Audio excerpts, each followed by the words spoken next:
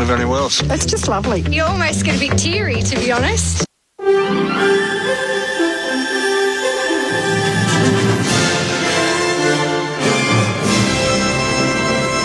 ABC News, good afternoon, I'm Yvette Gray. New South Wales has recorded 35 new locally acquired COVID-19 cases since yesterday. 9 of the new cases were infectious while in the community. The Premier, Gladys Berejiklian, says the current lockdown is working. She says the number of cases infectious while they were in the community is lower than yesterday. We're seeing a greater proportion of those cases in isolation, which is exactly what we want to see. So the green shoots are there. The green shoots of the lockdown doing what we hoped it would is certainly there.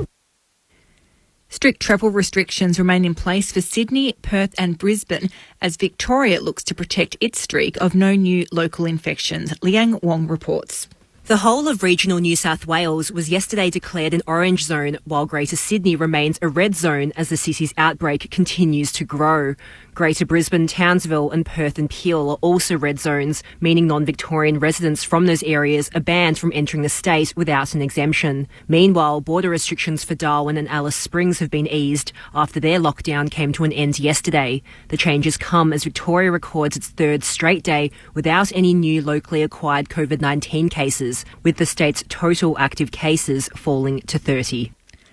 Travellers will be banned from entering Palm Island in North Queensland for another week amid ongoing COVID-19 concerns for vulnerable and unvaccinated Indigenous residents. More from Rebecca Hyam. Palm Island was part of the Townsville region's 3-day lockdown after an infected hospital worker travelled from Brisbane with the Delta strain. Stay-at-home orders were lifted last night after no further community transmissions were linked to that case. But Palm Island Mayor Mislam Sam says the local disaster management group has voted unanimously to extend protection measures on the island for up to 7 days. Under the restrictions, people will be allowed to travel to the mainland but have been ordered not to return to Palm Island for the next week. Essential workers have been asked to fly out or stay on the island for the entire lockdown. Northern Territory residents are experiencing their first day out of lockdown, but some restrictions still remain. Isabel Masali has more. Many raced to the pub when the 5-day lockdown lifted yesterday afternoon. But this morning, Darwin residents were more relaxed as they enjoyed the outdoors and cafes. Some restrictions still remain, including wearing a mask when you're near other people. But there were mixed responses to other rules, like the closure of gyms and no-contact sports. I think it's fantastic. It needs to be this way. Absolutely 100% support it. Terrific job done up here. Pretty annoying that the pubs are open. People can go out drinking and stuff, but they can't go to the gym. There are 11 active COVID cases in the NT and no new cases in the last day, but test processing is ongoing. A cyclist has died after being hit by a train at Campbellfield in Melbourne's north. Police say they were called to a rail crossing at Augusta Avenue and Duncan Parade shortly after 10 o'clock this morning. Investigations are underway into the circumstances surrounding the fatal collision. The former president of South Africa, Jacob Zuma, has asked the Constitutional Court to reconsider its decision to jail him for 15 months. As the BBC's Busby reports, he was given the sentence on Tuesday after failing to appear before a corruption inquiry. Jacob Zuma has until Sunday to hand himself in or face arrest following the landmark ruling. But in a last-ditch bid to avoid prison, he submitted an affidavit saying a jail sentence would be cruel and degrading punishment. He said, without elaborating, that he was a 79-year-old man who suffered from a medical condition and his life would be at risk if he became infected with the coronavirus while behind bars. Mr. Zuma, who was ousted as president in 2018, has denied involvement in a number of corruption scandals. Some of his supporters have warned that they won't allow him to be jailed. Children will be able to visit Victorian zoos for free over the school holidays as part of a state government initiative. Children under 16 can visit Melbourne Zoo, Hillsville Sanctuary and Werribee Open Range Zoo for free on weekends, public holidays and Victorian state school holidays. To the weather, there is a severe weather warning for damaging winds in the central East Gippsland, southwest, northeast and west and south Gippsland districts. For the state, scattered showers about the southwest and northeast districts, isolated showers about other areas, though remaining generally dry in Gippsland. For Melbourne, a shower or two, a top of 10 degrees. Tomorrow, showers 13. Monday, a shower or two, 14. Tuesday, partly cloudy, 14. Wednesday, partly cloudy, 14. It's now 9 degrees. ABC News. Now, where was I up to in Wakefield? Wait, I can set up a free ABC account. Charlie, Pickering, too easy. So soon, when we open iView, we'll be asked to create an ABC account. You'll still get all the same great content that's already on ABC iView, and you'll get recommendations based on what you watch, so it's easier to find the content you love. For more information about your free ABC account, head to abc.net.au/ABC account. ABC Sport. ABC Sport.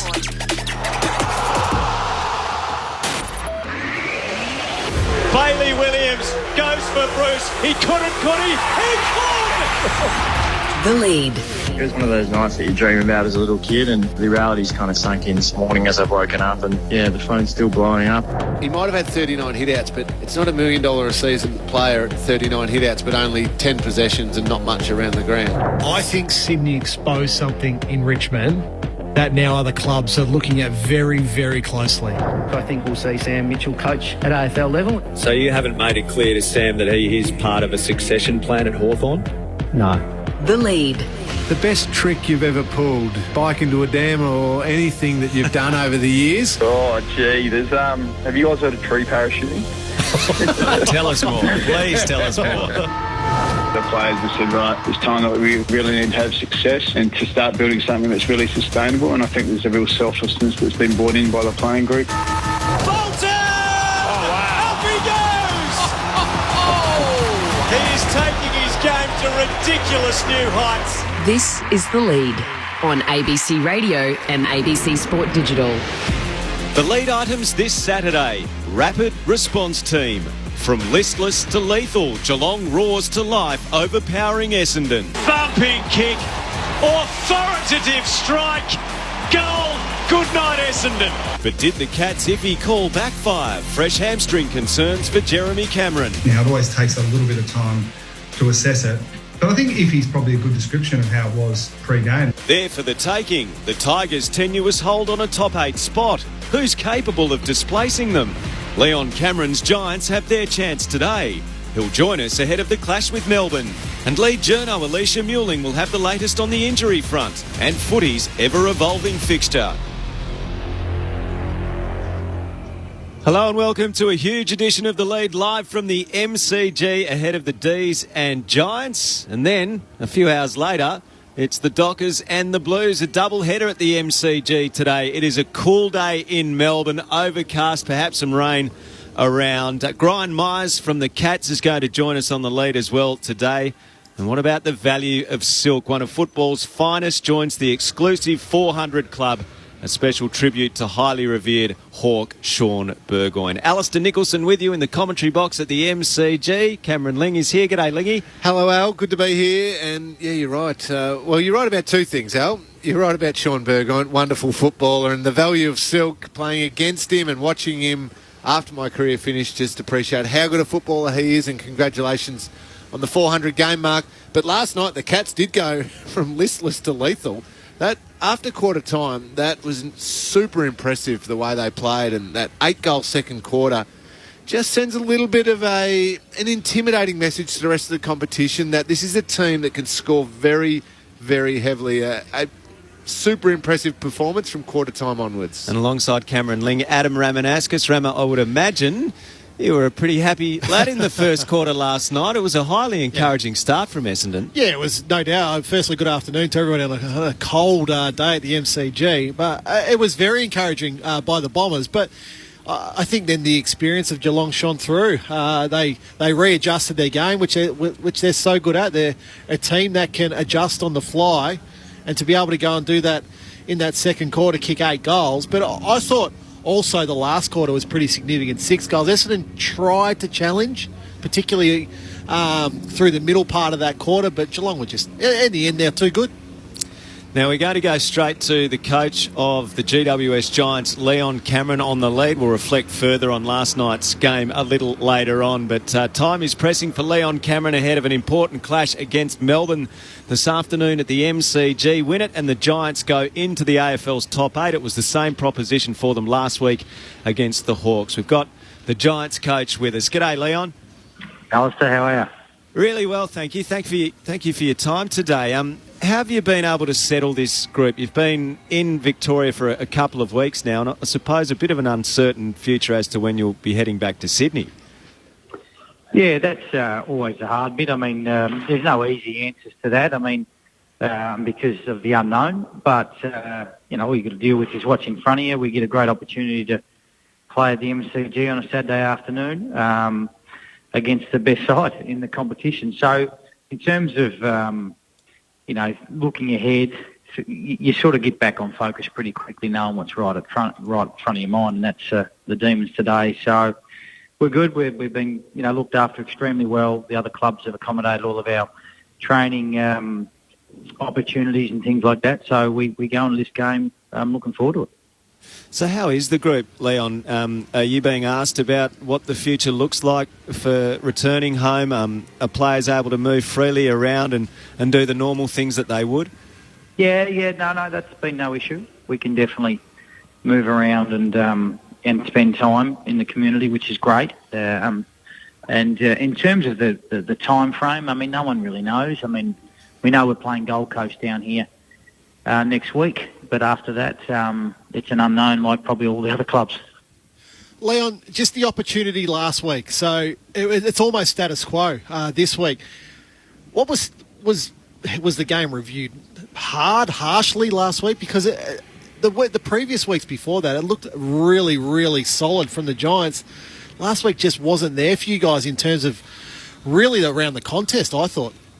No, you're exactly right. I mean, we started well, and sometimes that can be dangerous because you can sort of get to quarter time and just drop your guard a little bit. And then the first 6 or 7 minutes of the second, we probably had it in our front end, and we just made some really poor choices and didn't get the reward on the scoreboard. And then from there, we were in an arm wrestle, and we let them do what they wanted to a couple of times, too easy, come from one end of the ground to the other, and their halfbacks got involved and punished us. But, it was disappointing. And in terms of the review, I mean, we review fairly every week. I mean, sometimes you might have a review off after 6 or 7 weeks. We all know that. Sometimes you can just say, no, we move on quickly if you've got a short break. But, no, we review honestly. We laid it out. This is what happened. We went from quarter to quarter to quarter. The disappointing part was the fall-off in the last quarter. I mean, that's... We're probably lucky the scoreboard was only 18 points in the end because our fall-off in the last quarter was disappointing. Even though with about 5 minutes to go, we got within 5 points, it wasn't a true reflection. I think what's gone unnoticed with GWS this season is the changing of personnel. If you look, Buckley, Aish, Cumming, even Bobby Hill, I know he's been there for a little while now. Lloyd's playing more football. Connor Iden's playing more football. I look at your emergencies. You got Sam Reid and De Boer who have been mainstays in the team. Is that through just natural progression, Leon? Is that through injuries? Is that through a lot more trust in those guys from you? I think it's a combination of everything. And there's no doubt at the start of the year when we had a lot of injuries, and we've probably only got 5 or 6 on our injury list at the moment. There's a couple of long-termers, but, in terms of where we were probably, before the bye, we're in far greater shape, which means there's opportunities in terms of spots become really, really hard to obtain because the pressure's on. And so there's a little bit of, okay, we've got to perform. As always, you've got to perform. And no doubt these young fellas have had some really good opportunity before the bye and played some good footy. They probably dropped away a little bit just towards the bye and then afterwards. But I like what they brought early, and so these guys get these opportunities this weekend. And so I just think if you're going to be a really strong club, regardless of whether you're 30 years old or whether you're 18 or 19, you've got to perform every week and to be a really competitive club. And that's what we want to be. We want to be hard to play against. And for parts of the game last week we were, but parts we weren't. Leon, can I zero in on one of those players that Rama mentioned as an emergency, Matt De Boer? Is that simply Matt not quite being able to perform at the level that is expected of him and the level that he's had for most of his career? Or is it a general sense that you as a whole team, perhaps with the way you function through the middle of the ground, you'd rather not have a tagger in there? Yeah, so we've had Matty, for 4 or 5 years at our footy club, and he's been unbelievably good. He did come off 10 weeks, and we probably brought him back a little bit too early straight away. He was probably a little bit off his tucker down in Hobart when we played the Kangaroos. Bounced back in the Carlton game, and then we sort of fell away a little bit last week. We've sort of opted this weekend to go, probably put it on our midfield to play this. We've got some young mids in there, Tom Green, Taranto, Hopper, these sort of guys. We want them to play two-way footy. It can't be just offence and stoppage. And so sometimes having a really, really good stopper in Matty, and no doubt he's so proud of his performance, he'll fight his way back into the team. But it equally gives you an opportunity for these young fellas to say, well, I've got to play two-way footy. If I want to progress through the ranks of playing AFL footy, I'm going to have to run just as hard one way compared to the other on an Oliver or a Petrarca or a Harms or a Viney as an example. And, so we're looking forward to that. And so that's the decision we've made this week. And Leon, just from a general sense of the team and being coach of this team, how hard is it when every single year there's the focus on will this player be picked off by a Victorian team? And this year Josh Kelly's obviously one of those examples. Will he sign? Will he go? All that. How hard is that to keep the group united and focused on the task at hand, as opposed to, is that bloke going to leave? Do I stay? All those other questions that get spoken about externally to the footy club. Oh, look, no doubt externally that's a lot of chat. And, I mean, you got choices. You got choices to take it in. You got choices to listen. You got choices to not listen and make sure what's in front of you, you're there to perform and play footy. That's the forefront of your mind. And I think, it is what it is. I mean, that's the way our club and the Gold Coast Suns, we're young clubs. That's how we've been, that's how we've started. And sometimes people look into it a little bit too much, no doubt, and think, well, is he going to stay? Is he going to go? Is there an issue up there? It's the way the two clubs have been built. But in terms of that, I'll come back to this choice. You've got a choice to either listen or not. And I think the club's done a wonderful job in securing and keeping a number of our players throughout our short period. And just to remember, we're only into our 10th year. We're a young club, and we're only in our 10th year. And I think they've done a great job. But no doubt every year there's going to be a bit of talk, probably more than other clubs. But it is what it is. We move on and we perform on weekends, and that's what we look forward to. Leon Cameron, the coach of the Giants, is with us on the lead on ABC Grandstand AFL with Alistair Nicholson, Cameron Ling and Adam Ramanauskas. Leon, you mentioned earlier that you knew that the next round's match would be against Gold Coast here. Do you know where that's going to be at this point? I know Ballarat was floated as a possibility. Yeah, it is. Look, it hasn't been 100% confirmed. Well, I haven't heard yet, but we are hearing it's probably going to be down there. We just don't know what the day is. I mean, no doubt there's so much juggling of venues and for all the clubs that are here in town. But, I'll focus that on tomorrow when we get over today. I mean, our clear focus is on the Demons. We need to respond in a really good manner against a side that's on top for a reason. They play two-way footy, and they're a very, very good contest footy team. So we're going to bring the three phases really well today. Yeah, and we will focus in on today. I just wanted to ask you one more about the future, if possible, Leon. The case numbers confirmed in New South Wales today, 35 locally acquired cases, up on a high of 32 yesterday, so still trending upwards.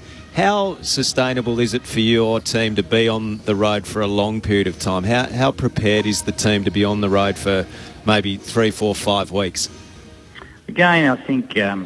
that's it's a moving, it moves every day, and it's hard for me to comment on clearly up there and what's going on, only on what I see on the news and what's happening, like you guys read what I do.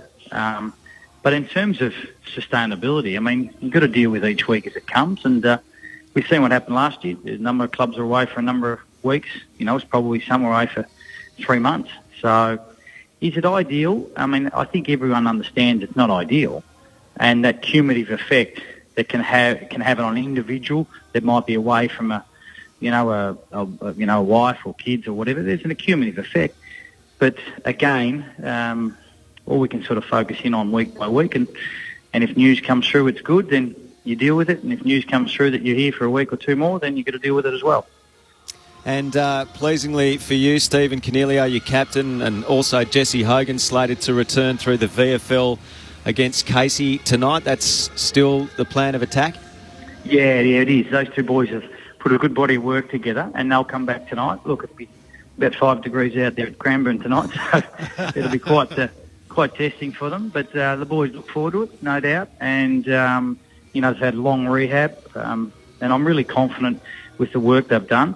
Whether it takes 1 week, 2 weeks or 3 weeks, we really want to make sure when they do come in, these boys, they're ready to go and they're in really good form. So, it's just really pleasing because you know what it's like when you just have these long-term injuries. These guys coming back really, lift the spirits of the place as well. Yeah, absolutely. Would it be likely, given the nature of the injury, that Stephen would need more time in the VFL than Jesse, most likely? Yeah, well, it's hard to say. I mean, some people can just pick it up straight away and other people take 2 or 3 weeks. I mean, the syndesmosis injury was one, but the young fellow, he also had a reconstructed toe, which is, he's progressing. He goes into the game at probably about 85, 90%. Every week, if he can take that 5%, if it takes 2-3 weeks, we're mindful that we want to get him everything right about him, so when he does come into the AFL team, he's ready to play his best footy like we know he can. And what do you want to see early from the team today against a very good side in Melbourne, Leon? Oh, look, it's a great midfield battle. It's a fantastic midfield battle. I mean, Oliver, Petrarca, Viney, Harms against, Taranto, Kelly, Ward, Hopper, Green. So we need to match that. I mean, clearly if we don't match that, then we're going to be in strife. It's going to be up their end more than it's going to be up our end. So we're going to make them defend. Clearly their aerial support down the back end has been very, very good by, Lever and May and Petty, I reckon, is underrated. He's playing some really good footy. So we're going to make sure that ball's to ground. We've got to make sure our front half footy is intact. But, most importantly, we've got to get our hands on it first. And our pressure's got to be up. And I thought our tackling pressure was okay against Hawthorn, but around the ground we probably dropped away on a few things. So good defence against Melbourne will give us a great chance. Great opportunity today to go into the 8. Leon, thanks very much for your time today and all the best. Good on you guys. Cheers. Leon Cameron, the coach of the GWS Giants, with us on the lead on ABC Grandstand at the MCG, where there's cloud cover. It's cool. No rain at the moment, but a double-header, the first double-header at the MCG since 1986. After the D's and Giants tonight, it will be the Dockers and the Blues. Interesting hearing Leon talk about that, and he's right. They have to focus on the task at hand, which is a big task against the D's. You reel off that midfield battle, and just names on paper for now, but they do match up. When you say Kelly, Ward, Taranto, Hopper, Oliver, Petrarca, Vine, they match up. However, last week I was doing a game, the Western Bulldogs versus the West Coast Eagles, and I fell for names on paper. And I thought Yo, Gaff, Shuey, Nick Nat, Tim Kelly could stand up to the Dogs. Well, the Dogs obliterated the Eagles. The Giants have to make sure they get that midfield battle right. Well, yep. But I'm looking at the defensive end of the ground for the Demons now. I watched them live here last Saturday night and watched how they actually just continually set up behind the football. They're comfortably the best defence in the competition at the moment. They're sitting on top of the ladder. I think that's what teams now need to be looking. How do we pick this off? How do we pick it apart? If that midfield battle, they win that ball, what are they doing with it? What's the next phase then of play? That's, I think, what's going to be critical today, because May, Lever, Petty, the way they sit behind the ball, then you throw Hibbard, who will play on Toby Green today. Yep. And you got Salem, who just creativity. No one can drag him back yet. That's, I think, what will be keeping Leon and his coaching team up at night. How do we pierce our way through that today to kick a score? I think the D's are averaging 65 points a game against. That's ridiculous. And score 4 in the 90s. That's Geelong when they're at their very, very best. Just find a way to beat teams even when they're challenged, don't they? As was the case last week against Essendon. They've won really well at times this year and thrashed teams, and then they've ground out victories as well at times when they haven't quite been on their game. And yeah, that is the mark of a champion team. Richmond's been the champion team of the last 4 years, but their empire, they're vulnerable, it seems, in 8th position on the table at the moment. The big question is, though, who's going to knock them out of the 8? So Fremantle can do it tonight if they beat Carlton. GWS can do it this afternoon if they can manufacture a win against Melbourne. But no one is categorically bashing down the door outside the top 8 at the moment. And as much as Damien Hardwick concedes Richmond's playing without confidence and obviously without key personnel, they seem safe-ish as much as it might look tenuous, their position in the 8. The Giants should have kicked the door down last week against the Hawks and then come here with a much bigger test and tried to get an upset win against the Demons. Now, this is a huge task, and they haven't knocked off the Hawks last week. The best thing to happen to Richmond could be being outside the 8 at the end of this round. Because if they're not, it's like, oh, we're still in there, we're okay. If they're out, it's like, oh, okay, hang on a minute.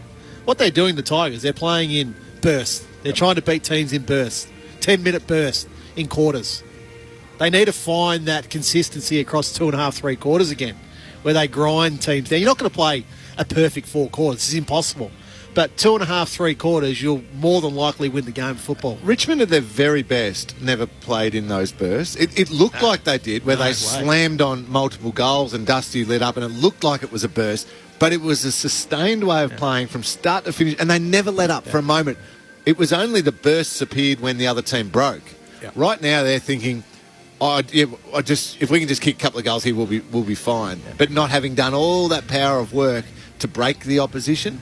So Rama's right. They need to find that hunger, that unity as a group to go, I'm going to do all of this power of work off the ball so that my teammate can be the one who gets the rewards at the end of this quarter and we break them open in red time. That's not happening for them. And I'll give you the example, Lingy. So Thursday night, we were there. Trent Cotchin comes off. Shea Bolton's coming onto the ground. Trent Cotchin virtually grabbed Shea Bolton and shook him. Come on, to get a response out of him. What happens? Bolton goes on. There's a bit of a burst. Richmond kicked 3 goals, I think, in a row, and it's like, oh, okay. But then it stops. So it's like somebody has to yell and scream to wake them up rather than having the constant fire, the constant thought in your head to continue to push. Now, I'm not writing them off, but this is their absolute greatest challenge. Yep. Absolute greatest challenge. And you're seeing moments like Trent Cotchin super frustrated, and even the week before doing some silly things, and so the frustration's building. That why can't we just put the foot down and knock off these teams? We should be beating these, and you start throwing your hands in the air, and almost your mind drifts further away from the task at hand. So, but at the same time, back to your point, Al, no one's grabbing their spot. No one's saying, okay, enough's enough, let's kick Richmond out of the 8. That 8 spot is mine now.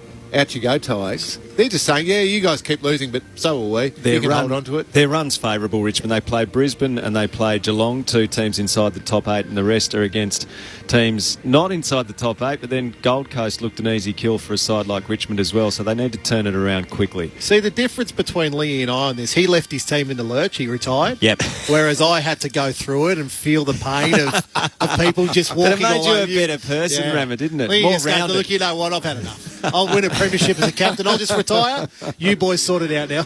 I just had this young bloke sitting underneath me as vice captain. I thought, you know what, young Mr. Selwood, you look okay. You can step up and take the role. He's still going okay, the captain of Geelong too. We're going to hone in on the Cats' performance, their 41-point win against Essendon last night at Cardinia Park.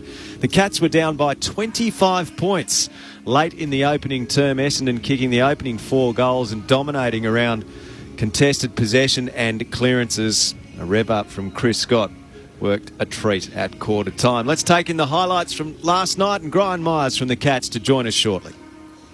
Australia, you talked and we broke it down, and now it's time to rip it to shreds. Comedian Nikki Britton and more of our funniest, sharpest minds are tackling some of the burning questions from the groundbreaking Australia Talks project.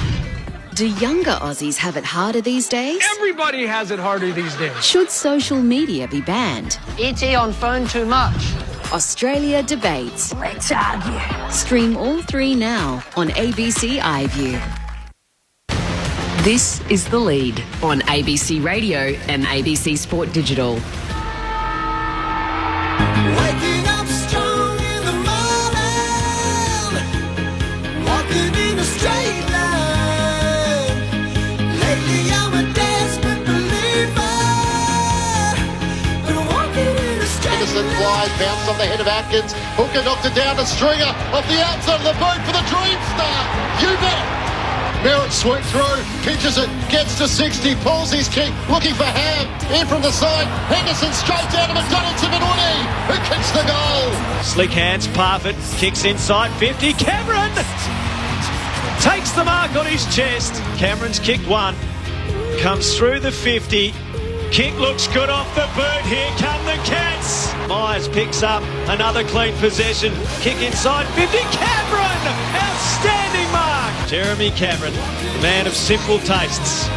Loves fishing and loves kicking goals.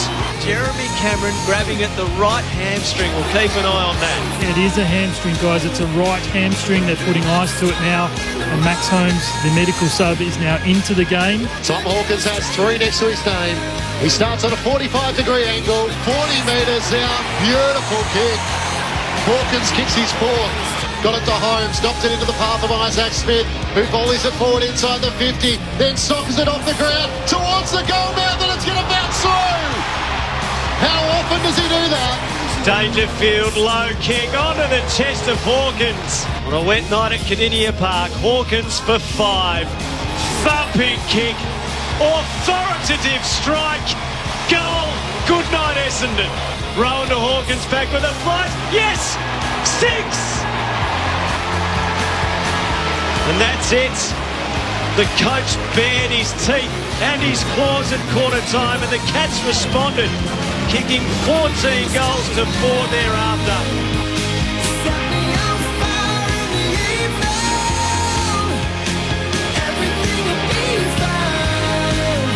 Can't doubt the Cats. What a turnaround it was after quarter time for Geelong. Brian Myers kicked a couple last night on return for Geelong, and he joins us on the lead on ABC Grandstand AFL. G'day, Brian. Hey guys, how's it going? Really well. Thanks for your time today. Can you set the scene for us? Take us into the quarter time huddle. What was taking place? Because Chris Scott charged out to have a chat to the troops at quarter time. Yeah, he just came out and gave us a little come on guys, pick it up, but in a bit more of an aggressive mood, and I think we did that, so he was pretty happy after the game, thank God. What are the key areas in the game that you think you were able to turn around from what was missing in the first term? Just contested ball, and then our defensive pressure behind it. I think they won a lot of the inside 50s and stoppages early on, and then whenever we'll get the ball, we're kicking it right back to them, and they're getting intercept marks, which is not what we pride ourselves on as in the forward group. But then after that, we smashed around the ball in the second quarter, and we just got good looks on the back of it, which we converted, and then, did really well from there.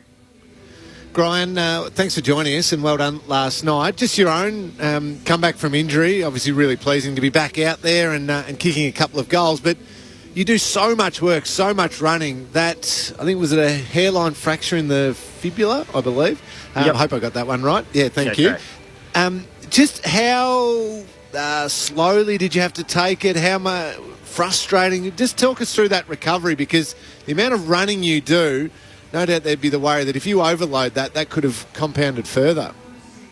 Yeah, it was very frustrating because that was the first ever injury I've had in my life, and the first ever game of footy I've missed, going back to under 9. So it was very unusual scene for me on the sidelines, but it was a weird one because I couldn't do anything. If I forced it too early, it would have probably re-broke or sent me back a few more weeks. So I just had to wait kind of around 4 weeks, and then from there it just went pretty much in a day. It just went from terrible to good to go, and then I was just bringing my load back up. So I was 4 weeks off feet. So then it took me a few more weeks to get back into it, and I was pulling out really sore.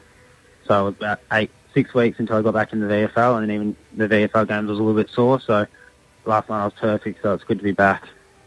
Just for our listeners, Brian, that sort of process of coming back, and a player who's played really good regular footy for the couple of years leading up to this first injury, what's the communication like? How much is Chris Scott telling you the moment you're right to go, you're back in, or is it, no, you're going to have to earn your spot and it's going to take a while?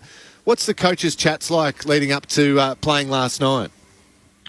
Really good. My kind of delegate is Corey Enright as a forwards coach, so he pretty much runs me through where I'm at in terms of selection and when I should come back and all that. but they were really good with me. The team was going super good on my return. If it was going a little bit worse, I may have returned a little bit earlier, but there was just absolutely no one to drop, I thought, and I'm sure they thought that too. And then last week, it kind of opened up a little spot with just a bit of a flat performance from the boys. So happy to be back and do my role for the team. And it's been really, really fun to be back out there. Now, Brian, what is it with the river end of the ground? So the Legends stand, I think it was 18 of 23 goals kicked there last night. It always feels like there are more goals kicked to that end of the ground. Do you guys set up differently when you're kicking to that end of the ground? No, not at all. There is some construction that's going on. So, like, there's the bigger stands on one end compared to the other end, and it's a bit windier down the opposite end where it is actually harder to kick because it moves in different spots. So maybe that's the theory behind it. That's my theory, at least. Now, you know that the land runs downhill to the river. That's why. Well, that's what I'm assuming. I don't know, but it was uncanny. It's absolute uncanny. Now, last night you kicked 2 yourself. Just take us through your set shot, because it's probably not the natural way that a coach would teach a young kid to kick. It works for him, Rama. That's what I'm getting at. And what I'm saying is every individual is different. So has a coach in the past tried to actually change you? I don't reckon I've had a coach not try to change me, really. Everyone I've grown up with, all the local coaches, and then moving into AFL at my first day, it was really just, let's try and straighten that up a bit. And then they kind of look at it and go, oh, it's actually all right. But it's really just practice for me. I got it from Buddy Franklin growing up, not to try and copy him in the sense of the goal kicking. It was I couldn't kick very far because I was very small growing up, and that kind of gave me an extra distance. And then I used it around the ground, and it gave me a bit more space and time. So then it just became practice and practice and practice, so then it can get to a level of AFL standard. I'm still working on a straight kick because I have a bit of a risk through that kicking style. But when I set shot, I believe I'm very confident in my routine, and I've been kicking really well over the past 3 years, so I'm happy to stick to it for now. I know you're not going to be able to give us too much on Jeremy Cameron, but when a player of that importance goes out of your forward line, how do the roles shift and change for you? Is your role the same when Jeremy is playing to when he's not on the ground, or do you have to slightly shift and change the way you play and potentially get closer to goal because you are a known goal kicker? Not really. It is extremely disappointing Jezza went down again. But I think like the best part about it, or the positive out of it, is that we played really well last year and the year before without him. So he's an added piece to our team. So at least we know what we can do without him. And then hopefully it's just a minor issue and he can come back in a few weeks. And we've seen how good he is. So it's definitely much better with him out there. But at least we've shown and we have the confidence to do what we can without him. And in my role, it's very much the same. I just try to get up the ground, supply some release options to the back line, and then try and beat my man back to goal and apply some pressure along the way. He has spoken this morning, we're told, so we'll hear from Jeremy Cameron very shortly on the lead to get the latest from the horse's mouth on his situation at the moment. Brian Myers is with us from the Cats. Brian, have you been told when you'll be playing next week? No, it's very, very random. Not being able to plan your week because you just don't know when you're playing each time. But it looks like it's Saturday, 1:45. I saw in an article this morning, so I'm going to go with that and prepare for that until told otherwise. Okay, all right. Don't always trust what you read, but I think that you might be on the money there. We'll wait and see what happens. Brian, great to chat to you, and I can tell you your kicking style's having quite effect around the Auskick centres around the place because my youngster's emulating it. And I try and get him to kick in a straight line. He says, no, I'm doing the grind Myers. Yep, so Henry Ling's the same, Al. You are having a big influence. Not at all. It's effective. It's effective. I'm sorry to all the fathers out there too. If it works, stick with it. So good policy. Good on you, Grime. Great to chat and congratulations on the win. Thanks, guys. I think Henry Ling changed his kicking style because he saw footage of you against us. So he reckons At the anything, anything I had to say on kicking, he's like, I'm not listening to you, Dad. Here's the footage. It's you're 0 metres out, Yeah. Dad, and you missed it. Correct. I'm kicking like Grind. Correct. Yeah. Good on you, Grind. He kicks it low and hard, though, Yes, and you he can see he does, does get yeah. additional distance. And when he passes the ball around the ground, it travels quickly. So the most important thing I've always been told as a junior, and even when I was playing AFL, it doesn't matter how your leg is; it's if your shoulders are square to the target. So if you look when Grind is making contact with the ball, because I had a number of replays last night, so his legs coming across his body and all that, but his shoulders are at absolute dead accurate to the goals. So that's what I think is probably most important, rather than where your leg is. And it works for him. Of course Again, it that's does. the point, the big one. Just before we get to the... Can I ask Rama one question just about the Bombers? Is that all right? Al? Yeah, You fire give me the away. nod. Essendon last night showed that they could be good against Yeah. the very best teams, but not ultimately win. Probably the theme of the year. What do they need to add for next year and the year after to be a genuine threat? So I think it's midfield depth. Now they've got that there. So McGrath, Shield and Caldwell are all out of the team at the moment. So they come back in, and there's your midfield depth sorted out. That's a good midfield with Parrish, Yeah. Merritt and Stringer and Burst, isn't Well, it? Parrish wasn't probably their first choice midfielder at the start of the year. He was half-forward flanker coming up into the midfield when Shield or Caldwell were having a rest. The other part they'll need to address at some stage, I think Cale Hooker's having a wonderful season and he absolutely deserves a contract next year. But they'll need another key forward. So they've got Peter Wright, Jones, and they'll need one other. Yep. What style of key forward that is will depend on how Harry Jones continues to develop. And I think they'll need another key defender. So would you prioritise the key forward or the key defender? I'd probably go the defender first, to be honest with you. To support Ridley and Laverty. Well, at the moment, they're one of the highest scoring teams in the competition. So that's a tick. Yep. But at the same time, on the flip side, they get scored against too easily. So I think you've got to sort out that. You not patch the damn wall, you actually build the new damn wall so it never breaks again. Build the May-Lever type yeah. combo that Melbourne have got this year. Yeah. Because I think the attacking part of the game is fine for the time being. Adam Ramanauskas and Cameron Ling, your experts on Grandstand AFL as part of the lead. Alistair Nicholson with you as well. Jeremy Cameron has spoken this morning. We'll hear from him in just a second. Coming up later on in the program, a special tribute to the great Sean Burgoyne, who joins that exclusive club, becomes the 5th member of it when he plays his 400th game tonight against his former club, Port Adelaide, at Docklands. He becomes the first Indigenous footballer to play 400 games, and it's an extraordinary achievement. For most of you coming up on No Excuses, you'll hear from Amy Burgoyne. Clinchy's had the chance to speak with Amy in the lead-up to her husband's milestone match, so for most of you, you'll get that after the lead. Lead journo Alicia Mueling has joined us in the commentary box. Alicia, great to see you today. Hello, guys. Very good to be here. And so much happening in footy every week. There's never a shortage of stories. As we were just talking about, Jeremy Cameron, the big story out of last night, as much as Geelong had the 41-point win, he was subbed out in the second quarter. What do you know about his situation? Yeah, so disappointing for Jeremy Cameron. This is his 3rd hamstring in 6 months. So as you say, subbed out in that second term. Given his history, I mean, you'd expect him to miss at least a month of footy. One of my colleagues, Corey Norris from 9 News, caught up with him at Cardinia Park this morning.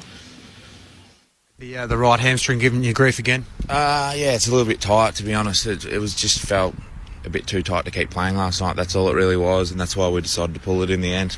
Did you feel it pre-match? I mean, was there some tightness there? I mean, Chris Scott sort of expressed some concern there for it. Yeah, I actually had tightness in both sides. So with the gym program that I do, sometimes it can be like that. So that was sort of what I was feeling going into the game. So you'll hear more from Jeremy Cameron on 9 News tonight, but he also went on to say, that he'll use this break as to really get his body cherry ripe and hopefully be back when it counts. Yes, they've got Carlton in Melbourne, then Freo. Yes, in Perth is the scheduled match. So, I mean, he wouldn't Carlton, travel, Freo, would he? Richmond. I wouldn't have thought he if would that travel. game took place in Perth, you wouldn't think that Jeremy Cameron Look, would travel for that. If it's just tight, they should be able to work through. They'll scan it, no doubt. Right, so they'll see if there's anything in there. But if it's just tight, that can go away. reasonably quickly. So it might not be a normal 4-week hammy, Lingy, that we're all thinking at the moment. No, and it could be related to if you're a bit locked up in your hip or your glute and that, you can get that tightness. But obviously the scan will tell us that. But I'd imagine anyway, almost use the next couple of weeks, if that does include a Perth trip, just to perhaps get his body really right. If you do your hammy, it's one incident, bang. You look at the way he played in that second quarter, there wasn't any incident that you could see him rubbing his hammy every now and then, but he came off the ground. Well, that's what Chris Scott said in the aftermath, that he'd have to be the greatest player in the world if he was capable of performing like that when he had a hamstring injury. Now, there's been a bit of uproar around the iffy decision to play him when he did have some hamstring awareness prior to the game, and Chris Scott in the post-match defended the medical staff who ultimately ticked off on Jeremy Cameron playing last night. Can you break it down for the listeners? So how often at this stage of a season would a player warming up for a game be experiencing a bit of awareness somewhere in the body and be past fit to play? I guarantee you 20 players for each team last night were starting their warm-ups sore and having all sorts of awareness points throughout their body. And this is a long time ago, and so back in my day, but I used to get to the ground just hoping by the time I was about 10 minutes into the warm-up I'd be able to run. That's just what you turn up, and you just trust that, okay, once I get going, I'll be fine. It's just in a change room before a game, you're seeing players constantly talking to the doctor, the physio, going back to the physio. They get there and they have 20 minutes of treatment, then they go again for another 20 minutes of treatment. It's a constant at this time. You're not going to feel perfect. Yeah, it's just not going to happen. But that's where you trust your doctor and your physio, that they understand your body, and you've got to trust yourself. Like if you are, okay, just back it off. Richmond, obviously, a couple of bad losses in recent weeks, Alicia, and a mounting injury toll, and more bad news on that front for the Tigers as well. Yeah, bad news for their backline. So Basher Hooley, he's never had an ankle problem before, but he has injured that ankle, so it's that dreaded syndesmosis. So he'll have surgery on it this weekend. The club's saying 6 weeks out. I think that's pretty hopeful. So yeah, and then also Callum Coleman-Jones, he's got a calf injury, so he's a couple of weeks off as well. So you add that to Broad, Bolter and Prestia, they're decimated at the moment, the Tigers. Yeah, they absolutely are in defence. You think about syndesmosis as well. Adam Treloar is not progressing as well as they'd hoped. Lockie Neal got back quickly. Dangerfield's back playing again. But some of the very best players in the competition have been struck down by that, I think, more than ever before this year. Yeah, we've even seen Dangerfield. He battled for a couple of weeks when he came back. I remember way back when, early on in our career, osteitis pubis was the dreaded injury. And the way that clubs then went and targeted the experts in that area, how to prevent osteitis. How to train yourself properly. Whoever can find the medical staff, the doctor, the physio, who can... I know syndesmosis is caused by actions on the field, but whoever can limit the damage and get them back, ankle strength, they are going to be worth their weight in gold. Any medical students listening out there, but it's funny. Hone in on the syndesmosis. But it's funny, Al, because it used to be just a rolled ankle. I don't hear any club now say a player's just rolled their ankle. It's always syndesmosis, always. So it's not just, you roll your ankle, it swells up. Yep. You might miss a week or two. Does it warrant further investigation, though? Does it need to be looked into more? Is it hardness of grounds, training loads, pace of game? It's the fact that these guys out there running around right now are ballistic missiles. Yeah. They hit and they try and break tackles and stand their ground in tackles, and they plant their feet and they're getting twisted and ripped around.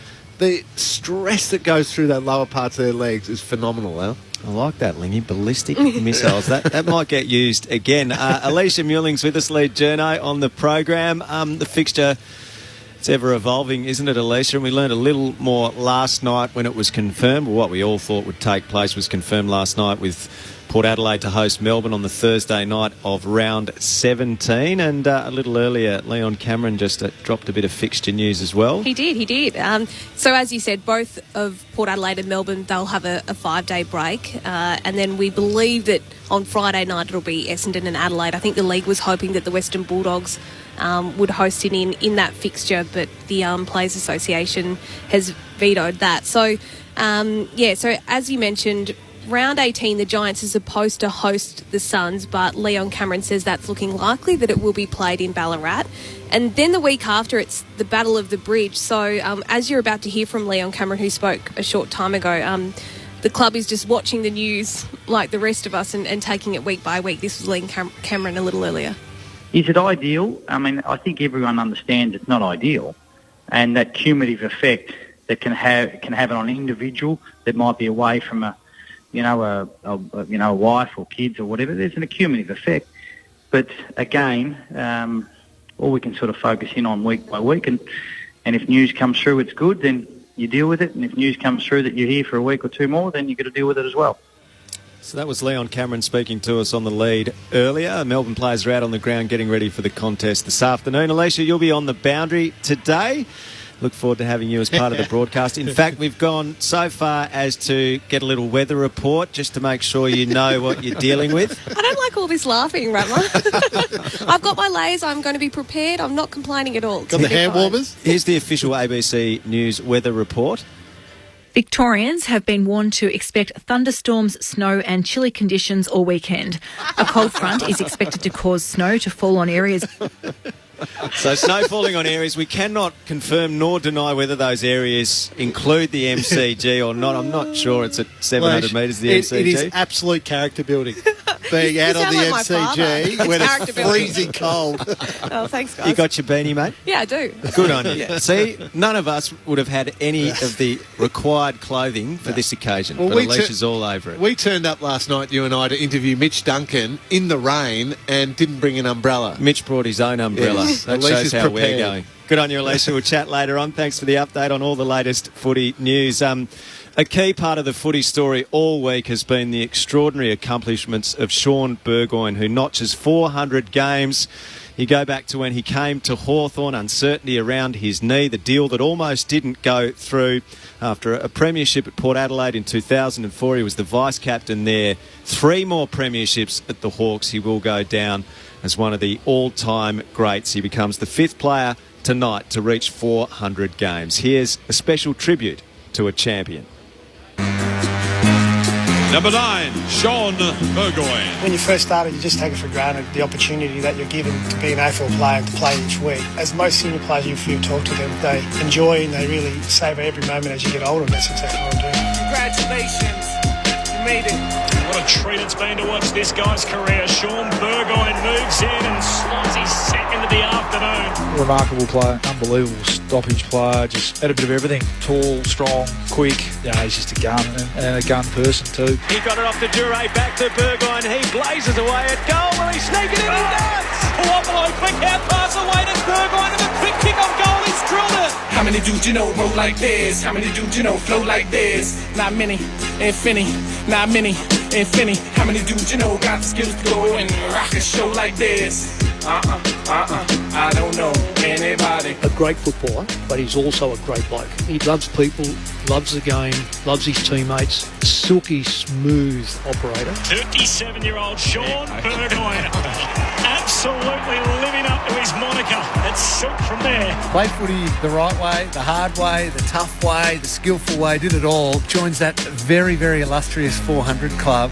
He sits beautifully amongst that group. Burgoyne goes from about 42 and it's another one. For Hanrahan, tried to give him a second chance. It didn't matter because it fell in the hands of Silk Burgoyne. Silk by name, Silk by nature. That's his first. Burgoyne did the crumbing, snapped it across his body all the way for a goal.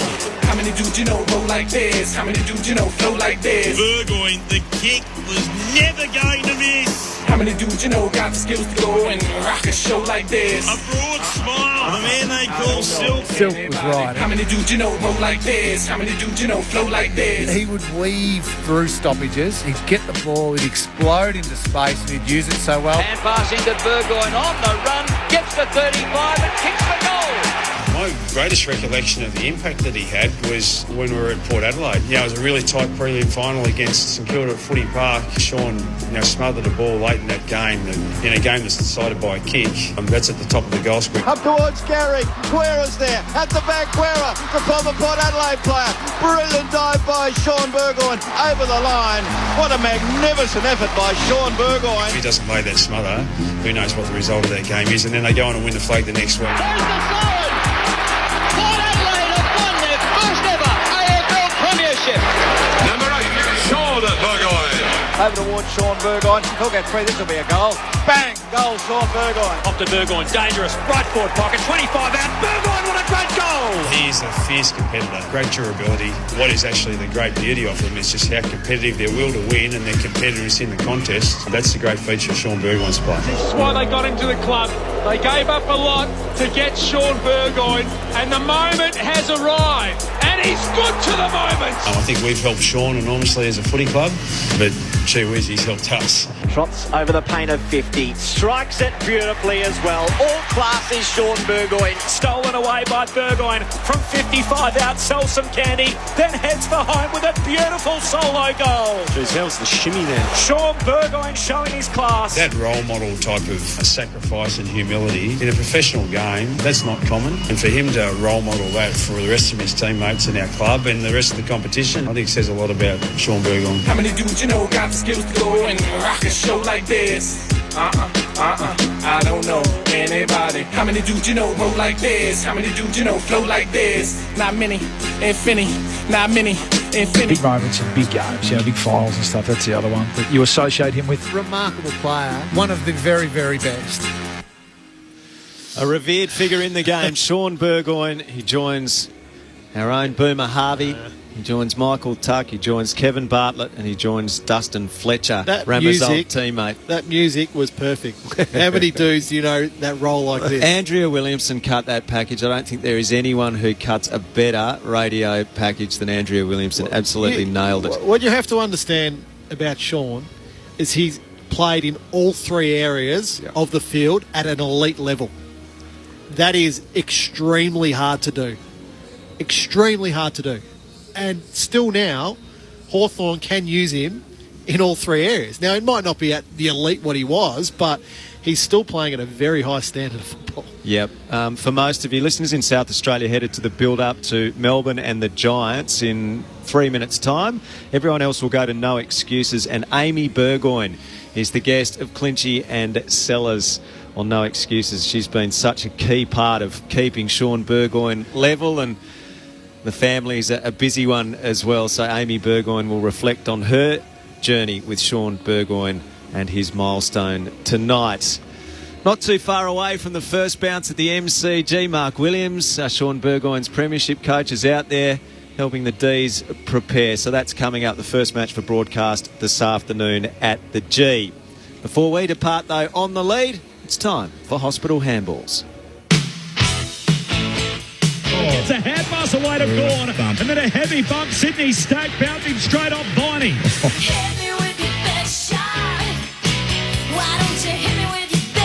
Baker has been completely flattened. That is the definition of a hospital hand pass. Now, last week, you two, you meddled, you worked together, you tried a different tactic, you turned on me. I want to say, I think the audience needs you two at loggerheads again. So I'll open the bowling. So last Saturday, Lingy, you said that it was the most critical 6 days in Gold Coast short history. It was. After Thursday night, where now do you sit on that comment with Gold Coast? It was still the most critical 6 days in their short history. They answered it beautifully. They stood up. Surprised the hell out of me. I still can't believe Richmond lost that game. How many bottles of wine do you reckon I owe Sellers right now? A lot. He's holding up three fingers. So, watching them, so they obviously fail against North Melbourne. They win against Richmond. Yep. Did you learn something different that you hadn't seen from Gold Coast now that may suggest there is something there? Do you know what, funnily enough, I always felt there was something there, but I had no trust, no faith. And then watching them as part of that 6 days was losing to North Melbourne, I'm like, well, here we go again. Richmond are going to destroy this team. So maybe what I got, was a bit of character, a little bit of heart, a little bit of pride, a little bit of, no, let's actually do something now. And because if they'd gone out and got belted by Richmond after losing to North, they're gone. This is a bit warm and fuzzy, Lingy. No, one last one. I know we're going to be quick. What's the secret to kicking to the river and at Cardinia Park? Quick. Don't lie. Just kick it. It goes straight through. It's downhill. Good on you, Lingy. You're on downhill route back to Geelong. Rammer sticking around for the D's and the Giants. Coming up next for most of you, though, No Excuses with Sellers and Clinchy. Their special guest, Amy Burgoyne. Enjoy. Open your ears to the world with the ABC Listen app. Join Yumi Steins as she delves into taboo topics in Ladies We Need to Talk. If I straightened my hair, I was fitting in, and if I didn't, then I was suddenly sort of a Black Panther or something. Or immerse yourself in the life of someone else in conversations with Richard Feidler and Sarah Konoski. I remember hearing this tremendous roar, and then the boat was literally picked up and thrown upside down. Open your ears to the world with the ABC Listen app. ABC Sport. ABC Sport.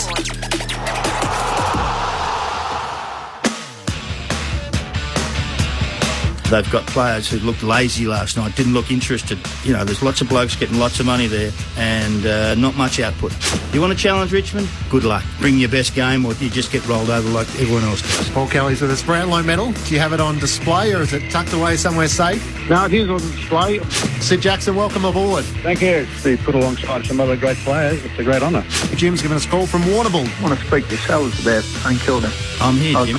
Marilyn's given us a call from Shepparton. I want to speak to Mark and ask him if he remembered leaving a big photo of himself in white bathers in a house in Mornington when he was in his 20s. A very show-off one it was. I hope maybe, Matt, you can adjudicate because I think that Mark's not going to like what I got to say. I like it, Ian. You bounced out of the corner. Righto, Sellers, over to you. Stay there, Ian. Stay there, Ian. Hang in there. Now here's Matt Clinch and Mark McClure on ABC Radio and ABC Sport Digital with No Excuses. A historic day at the MCG. 35 years ago was the last time we had a double header at the home of footy. Today, Melbourne looked to hold on to top spot on the AFL ladder against the GWS side fighting to try and squeeze inside the top 8.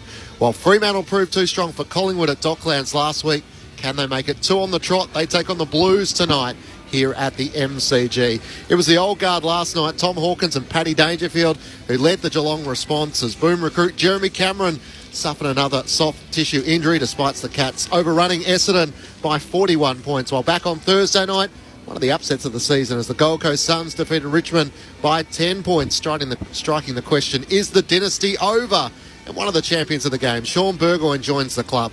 The 5th player in VFL AFL history to reach 400 games this weekend and the first Aboriginal player in VFL AFL history to reach the milestone when Hawthorn takes on Port Adelaide, his former side, on ABC Sport tonight. Hello, welcome to No Excuses. I'm Matt Clinch from the MCG. Mark McClure, welcome. Hello, Clinchy. How are you? I'm very well. How are you? I'm not bad. Anytime I get to spend a couple of trips to the footy with you on a weekend is a joy. We were together on Thursday night to see the Gold Coast Suns prevail over Richmond, and it posed the question at the very start of the weekend, can anyone capitalise on Richmond's demise? We see the Giants take on Melbourne this afternoon. If they defeat Melbourne, they're inside the top 8. Freo take on Carlton tonight. Freo win, they're in the 8.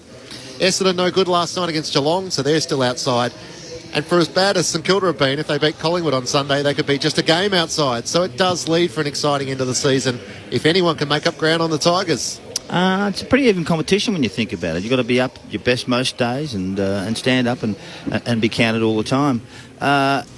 To me, last night was an interesting game. I mean, they got out to a nice start, Essendon, but they showed that they're not quite ready to be playing with the big boys at the moment because Geelong just cruised past them from quarter 2 right to the end.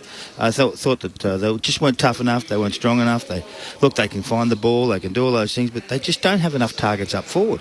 And once you cut off their small forwards, who are and also Jake, what's his name?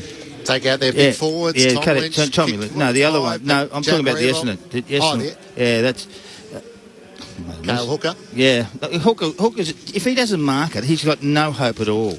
And it actually really it amazes me. And then you got Stringer, the other one. I think he goes to the centre and comes to the forward line. I mean, that works with Dusty. That works with a few others. But, Stringer needs to be in the forward line. They just don't have enough goal scorers when you think about what they do. They kicked 8 goals against 15, and they're not quite good enough to play in the finals, and that's about it. But Geelong are now set. 9 players over 30. They've set themselves to win a premiership. Okay, they load up with old blokes. So I tell you what, it's not a bad idea sometimes because they've got a bit of experience. They know what to do and know how to handle themselves quite comfortably in a situation. So for mine, I think the Cats have strengthened their sort of chance to win one. And the Bombers are not disgraced. They've been terrific, been fantastic, and they'll come another day. But this is not their year. They had 17 more inside 50s, but their inability to find a target inside 50 with Peter Wright. Harry Jones didn't take a mark inside 50. So their best work was when their forward line, their small forwards of Jake Stringer and Anthony McDonald, Tip and Woody. But it was similar to the week before against Melbourne, where had a lot of entries in the final term but could only manage a couple of goals. So that's probably a bit where the Bombers are at. They're emerging, they're exciting in patches, but they're probably not consistent across 4 quarters. Their first quarter certainly set a scare amongst Geelong, but the difference in the senior experienced players of the Cats being able to adapt and change the landscape of the game, and they showed their powerful best as well. 8 goals in the second quarter, and in the last quarter they were able to run away from the Bombers. Well, they were. They kicked 4 in the first, and they kicked 1, and then they kicked 2, and they kicked 1. I mean, that's not enough to win a final. That's not enough to get into the finals. That's not enough to be a contender. So it's sort of good on you. Done a great job. Still building, and if you're going to finish around about, it's just going to be outside the 8. But you know what? Good job. Come from nowhere, really, haven't they? With a big chance. So, but I admire the Cats. The Cats are going old, and they're going to experience, and they've got a real chance. They had 9 guys last night over the age of 30. They did. So, a soft tissue injury to Jeremy Cameron. The question for Geelong is going to be, will that backfire towards the back end of the season? If they pick up a few injuries, if the better sides like Brisbane and Melbourne, the Western Bulldogs, if they can use their leg speed, is that where the Cats are going to be vulnerable? Well, maybe not. I just sit there and think if, but, maybe. There's a lot of if, buts and maybes around the place, but you can only put them out there and you can let them run, and if they get injured, well, guess what? Get another spark plug and put it in. And that's how that's got to work. Do they have enough recruits or reserves in their sort of seconds that can come in and help and fill in a spot? Because they've got plenty of riches. I mean, gee whiz. I mean, Dangerfield ran around 37 possessions and no one went near him. I mean, it's just... I don't think anyone went near Darcy Parish either. Between the two of them, they just gathered a lot of the footy. Yeah, that was what they did and just rolled around. But in the end, the Cats have got too much power up forward and too much power down back. I mean, Stewart's a star. He's a super player. And he sets that back line up nicely, and he's the key. And then you go forward and Tommy Hawkins is their man, So to me, and then they've got Danger, they've got Selwood, they've got all those, and Duncan's out.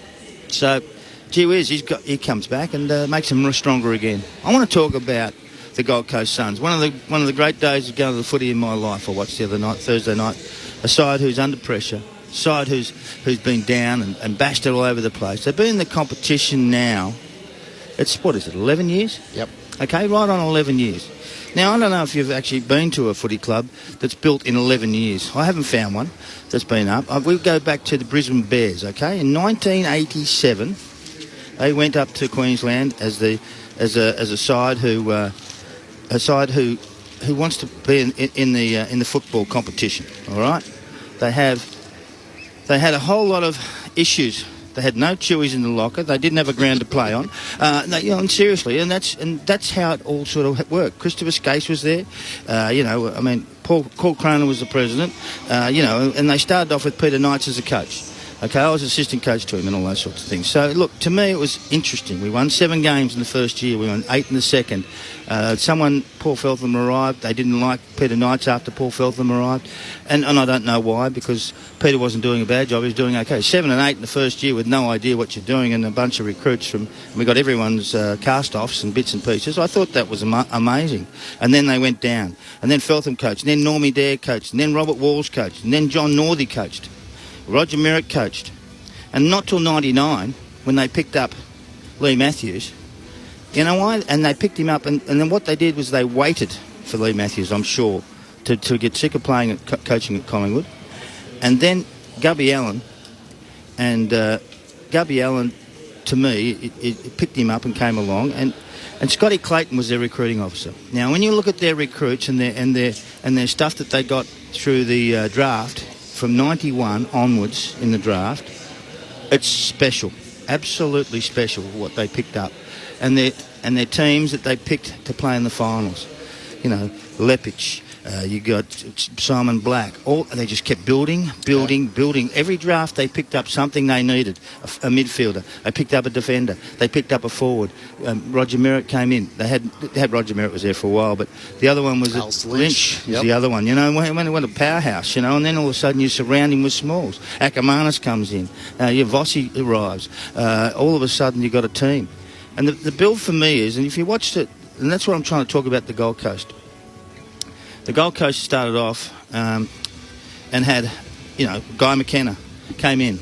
He had a 27% win-loss ratio, and that's okay. It's the start of the time. And then all of a sudden you get Rodney Eade had 26. Stewie G's got 15. So that doesn't make any difference to me. What they have to do now is actually work on filling holes. What we saw the other night was really good. Loved it, enjoyed it. They played well.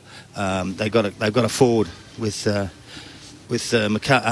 Max King. Ben King. Ben King. King. I got one of them. I got pretty close.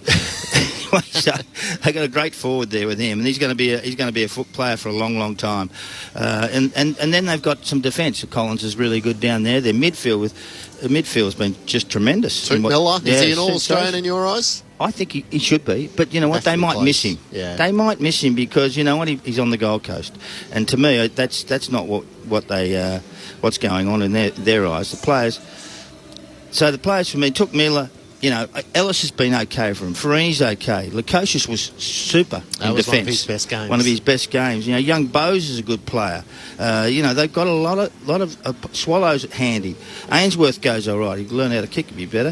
1 goal 4. But you know what? And Richmond's midfield had no play in the game at all. Didn't actually go near it. Cochin had 13. Or something, 18 or something like that. That's not Cochin. Yeah, he didn't have the impact. He didn't have the impact. No impact at all. So they just dominated in that area. So what are you going to fix? You've got to fix some small forwards. Lukosius has got to get better. Rankin, got to get better. Got to get fitter. Got to get stronger. Yep. So little things like that. So now they've got a chance to actually build. Have they got the right coach, though? Is my call. Is Stewie Dew the one who's going to take them to a grand final? Or do they just build and then try and find someone at the last minute and put them in when you've got the players? Because every coach I've ever spoken to, you give me good players and I'll be a good coach. And that's where they sit at the moment. They're on that edge of are they going to go well or are they not going to go well? But they're 11 years into their build. It took them 14 years to win a premiership at the Brisbane Bears or Brisbane Lions. And they had support from the AFL and the back end of that. Incredible support. Now, why haven't they had some support from them now? Well, they've had plenty of support along the way. The question is they're going to need continual support. So there's a lot of attention on Stuart Dew and what the Gold Coast Suns stood for, especially off the back of the week before's loss to North Melbourne. But you're making the comparison between the Brisbane Bears and the Brisbane Lions that it's not something that's going to happen overnight. It's been 11 years. We're looking at probably 14 to 15 years, and your argument is... It's not my argument, it's just a fact. Get the players right. Get the players right. And get the people around the club right, and then the coach will complement that. You've got to find the right one to fit that, to suit the group. And to me, and also, to me, is the president the right one? You know, the president's been there some time. He was in the racing car business for a while. I don't know what he does for a job or whatever, but he can be narky, I can tell you. Well, and I don't know, doesn't he? Yeah, when they win or when they lose. Yeah, he gives comments, but I'm not certain. Is he the right? Because I see presidents who I've been involved with. They want to build a club. They want to build a culture around this club. They want to build a culture of learning and improvement for youth and people who come into their club who buy a membership ticket. So they want to be loved and respected by their president and all those sorts of things. And I'm not certain that that's happening. So to me, I sit there and I say, you've got to have all these pieces in a row before you can actually win one. And I know Evans can. He knows Mark that. Evans, Mark the Evans CEO, knows he that. does a good job. He's very good. But so to me, I think that there's a real problem here with those sorts of things. They've only had, limited time. McKenna and Eade and and Stewie Jew's their only one, and Dean Solomon coached 3 games, so and lost a lot of them, so that doesn't make any difference. They were good the other night. Stood up to the premiers of their last year and rolled them over. It should have won by 6 goals or 7 goals. They missed so many shots. So I'm very proud of them. But where are they going to end? Where are they going to get to? Going to fall back into it again, to another way of, that lost thing, instead of, hang on, we're going to build on this. That's the key. That's what I want to talk about. And that's why I think that some people are so hard on the Gold Coast, because it's difficult. It's not even the footy area. Travis Old went up there to try to be the CEO. He didn't last long either. He didn't like it because it got too hard. And that's what I see anyway. So and so they had to change all that too. So it's an interesting time, this stuff, and be careful with the Suns, because they got some talent. They just need some guidance and a couple more key players. Yep. Mark McClure with his thoughts on the Gold Coast Suns. 0437 774 774 is the SMS number if you want to join the conversation. In a moment, we'll hear from Amy Burgoyne, the wife of Sean Burgoyne, who I had the chance to catch up with a little bit earlier. Her husband plays his milestone 400th game tonight, and what a champion of the game he's been, Sellers. When you look at the players who have been able to achieve that feat, it is rare air when you think of the likes of Boomer Harvey alongside Michael Tuck and Kevin Bartlett, Dustin Fletcher. They're players that rarely lose their speed or their ability to play multiple roles. So Michael Tucker, a midfielder, half-back. Boomer Harvey never lost his speed. Kevin Bartlett, hungry, of course. Dustin Fletcher, he was more than hungry. a great one-on-one player and rarely got beaten even in the back end of his career. And Sean Burgoyne joins that club. And if you were to try and epitomise what's Sean's unique quality, what would you say it's been? Well, I remember watching his first ever games down at Port Adelaide. I've never seen a guy with so much talent, and not he's got talent, but balance, more balance. See, what you got to see is when you look at players, I look at them and go, oh, he's going to hold his feet. He doesn't fall over. He doesn't get knocked over. He gets to the right spots, and his speed to get out of a contest was just extraordinary. They're showing some things on the television right now. He was brilliant, absolutely brilliant. And then he did his knee, and then he went to Hawthorn. They picked him up. Clarkson was smart enough, because he was an assistant coach at that place, at Port Adelaide for a while, and he picked him up and went, I'll have him. He's won another 3. So he's won. Has he won 4? I think it's 4. He's won 4. Yeah, it's 4. 3 at Hawthorn, 1 at Port Adelaide. The one at Port Adelaide, he's a star, mate. I'm telling you. 2 coaches, Mark Williams, Alistair Clarkson. It's not a bad career. When you think 20 years, there's not too many players who would have that lifespan and only play under 2 men. But his speed is extraordinary. He's skilled with the ball, and he's a natural. Yeah. And a lovely bloke. Really nice man. Absolutely. Really nice man, and still playing. And I admire him. And I'm glad he enjoys it still. Because most people can't walk after they get to 31 or 32 in this game, because it's hard. But he's just found a way. And if you look through those ones, KB, I mean, he's resilient, skinny, little thing that runs like hell. Boomer Harvey, the same. Tucky, same sort of stuff. Not robust, but just slim and run. And Burgoyne's similar. And then you got, gee whiz. Those 4 games, those guys are massive in this game, and they've all been stars. Obviously a modest individual as well. He's always all of them are, except for KB. KB's got his own little take on things, and he'll live and breathe with Richmond until they're not a chance to make the grand final. I had the chance to chat with Amy Burgoyne, Sean Burgoyne's wife. She'll join us next on No Excuses. What matters to you? Justice. Family. Weather. The region. Safety. What affects you? Climate. Weather. Extinction. Bushfire. Violence. Protest. Water. Over the road. What inspires you? Sport. Results. Rescue. Goals. Space. Future. Country. Laughter. Stories matter. Trust matters. What matters is you. And what matters to you matters to us. ABC News. On your TV, radio, iView, or the ABC News app. No Excuses with Matt Clinch and Mark McClure on ABC Radio and ABC Sport Digital. Sean Burgoyne becomes the 5th player in VFL-AFL history to reach the 400-game milestone. It's such an iconic occasion on the AFL landscape. We know he's a modest man and probably doesn't prefer talking about himself, but his wife Amy can join us on ABC Sport and give us a bit of an insight into the man himself. Amy, welcome to Grandstand. How's the week been for you? Oh, yeah, thanks for having me. I was told to prepare for a busy week. I actually didn't realise it was going to be this busy, but we've had so much fun at the Hawthorn Footy Club and have put up so many amazing videos and of the kids and of like myself and Sean. It's just been, so much fun to look back and reflect on what's been an amazing journey so far. So 4 kids, Percy, Lenny, Nixie and Kai, has that been enjoyable to sort of reflect upon his career, to go through some of the milestones and the great journey you've been on as a family? Oh, for sure, because, obviously the kids have been along the journey pretty much majority of the time. So Kai, our eldest, he's going to be 15 in August, and in high school. So to have the kids, know just how big of an occasion it is to celebrate with them, it's been awesome. 400 games, 20 seasons in the AFL. What's been the key to his longevity, do you think? Look, he does everything right, whatever the physios, the doctors tell him to do, Sean's always done, 100%. There's never been a shortcut, and it's, I think, a massive achievement to himself just to have the dedication that he's had has definitely helped get him to where he is today. And how does that impact you as a family? And no doubt there'd be recovery and all sorts of stuff, which as a family you'd have to kind of go alongside him and realise that sometimes he's just got to go away and make sure he gets his body right.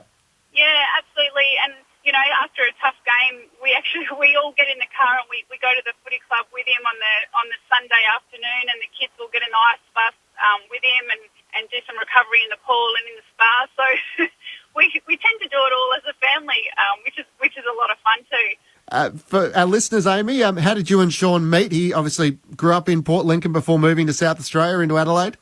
Yeah, well, we actually we met at 13.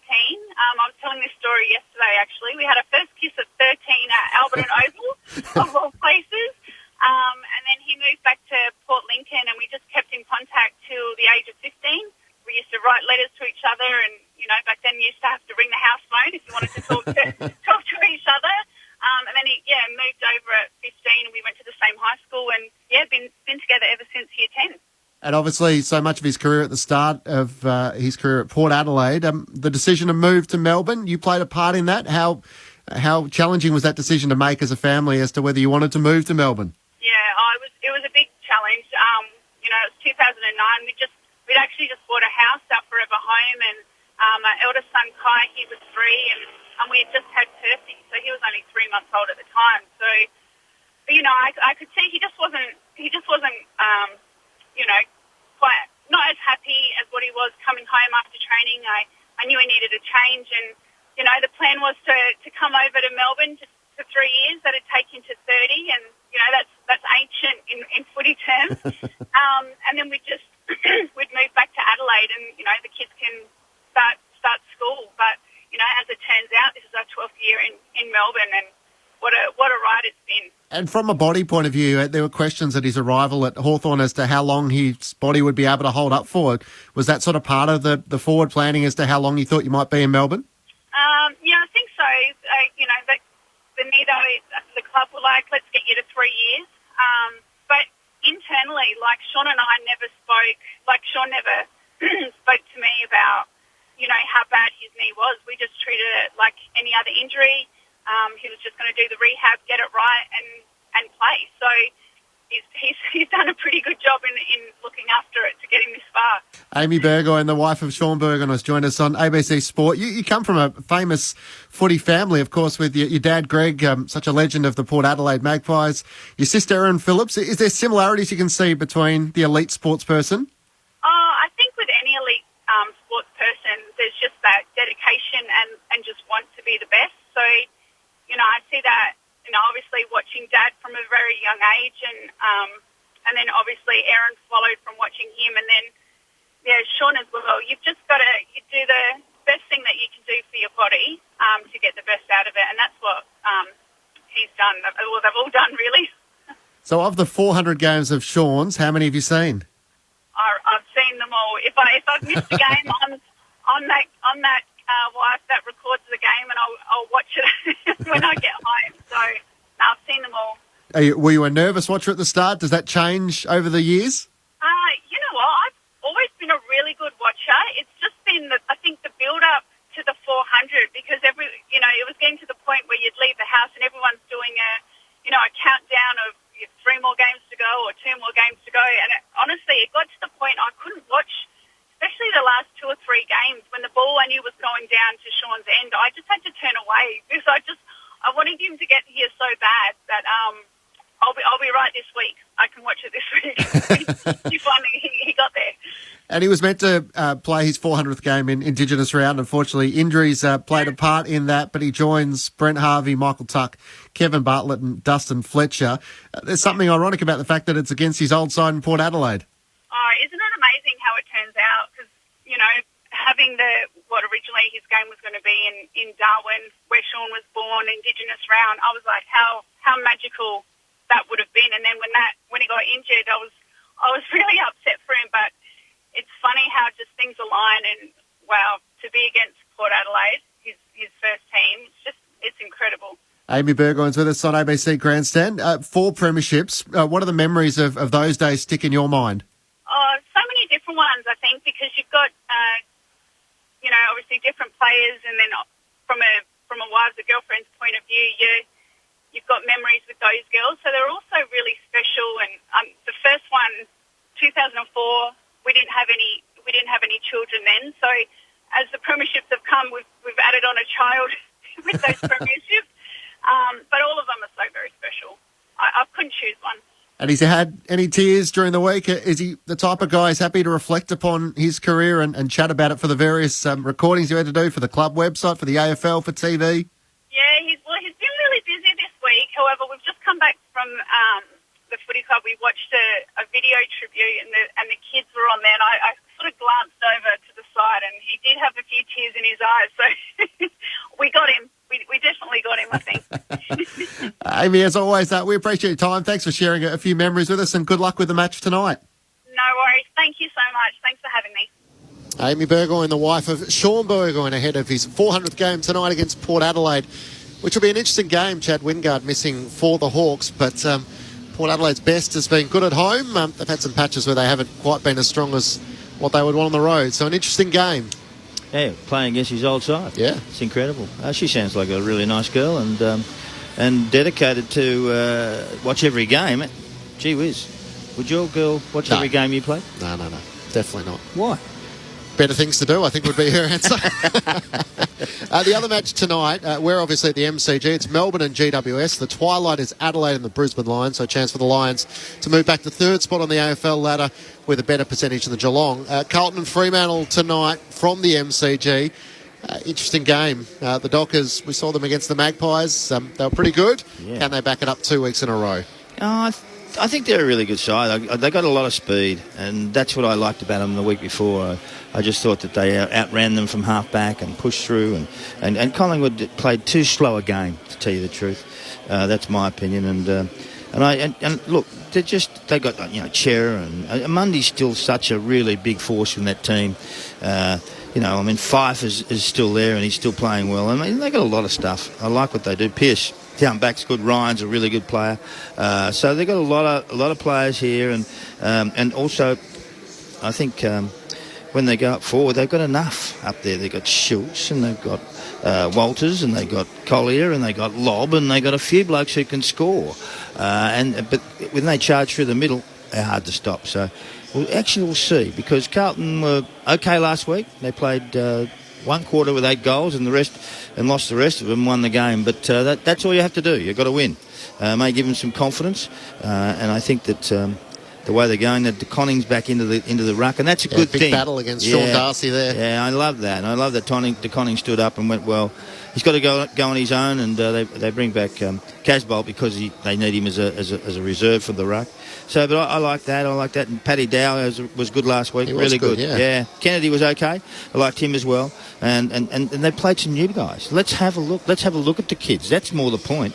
And throw them into spaces where they have to play. I'd put Paddy Dow on Fife and say, okay, run with him. See how he goes. Because then you'll learn how fit you have to be. Because they're not going to win the premiership. They're not going to do that. They just need to build for another year to come. So it'll be an interesting game. And it's difficult for Fremantle to travel.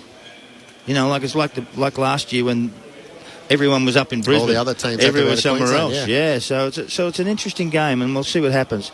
I'm not going to stay. I'll go home and watch it on TV. Okay, righto. I can't sit here. You would have for liked the 12 Carlton hours, boys can getting I? together for a few beers after a win last week, so trying to No. bring the team together away from the field. Well, I think that's a great idea.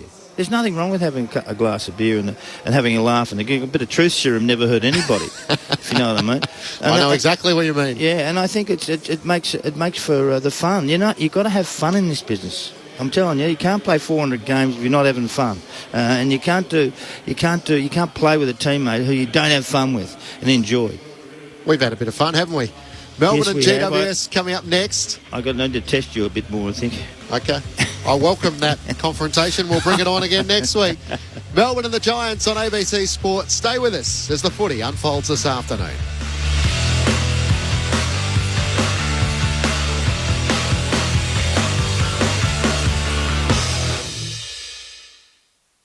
What do you think makes someone an Australian of the Year? It's people who show courage, sacrifice and kindness. Now's the time to reflect. On your community. And who you admire. Now's the time to respect. By nominating and acknowledging them. Now's the time to celebrate. Their story, their contribution and their generosity. I'm Hamish McDonald, and I'd love you to nominate an inspirational Australian who you think is worthy at australianoftheyear.org.au. ABC Sport. AFL. Get set for the deafening roar. The pent-up emotion is about to flow. Listen to the crowd roar. AFL. Fans are on their feet. Can't believe what they're about to see. The 2021 AFL Premiership Season. Grandstand AFL. We got a game on our hands here. This is really good, fierce stuff. This is a fantastic game of football. Someone told me there was something wrong with our game. I can't see it today. Actually, it's a spectacular contest. Dreamers, keep on dreaming. Oh, the impossible angle. Sinners, keep on sinning. Don't go anywhere. The theatre of it all. Winners, keep on winning. And he dribbles one through and blows a kiss to the crowd. It's a new day beginning. Breaks the paint, has a shot, makes no mistake. Sends it for home, a sublime strike. Hard against the boundary, that's a classy finish. That is sensational. Can he slide it through for the finish? Yes, he can. Wide angle on the paint of 50. May have just snuffed through an incredible goal. Tries to fend off, got him, takes him to ground. Back to that Louis, second don't argue. Go to your best players, go to your match winners. Plays on, made down from behind, holding the ball. Perfect tackle. It might be a game saver. Dreamers, keep on dreaming. Ricochets to Martin, you know the rest. The razzle dazzle has arrived. That is spectacular. It's a new day, new day, new day beginning. On the boot, kicks the goal. Welcome to the big time. Oh, the great mark. Outside of the boot, Eddie. Oh, he has kept it. Makes no mistake. Goes back. Straightens up towards goal and brings it back superbly. Here's that familiar roar. Double fist salute to the crowd. They might have a new fan favourite. He'll snap. He'll go. A ripper from Gripper. Snaps off a single step and bends it through. Grandstand AFL. The 2021 AFL Premiership Season. Dribbles it through and ends the game. On ABC Radio and on ABC Sport Digital. A rare doubleheader at the MCG, the first time since 1986. The first game for broadcast on Grandstand AFL presents an opportunity for the GWS Giants, but they'll need to be at their very best up against the ladder-leading D's. Win today, and the Giants will replace Richmond in the AFL's top 8. The Giants are out on the ground down at the punt road end doing their warm-ups. The D's will be out very shortly. No late change for either side. Aaron Vandenberg is the medical sub for Melbourne. And for the Giants, it is Sam Reid. The Giants, 6 wins, a draw and 7 losses. The Demons sitting atop the table, 12 wins and 2 losses. It's a cool day at the MCG, but no rain around. Alistair Nicholson to call the action for you alongside Matt Clinch. Hello, Clinchy. G'day, Al, and good afternoon to our listeners. Great to be back at the MCG, and I'm sure Melbourne fans share that sentiment. 7 weeks ago since they've been at their home ground, so hopefully we get a good crowd in attendance this afternoon. We're a bit light on Thursday night, so there's a lot to enjoy for Melbourne. They're on top of the AFL ladder. They had the option to try and bring in Ben Brown, who's put in some good form in the VFL. Simon Goodwin said they wouldn't be flirting with their form in the back end of the season, that connection and confidence were going to be a big part of their journey, and they've got a good test this afternoon against the Giants, who like to play a stoppage and clearance game similar to Melbourne. So can they match it with one of the best sides in the competition? We'll find out. But Richmond hang on to that 8th spot at the moment despite so many opportunities for the chasing pack. We'll find out if one of them and the Giants can take that opportunity today. Yeah, missed the opportunity last week, the Giants, when they took on Hawthorn here at the MCG and put up a fairly poor performance against the Hawks.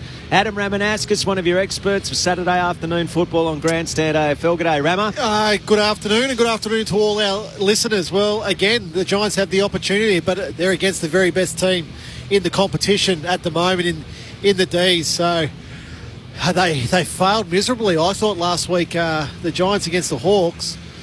Can they rectify that? Can they find some... I think it's the contest work that they really lacked last week. But the D's, they were so good against the Bombers last week. Their defence is just so good as they run out now to Metallica. Yes, they do. And through a haze of smoke in their race, they come out onto the ground and might need the... What sort of smoke? Well, I'm not sure what it is, Sellers, but I wouldn't have thought a gas mask was out of order down there. There was so much of it. They'll be coughing up a lung, the Demons, before they play this afternoon. They're out on the ground at the moment, and what a season the D's have had, and the fans have been taken on quite the ride, and in the members and the Olympic stand all the way around to the punt road end where the cheer squad is, there's a sea of red and blue.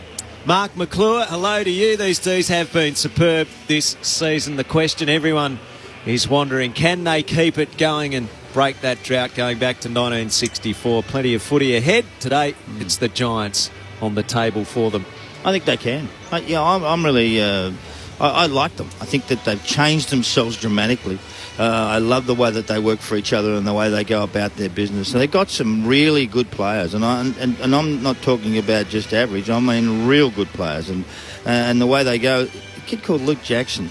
I mean, to me, he is incredible. He's a young man. He's almost a ruck rover in a sense of the old-fashioned type way. He's year of football. Yeah, I know. He's only his second year. He's 6'6", and he handles the ball. He tackles. He chases. He works like a midfielder, and he's a ruckman. So to me, that's a find and a half for me. And May and Lever have been tremendous. Hunt's got back to his running best. You know, you can see once the people start to build some confidence in the place, and you got confidence in your mates around you to help you. Guess what? You turn into a good team. And I hope the Melbourne supporters get the joy they deserve. Hung in there for a long time. They're a good team. And they, to me, they don't look like they're gonna change. Whether it be finals or whoever they play, they stand up and they perform. And if they don't, guess what? You go out. And that's the way it should work. That's the way it's supposed to work. That's the way things happen. And it's not held together because you've played 100 games. It's because you've performed on the day, and that's what's kept them in this side. So the interesting part, Sal, is they're comfortably sitting on top of the ladder at the moment. But these days at the MCG, when it's cold, it's a little bit miserable out there, and you've got to go and grind out of it. That's what the good teams do. We haven't. Right now, we think they're a good team. The way they've played, they've answered every question asked of them this year. But days like this, when you've got a contender that's pushing hard, and GWS should be pushing extremely hard today because of what's on line for them, the good teams are able just to go, you know what? We're the best. We're the best. We're going to go and beat you today. Yeah, even when you're not at your best. Correct. That's the point. You know, when you're not quite at your best, this is a team where they should actually beat quite comfortably there. I mean, Mumford's going to go out and try and bash everybody. He'll try and bash Gorn. Yeah, and he'll try and bash young Jackson as well. He'll try and do all that. But you know what? There's plenty of people around who can sort of run into some of their blokes too as well. I mean, I think that they're well balanced in what they do. Petrarca and also Oliver are just incredible. And then you've got the difference of Cosy Pickett up forward. He's just slightly different to anyone we've watched play in this competition at the moment. They've got enough midfielders. They've got a couple of tough blokes around the place. So, you know what I mean? They're okay. They're in good shape, and they'll determine what they want to do. The other part of Melbourne's game that has been so impressive is they're unselfish now. Well, that's the point. So you look at Angus Brayshaw, who in the past there's been murmurings of, oh, geez, he's, not happy with the role. He wants, wants more time. He's played on a wing. He's played that role extremely well. Sure. The other young boy on the other wing, James Jordan's come in. He played as an inside midfielder when he was coming up through the ranks. Plays on a wing, plays that role really well. Jack Viney comes back into the team. James Harms last week goes and plays as a forward. Sure. Plays really well. Yeah. So I think when you're winning, it's easy to do, but it's a great sign for their future that they've realised now that the knock-on effect of one another being unselfish leads to great performance. There's a little saying, it's nicer to give than to receive. Yeah. And let me tell you, once you do that, your teammates start to respect you. Yeah. There's trust and respect, and they've earned that. They've started to earn that, but now they've got to finish it off with a finals berth and work on. But this is a little step through the way. Even if they're not at their best today, I expect them to win comfortably. Yeah. So for the Giants then to win today, Sellers. Yep.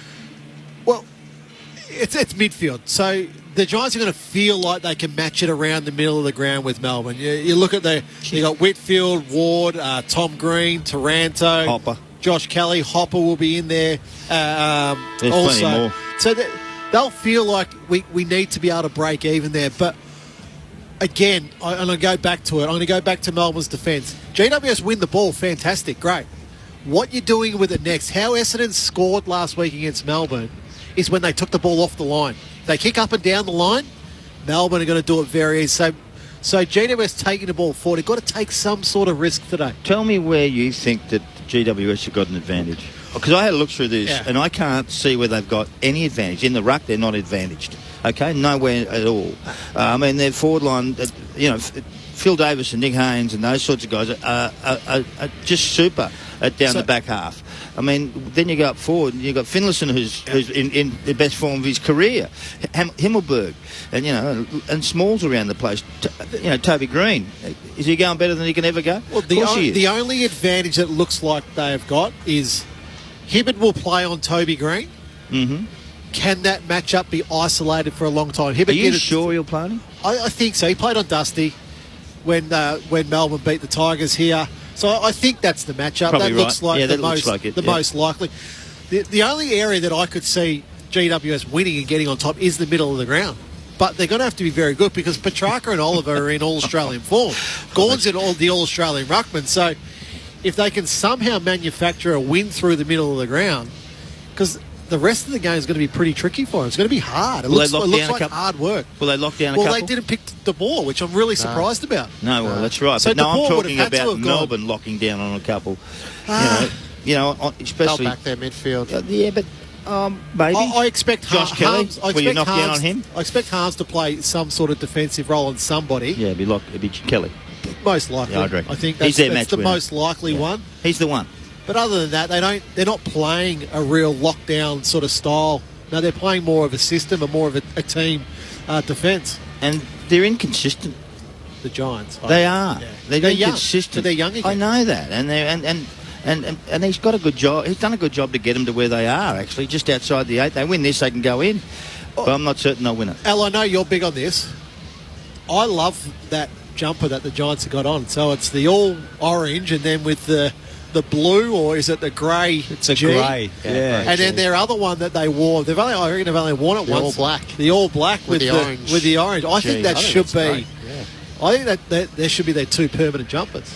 I'm interested in Melbourne's use of Max Gawn. They've got one of the best ruckmen in the competition. He leads the AFL competition in hit-outs. Is there a way in which they can maximise his impact on games to see him get behind the ball at various times? Could he push forward more and provide that support to Jackson and to Tom McDonald and Bailey Fritsch for an undersized forward line? Well, I think that's probably where Max has taken his game to a different level. He's trusting Jackson to go into the ruck for longer periods of time and be the ruckman. So Gawn's actually, when he's sitting behind the ball playing as a ruck, he's been marking the ball really, really well. When he has been going forward, Al, at times this season, he's marked it a lot better than previous seasons. Yeah, absolutely. On the jumper front too, the Melbourne players are wearing the Indigenous jumper. The Melbourne Indigenous jumper is part of celebrations around NAIDOC week, and it looks absolutely superb. So striking, both the jumpers being worn by the teams this afternoon. On the SMS 0437 774 774, you can get in contact with us in the grandstand commentary box at the MCG, and remember to let us know your name and where you are listening so we can attribute your text. Mark in Adelaide wants to know, do you know how many goals Sean Burgoyne has kicked? So 400 games up tonight, Mark, and 301 goals Sean Burgoyne has kicked during his career. Matt Clinch did a terrific interview with Amy, his wife, earlier today. Robin Montmorency Sellers. Whenever anyone asks me about the difference between Melbourne and Sydney, I point out the toughest game in the world and say, in Melbourne they run out to Metallica and AC/DC. In Sydney it's Tom Jones and Neil Diamond, says Rob. So he draws the distinction around the music. Sweet Caroline, don't they? Yeah, It's one of their go-tos they at quarter do. time as well. 0437 774 774 if you want to touch base with us. The Giants are going to their positions. The Melbourne huddle breaking as well. Taking in the action downstairs from the front row. Good afternoon, Alicia Muling. Guys, I'm glad this is radio and not television because I look like the Michelin Man right now. I'm no Lavinia Nixon, so I have consulted the bomb. The feels like temperature is a balmy 3 degrees. So looking forward to this one. And just a shout out to John Stanaway, Melbourne's head trainer. He's been at the club for 2 decades, working game number 450. Wow, that's quite the achievement. So 400 for Burgoyne and 450 for John Stanaway. They should wear that orange jumper every game. It doesn't clash with anyone, and it's brilliant. It looks good. Kids love it. Can they produce in it? The Giants, a chance to go into the eights. They have to go through Melbourne to get there. Here's Matt Clinch. Gone to Mumford to pick things up in the middle of the ground. Mumford won the opening tap and got it down to Taranto. Couldn't get the hand pass cleanly to Hopper, who tries to get out a hand pass. Oliver onto it for Melbourne, though, to Gawn under pressure. Back to Lever, and now Hibbert at half back. Good smother, Toby Green. The ball ricochets out. Onto it, a chance to hand pass forward, and Green's on the end of it. Into the goal. Opening goal of the match. Inside a minute. Just 30 seconds it took for Toby Green to pounce. And the hand pass forward from Himmelberg was pretty good as well, just to put it into his path. The Giants won straight 6 to Melbourne, yet to score. We've just had, 7 touches of the footy. Took a while, Rammer. Well, it's perfect because it forced Melbourne's handball back. A terrific smother by Green. Terrific. But it's continuing the pressure, so the ball's bounced. Melbourne win it at the centre clearance, but you see GWS. It's one handball back, GWS are there. It's 2 handball back, GWS are there. Then Melbourne try with the clearing kick. Green good enough to smother and continue the follow-up to be able to kick that goal. Really good. You love that from the Giants because I know it's only early sellers, but hopefully that suggests that they're on with their pressure. Bit of scramble, wasn't it? From the bounce, Gawn wins it down against Mumford. Taranto takes possession. He's next to Oliver, who turns tackler. The secondary ball up. Giants to the punt road end.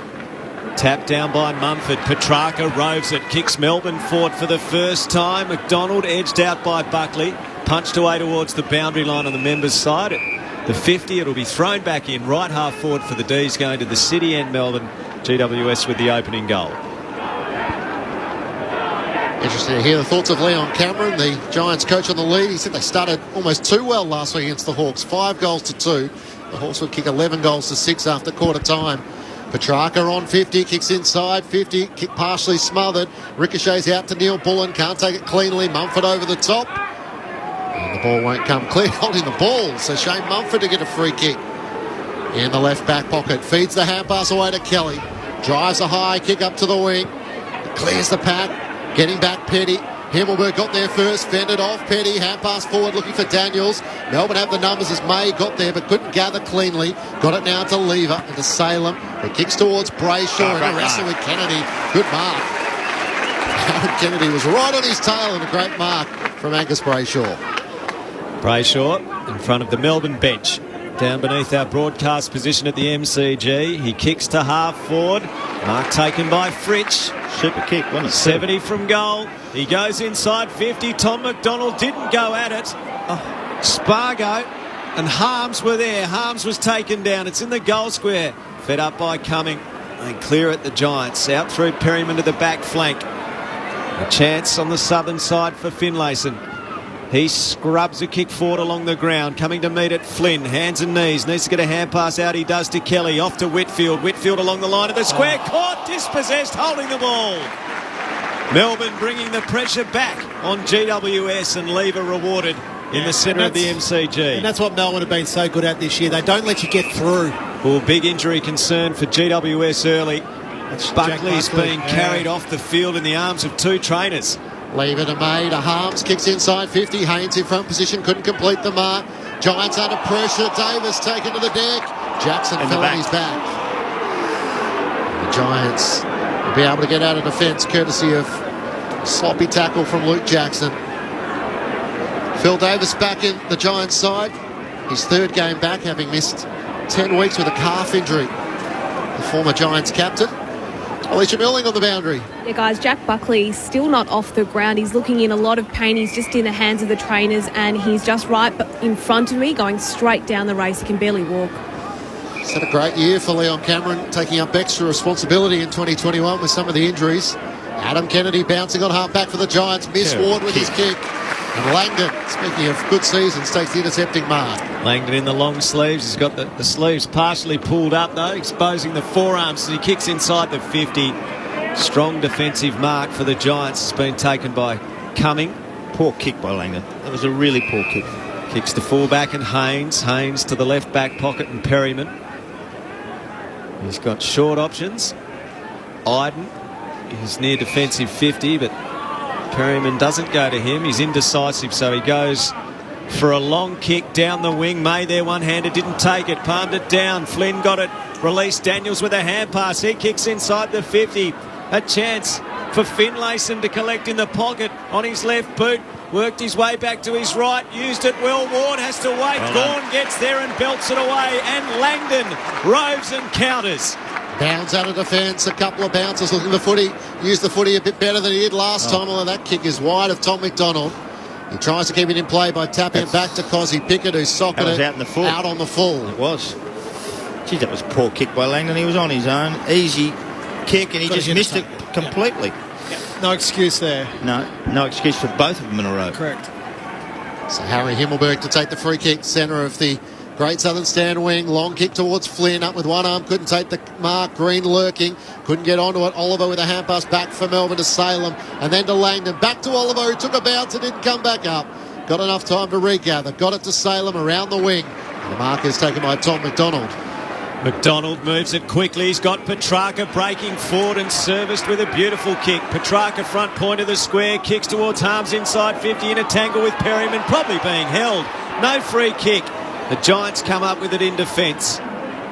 Lloyd to Ash. Ash short to Haynes. Haynes now kicks to centre half back and Mumford takes the mark. Feeds a long hand pass. Hopper chips into the middle, too much on it for Daniels. A poor kick. Daniels did well to force a contest with Salem. Cumming goes through, a hand pass to Ward. They've worked it out okay to Kelly. Kelly looks to drive the Giants long into attack. Flynn one-on-one. Petty kept his feet as Flynn slipped over. He might awkwardly work this through from behind as it was bouncing with the momentum. So the Giants 1-1-7. Melbourne yet to score through 6 minutes. Alicia Millie on the boundary. Guys, Jack Buckley is officially out of the game, so Sam Reid will come in. We just had a look at the replay. A Melbourne player kind of fell across Buckley's left knee, so he's out of the game. Oh, that's a worry for GWS and makes things difficult. It's not a like-for-like replacement there. Into the middle go the D's. Petrarca marked his kick inside 50. Really favoured Mumford, but he couldn't take it. Davis works hard to shovel it out. Neil Bullen then taken in a tackle without the ball. And a free kick to Alex Neil Bullen. Right half forward for the D's. Now, Lloyd was hurt in that tackle as well, and he's hunched over behind the play. Hunt receives a hand pass, bombs away, and Ward intercepts top of the goal square. That's their 7th inside 50 with no score. Yep, 7 inside 50s to 4 as Whitfield takes it in the back pocket. Works it over the top to Cumming, who has it at right half back for the Giants. He can tinker kick over the top to Taranto, who's kept running. Melbourne's execution with the ball in hand has been very poor, hitting targets. A bit slow to get going, the Demons, although an intercepting mark for Christian Salem. Takes it under the Great Southern Stand. But they're loading their back line up, I reckon, GWS. Everyone's back. Salem, who provides the drive and polish across half-back, kicks long towards Gawn in the pack. He takes the mark in front of Phil Davis. That was a great contested mark, and he was the tallest and the strongest in the pack. Good idea to put him down there and put him on Phil. That's where his game's changed. I agree. I think Sellers Now, in the past, he used to ruck just all day.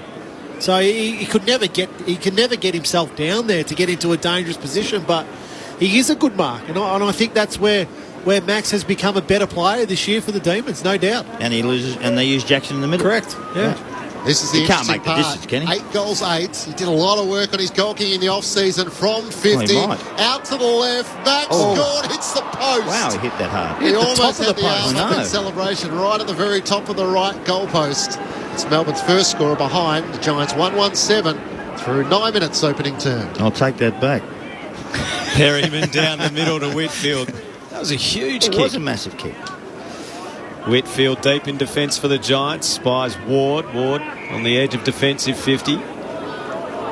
Eyes darting everywhere. This has not been an easy escape through this part of the ground for GWS. At some stage. Ward kicks towards the boundary line. Had to be precise. Just carried over Fritsch, and Haynes Marks feeds the hand pass to Perryman. Perryman unsure. No one came at him. Finally, he kicks towards half forward, and Green attacked it on the bounce. He's tackled by Hibbert. There's that matchup we talked about earlier. It goes out of play. A boundary throw in near the D's bench. GWS leading the game through the opening 9 minutes by a goal. Toss back into play. Jackson in the ruck against Mumford. One down the tap, but straight to Kelly of the Giants. Lloyd couldn't get it clear. Chance for Viney. Trying to tunnel away at ground level. Couldn't get it clear. Ward can with a quick kick towards the boundary. It'll roll out of play in front of Hibbert and Green, where the boundary line meets the 50-metre arc. Under the Olympic stand here at the MCG, where it's a cool afternoon. Temperatures in single digits. And a few of the Melbourne fans have come along this afternoon. Toss back into play. Mumford and Jackson knocked to the front. Kelly a sharp rove, a curling left footer to the teeth of goal. Oh, Mays collected heavily as Flynn dives at the ball trying to mark. He is hurt. It's gone out of play in the left forward pocket. Yeah, he's very sore, Al. That was a big collision. He had to go, though. I had to. Hopefully the wind's just taken out of him, but yeah, he looks... He's okay. Good. Oh, he's up on his feet, and he'll try and shake that off. Stephen May, a tough customer. Boundary throw in next to the left behind post. Giants in attack to the punt road end with the lead of a goal. At the throw in, Mumford edged his opponent under the ball. Taranto gets it, snaps at goal. It didn't have the carry, and it's touched through by May. So the Giants by 7 points through 11 minutes. He's a little ginger. But he's up and going. Hasn't he had a season, Stephen May, alongside Jake Lever? He's the All-Australian fullback as it stands right now. Are they both in for Melbourne, Lever and May? I would have thought if one is. I think so. Lever has to be a lock. Leading intercept marker in the competition. You shouldn't talk about the All-Australian. We had some bloke complain before, remember? Yeah. Rammer spends a lot of time with Lingy, and Lingy's one of the judges. I'm just trying to get a feel for the room. Don't give me much, Lingy. No, he doesn't. Petrarca long from half back. Well, he's not very good at picking things. Pushed out of it. He's meant to be confidential. Is he? Not controversial, although sometimes it is. Kelly from left half back. Long kick towards Toby Green. 1-on-1. Clears he and Hibbert. Finlayson at the back trying to tap it away from Neil Bullen into May. Tackle dispossessed. And Stephen May comes up with the footy for Melbourne. May kicks to the members' wing. Fritsch, exceptional hands. Under the pressure of Iden, he held onto it. Members' wing infield kick. Finds Salem. He split two Giants to find him. Now the kick to centre half back for Petty. Petty looks to the southern side. He's got Rivers as the short option. The young West Australian didn't take the mark. He's corralled. He picks up and he goes short. And leading up, Tom McDonald takes the mark, brings it into the middle. Nice fluid ball movement, Melbourne. Harms has got it. Hand pass over the top, puts Sparrow in a bind. He's tackled, he's caught, he's gone. Play on to advantage. Fancy footwork. Bobby Hill gets through a couple, kicks towards Green. Dives at it, can't take the mark. Hand pass fed up by Petty of Melbourne, missed the target. Finlayson equally missed the target. Whitfield, though, to clean it up. 45 out, no penetration on the kick. Kicked it straight to May on the edge of the goal square for Melbourne. Didn't have to move. He kicks it out to Salem at right half back. Just in two minds as to whether they hand pass it over the top to Jordan or kick into the corridor. He does the latter and finds Harms. He's got options on the Great Southern stand side of the ground, but decides to go shorter than that. Neither side's very sure about themselves, are they? When you look at them, they're just chipping it round, holding on the ball. Don't let anyone else get it. Sparrow Goes wide to Viney. He has it at half-back for Melbourne. Runs his full measure. Kicks it long towards Gawn, who sets himself against Davis. Mumford in from the side. McDonald clean. Got the hand pass forward to Jackson. He couldn't get it with the momentum forward. Sparrow tries to knock it out for Melbourne. Gawn over the footy. Oliver has a go trying to bust his way through. Eventually Lloyd emerges with it. His kick partially smothered. Bobby Hill trying to tap it to his own advantage. Got it to Whitfield. The hand pass to Taranto, and now the Giants are out. The hand pass to Hill. A spiralling ball out in front of Finlayson. He waits on the bounce. Penny races back as well. Toby Green might get there. Penny, nervous, look to make body contact. Green knocks the footy clear to Finlayson. He punches it forward towards Himmelberg. May off the deck through the hands of Flynn. Couldn't pick it up. And Melbourne still a chance to clear. Hunt socketed off the ground. Got it out of defence to Jordan and now to Jackson. And Melbourne are away. Off to Oliver. Oliver caught by Cumming. Great tackle. He got a hand pass out, but it's won by the Giants. Reid to Taranto. Hand pass inside 50 to Tom Green. Off to Himmelberg. Brushes Rivers. Hand pass to Taranto. He's pulled off it. Rivers gets it. Gives to Lever. Fends away and spins out of the Himmelberg tackle. Kicks to the half-back flank. Davis spoils away from Jackson. Kelly Roves. Off to Mumford. Off to Reid. A hand pass to centre-half forward. Squaring ball from Whitfield. And the mark is taken by Lloyd, 60 metres from goal. It's great pressure, both teams. It's everywhere. Melbourne GWS trying to force the ball forward. Melbourne just defending. Lloyd loads up to the top of the goal square. Out comes Flynn, couldn't mark. Rove by Tom Green, lost control of it, gets it again. Off to Hill, he's caught by Big Max. That was sensational. Big tackle. Gawn went bang. And as Hill was thinking, maybe I'm a chance of a shot, Gawn said, I'm going to hammer you. Good test for the D's. This is really good. Yeah, they're pushing hard, the Giants. They are pushing. Giants by 7 points. Toss back in. Mumford tries to knock it to the top front to Tom Green. Snaps across his body and misses everything. Out of bounds on the full. Interesting, the clearances, Rammer. 6-1 the Giants' way. Yeah, which is a strength of Melbourne this season, with Oliver and Petrarca doing a lot of their work in that area of the ground. So they come with a plan. The Giants, we'll talk about a little bit more at quarter time, but they're executing not too bad at the minute. May to Rivers, then to Spargo, and now Petty on right half back. His kick is a great weighted kick, which allows Harms to run onto it at right half forward. He's got McDonald on the lead, Neil Bullen deep, Fritsch leading the pocket, ignores all of them and comes inboard with a 15-minute kick to Charlie Spargo. He now looks for Neil Bullen on the lead at half forward, couldn't take the mark. Jordan front and centre, tackle by Kennedy, a chance for the Giants. Gathering it though was Himmelberg, who got the hand pass forward, and now in two minds as to where to go. He feeds the hand pass wider to Daniels, trying to cut around Spargo. Feeds the hand pass to Ash, who's going to chip it back into the corridor. Risky kick, set Tom Green a challenge. Neil Bullen emerges with it. Melbourne have players forward. Tom McDonald marks right on 50. Looks into the pocket. Cozzy Pickett running back towards goal. He'll take the mark.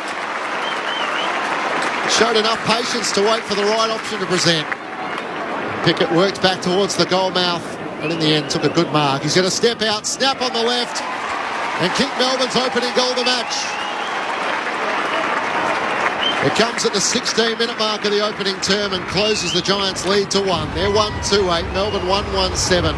Grandstand AFL, 17 minutes gone opening term. You're with Mark McClure and Adam Romanascus. Well, it's a game of keeping off almost, in a sense, between both sides. They're running the ball up and back, and GWS have been more attacking, and the D's have defended extremely well. They've only got one goal to GWS, and that's their first goal, and we're at the 17-minute mark, and this is the best side in the competition. So it's been an interesting game of keeping off. But if you make a mistake against Melbourne, you pay. And all of a sudden they made one, lost the ball, and Cozzy Pickett pounces. So what's happening is GWS are bringing an extra number up to the contest. So the 6-1 at the contest is that reason. But what it's doing is leaving Stephen May as a spare for the D. So you see a number of times in this quarter already that the Giants look up and Stephen May sitting by himself. Bounce favoured Gawn, his tap down towards Viney, pinched by Taranto, tumbles a kick inside the 50, Lever there, got it to Salem, out towards Hunt. Daniels working hard for the Giants to try and win it back. He farms up a hand pass, didn't hit Lloyd with Petrarca. In the end, Taranto goes through, off to Ward. Ward's kick inside the 50, Lever in front marks. Left back pocket for the D's. Now, interestingly, at the ground, the crowd, unless they're keeping tally in the record, wouldn't know the score, because there must be an issue with the graphics on the big screen, because the score and minute mark has not been on the big screen at any stage today. The outlet kick is intercepted by Mumford of the Giants on the outer wing. You know there's another scoreboard, don't you, Al? Yeah, just over here, but it's the same. Straight ahead, mate. Mumford's long kick inside 50. May takes the mark. The old cricket one. Oh, there we go. Just there above we go. The race. It's only been there 150 years. Just let me grab a You've got to know where to look out of here. Got to know where to look. That's the famous stage where... Is that where Meatloaf performed? Correct. That's why I can't bear to look there. It's called the Meatloaf scoreboard. Petrarca for Melbourne at half-back. Hand pass to Jordan through the middle of the ground, and Neil Bullen around Mumford to Max Gawn, who feeds it to the run of Rivers. He looks to half-forward. Fritsch the target. In front position. Good mark against Cumming. He looks into the corridor where Harms is on the lead. It bounces off his chest under good pressure from Iden. A chance for the Giants, though. Ward tries to get the hand pass out. Tom Green tackled, arm pin. Harms got him. Ball spills clear. No free kick. Ash just got his kick away in the nick of time. Out towards Lloyd. Ed Langdon worked him underneath it and then gathered the footy. Hand pass to Viney on 50. He looks towards goal. Fires on goal and misses across the face. We missed. To the right-hand side. He missed Petrarca there, Viney. The eyes lit up. Scores level at 1-2-8 apiece through 19 minutes in the opening term. Now that I've got the advantage of the scoreboard, I can stop squinting at the small screen in front of us. Clinchy, thanks, Rama. Oh, he's been such a kind chap. Ash out of defence. Happy to help, Al. Kicks out towards the southern wing. In front, Himmelberg. Massive punch from Stephen May. That's gone 30 metres, and it's bouncing up the stairs into the grandstand. Just near the scoreboard also, there, hand pass coming back. Yeah, near the scoreboard. Down beneath it, there's a Melbourne fan whose hand pass was just a little askew and didn't quite come back over the fence. So now it'll be tossed back in as the ball is returned. What, poor handball, was it? Not necessarily, I wouldn't say a clanger, Sellers, but not an effective disposal, I think we could say kindly. Viney roved it for Melbourne off the stoppage. 55 out, gives to Pickett. Pickett into the pocket.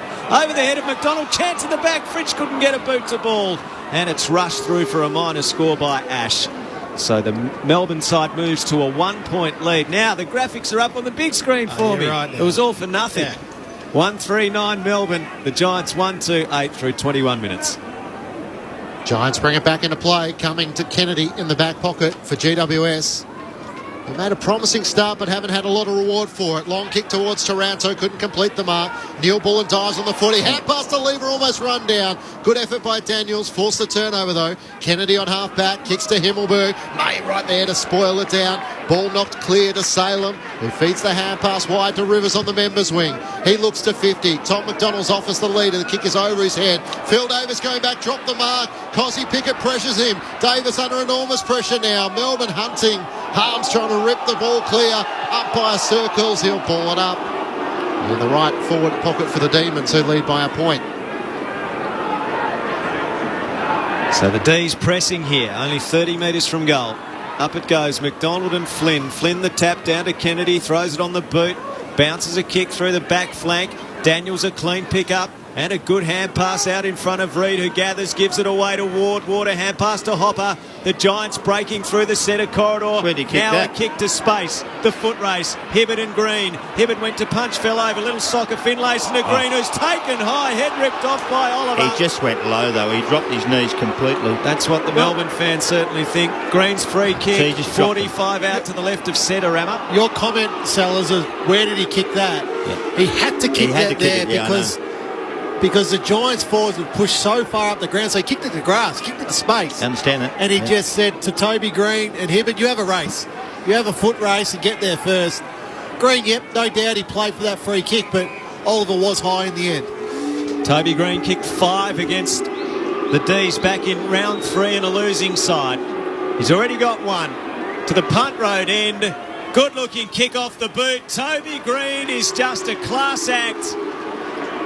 The locals didn't appreciate his methods in winning the free kick, but could only admire the kick at goal from 45 out. Green puts the Giants back in front by 5 points at the 23-minute mark of the first. 2-2-14, place 1-3-9. So very interesting what the Giants are trying to do. And it's very, very risky because of how good Melbourne's defence is. The numbers continually coming up to the contest.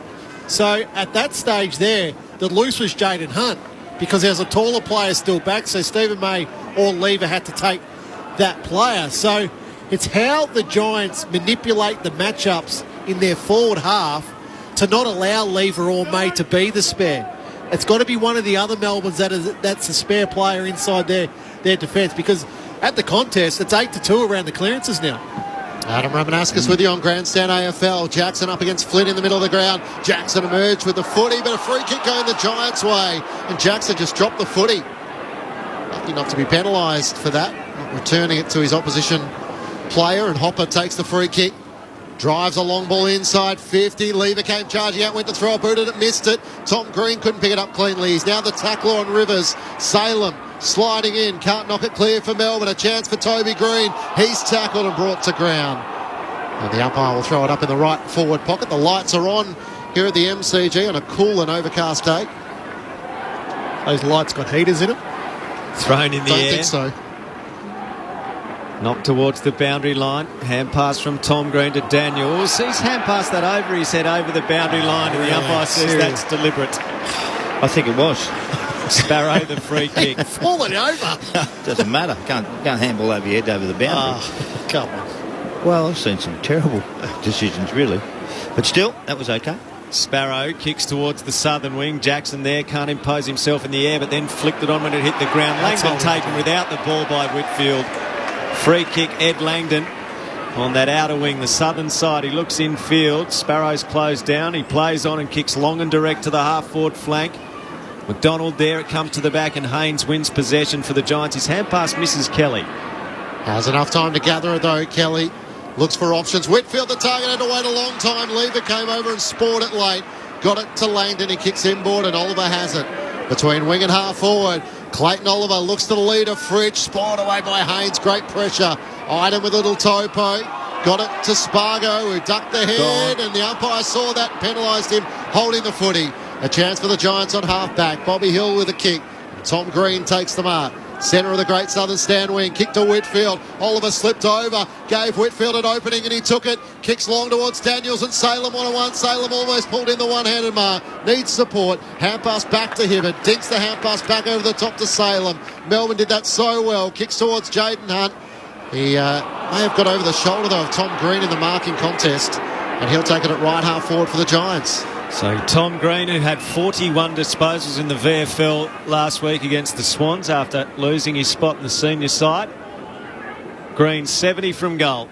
Kicks to the forward pocket, and the Giants are denied a chance of a mark on the siren as May went up in that pack and got collected again, and he's not happy with that, so he's up and keen for a bit of a post-quarter push and shove, getting right into the face of Flynn, and a few others are keen to fly the flag as well. Quarter time at the MCG. The Giants 2-2-14 leading Melbourne 1-3-9 on Grandstand AFL. The goal kickers for the Giants. Toby Green, the goal kicker. He's kicked 2. And Pickett ending a run of a couple of goalless games.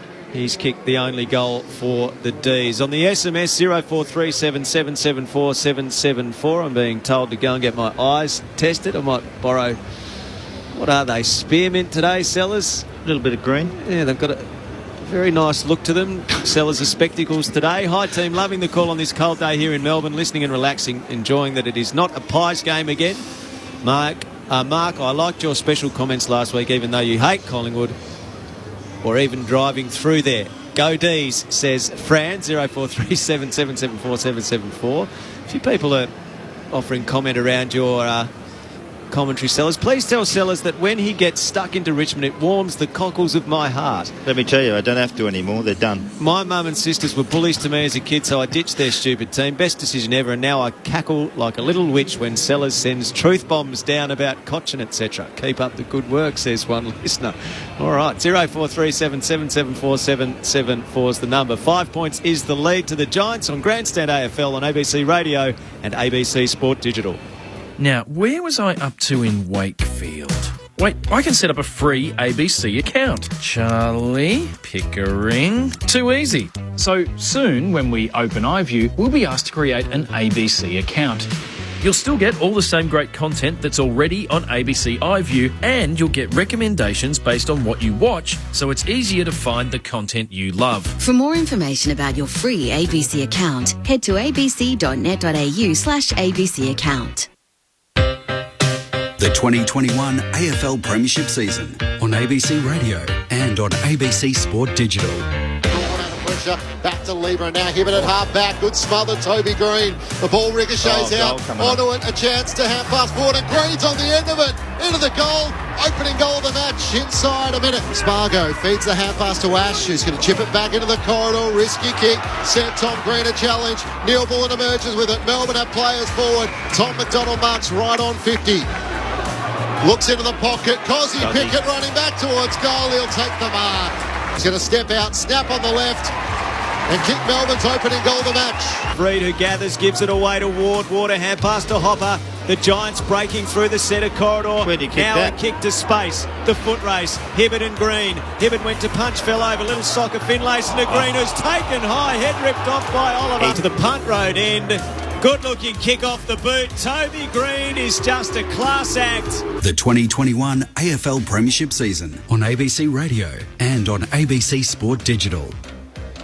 Quarter time at the MCG. The Giants 2-2-14 leading Melbourne 1-3-9, and if they can claim victory today, the Giants would go in to the AFL's top 8. Coming up later today, it's the Crows and the Lions at the Adelaide Oval. Tonight, the Dockers and the Blues here at the MCG. So 2 games at the venue for the first time on the same day since 1986. And then the milestone match, the celebration of Sean Burgoyne Hawthorn against Port Adelaide at Docklands. We'll have that for you on Grandstand AFL. From an injury standpoint, Jack Buckley subbed out of the game in the first quarter for the Giants. Alicia Muling, have you got any more information on the nature of the injury? Yeah, we do. Some breaking news and some really horrible news from the Giants. They've just confirmed that Jack Buckley, it is a suspected ACL injury on his left knee, so he's on crutches, ice on that left knee. Horrible news for Buckley. Oh, that's terrible for a young player who'd taken such significant strides in his career this season and really established himself in that Giants defence. Adam Ramanauskas and Mark McClure to sum up the opening term. Well, it's really interesting what GWS is. We mentioned it a couple of times in that first quarter. Melbourne's great strength this year has been their defence and how they've played that back 6, back 7 players that they've had there. But what the Giants are doing, it's either Tom Green or Hopper, who are, after the bounce, are coming up into the contest and outnumbering at the contest. So that's allowed the Giants to win the ball at the contest. They're winning clearances 9-3. That's at the stoppages. That's at the stoppages, yeah, exactly right. That's at the stoppages. The ball's then going forward. Now, on the scoreboard, they're winning by their 5 points. But right now, as it stands, you've got Salem, who's had 11, Stephen May, who's had 7, and Lever, who's had 7. How they manipulate who is the loose player at GWS, or how Melbourne manipulate it, is the cat and mouse now. Those 3 players that we mentioned, Salem, May, or Lever, cannot be the loose player. They've got to have an opponent. They've got to have somebody standing next to him. So then it's Hunt, it's Petty, it's Rivers, or it's Hibbert, who Hibbert's going to play on Toby Green. So it's the other 3 players, because they had the 7th. The 7th sits on the bench, and that's how they rotate through. The other part is the Giants forwards are getting way up the ground, right up the ground. They are. So they want to suck that loose player up the ground, so you kick it over his head, and then you have a sprint back to the goal square, as we saw with the Toby Green last goal. How they kicked that. It's going to be fascinating to see how this plays out, because we've said it a number of times how good Melbourne's defence is. This is a new look. This is something different now. May's he's had 8 possessions. 7 of them were intercept possessions. I think that's it's cat and mouse game for mine. They're just chipping it round, and they've had almost the same amount of possessions. If you have a look at it, 97 to 96 is the difference in possession. So that's a chip. The marking business is a bit different when you talk about the marks. It's 34 to 15 or 16 or something like that. So Melbourne are much better with the ball in hand, but they are playing a bit more chaos with GWS. So you are right. They're opening up the front half, and they're trying to kick it over the top and get someone to run on. And that's the way they're trying to play. Giants by 5 points in the start of the second term. High bounce in the middle. Gawn perhaps a hand to it. Viney goes through, couldn't win possession. Taken by Hopper. He's slung as he got his kick forward. Free kick going the way of Mumford in the middle. So Mumford behind the centre circle. Hand pass off to Josh Kelly. Kelly sends a kick inside the attacking 50, up in front. Green punched away by Petty at the back. Flynn towards the boundary line. Petty there with him. It beats them over. In the right forward pocket, 15 from the Giants goal at the City end. 2-2-14 GWS, Melbourne 139. As always, we'd love to hear from you. 0437 774 774. Mark was asking what the crowd is this afternoon. Probably around 20,000, I'd say, Mark. As Petrarca gets a clearing kick, but only as far as Ward, who marks on his chest 50 metres out directly in front. I wonder if Callum Ward's got the journey. At his best, he definitely has. 8 goals, 2 so far this season. For one of the, no doubt, legends of Giants history, surpassed Jeremy Cameron as the game's record holder. Former captain of the club. Can he strike a big blow here to start the second quarter? Ward from outside 50, didn't quite have enough on it. It's to the behind line and Petty spoils it out of play. He wound up and gave it everything he got, but it was about 5 metres too short, a boundary throw in. Didn't strike it well at all. No. Off the boot. Once you kick it long into the Melbourne forward line, no one marks it in there other than, or punches away, because they got Lever, they got Petty, and they got May, who just bash it away. Don't understand why you do it. Gawn and Mumford in battle in ruck. Gawn palmed it down to Brayshaw, tackled by Taranto, dragged down. Another stoppage inside the Giants attacking 50. Dogs and D's for the final, says Scott in Meander on the text. Having good years both those sides. Off the stoppage, Taranto goes through, quick snap at goal, and he's popped it through.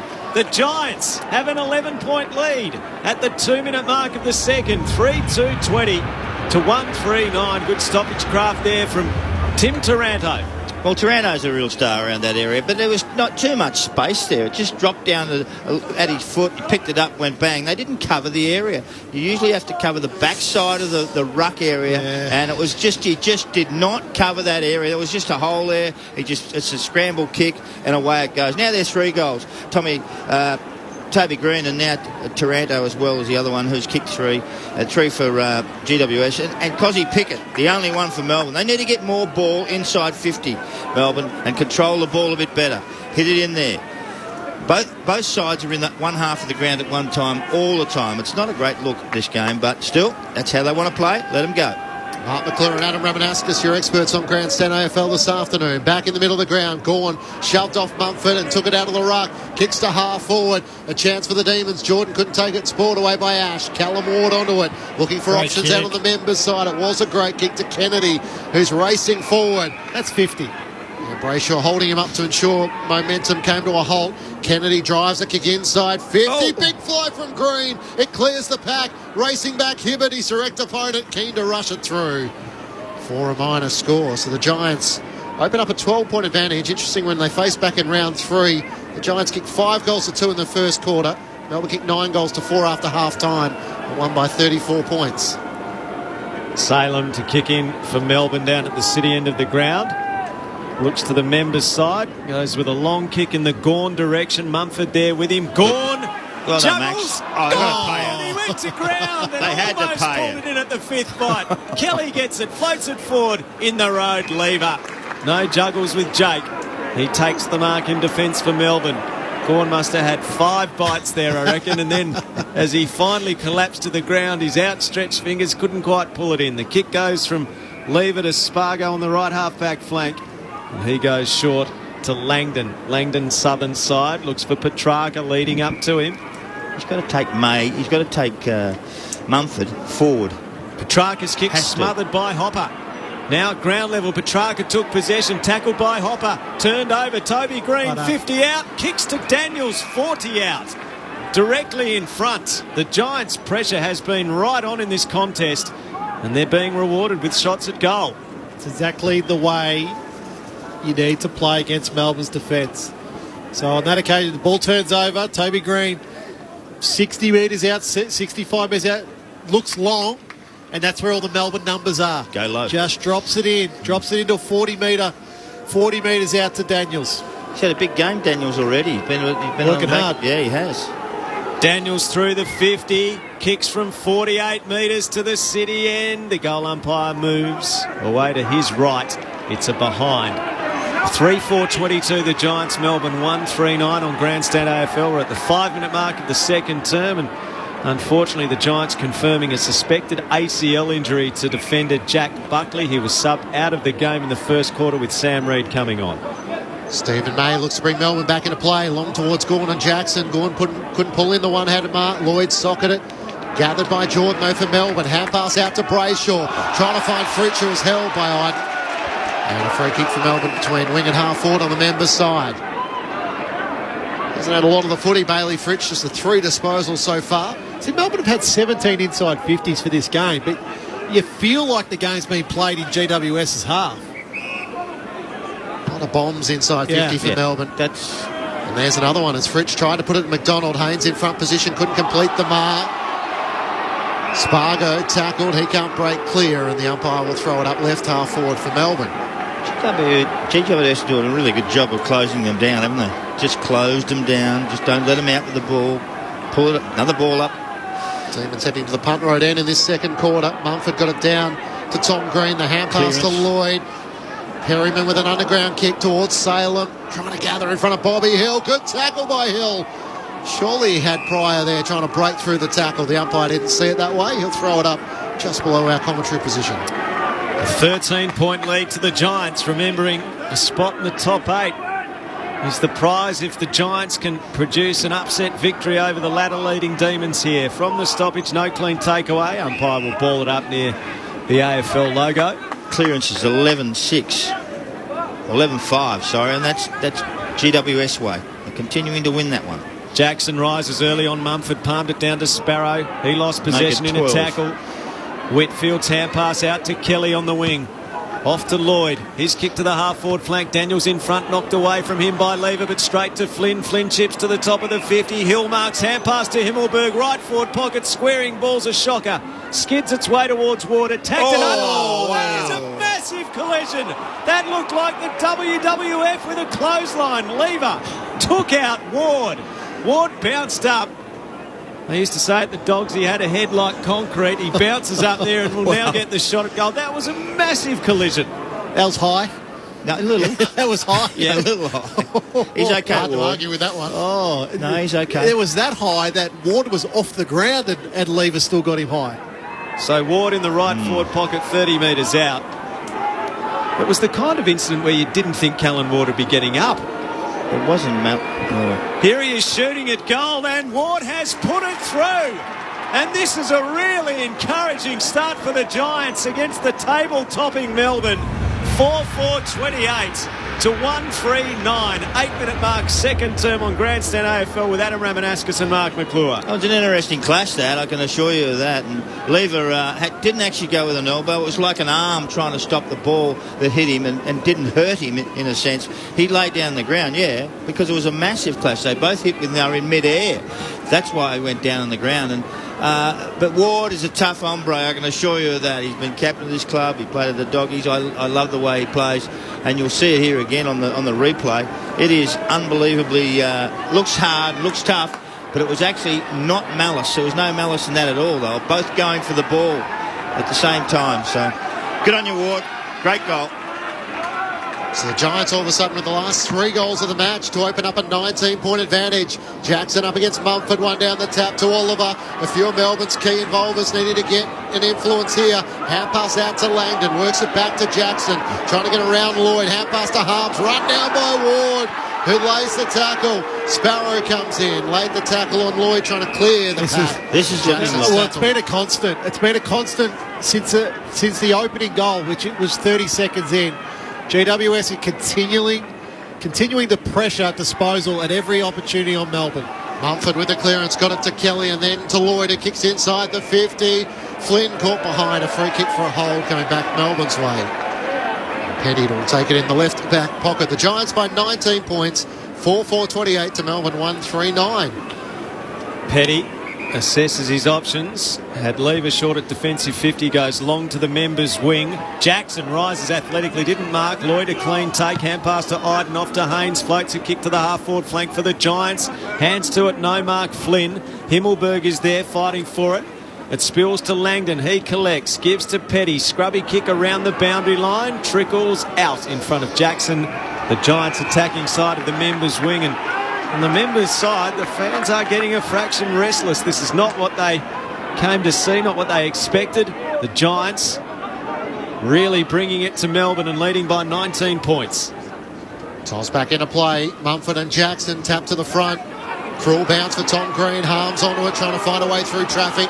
Backwards to Jackson, to Sparrow. Quickly with a hand pass to Harms. They find a way forward, and the Hibberts run down.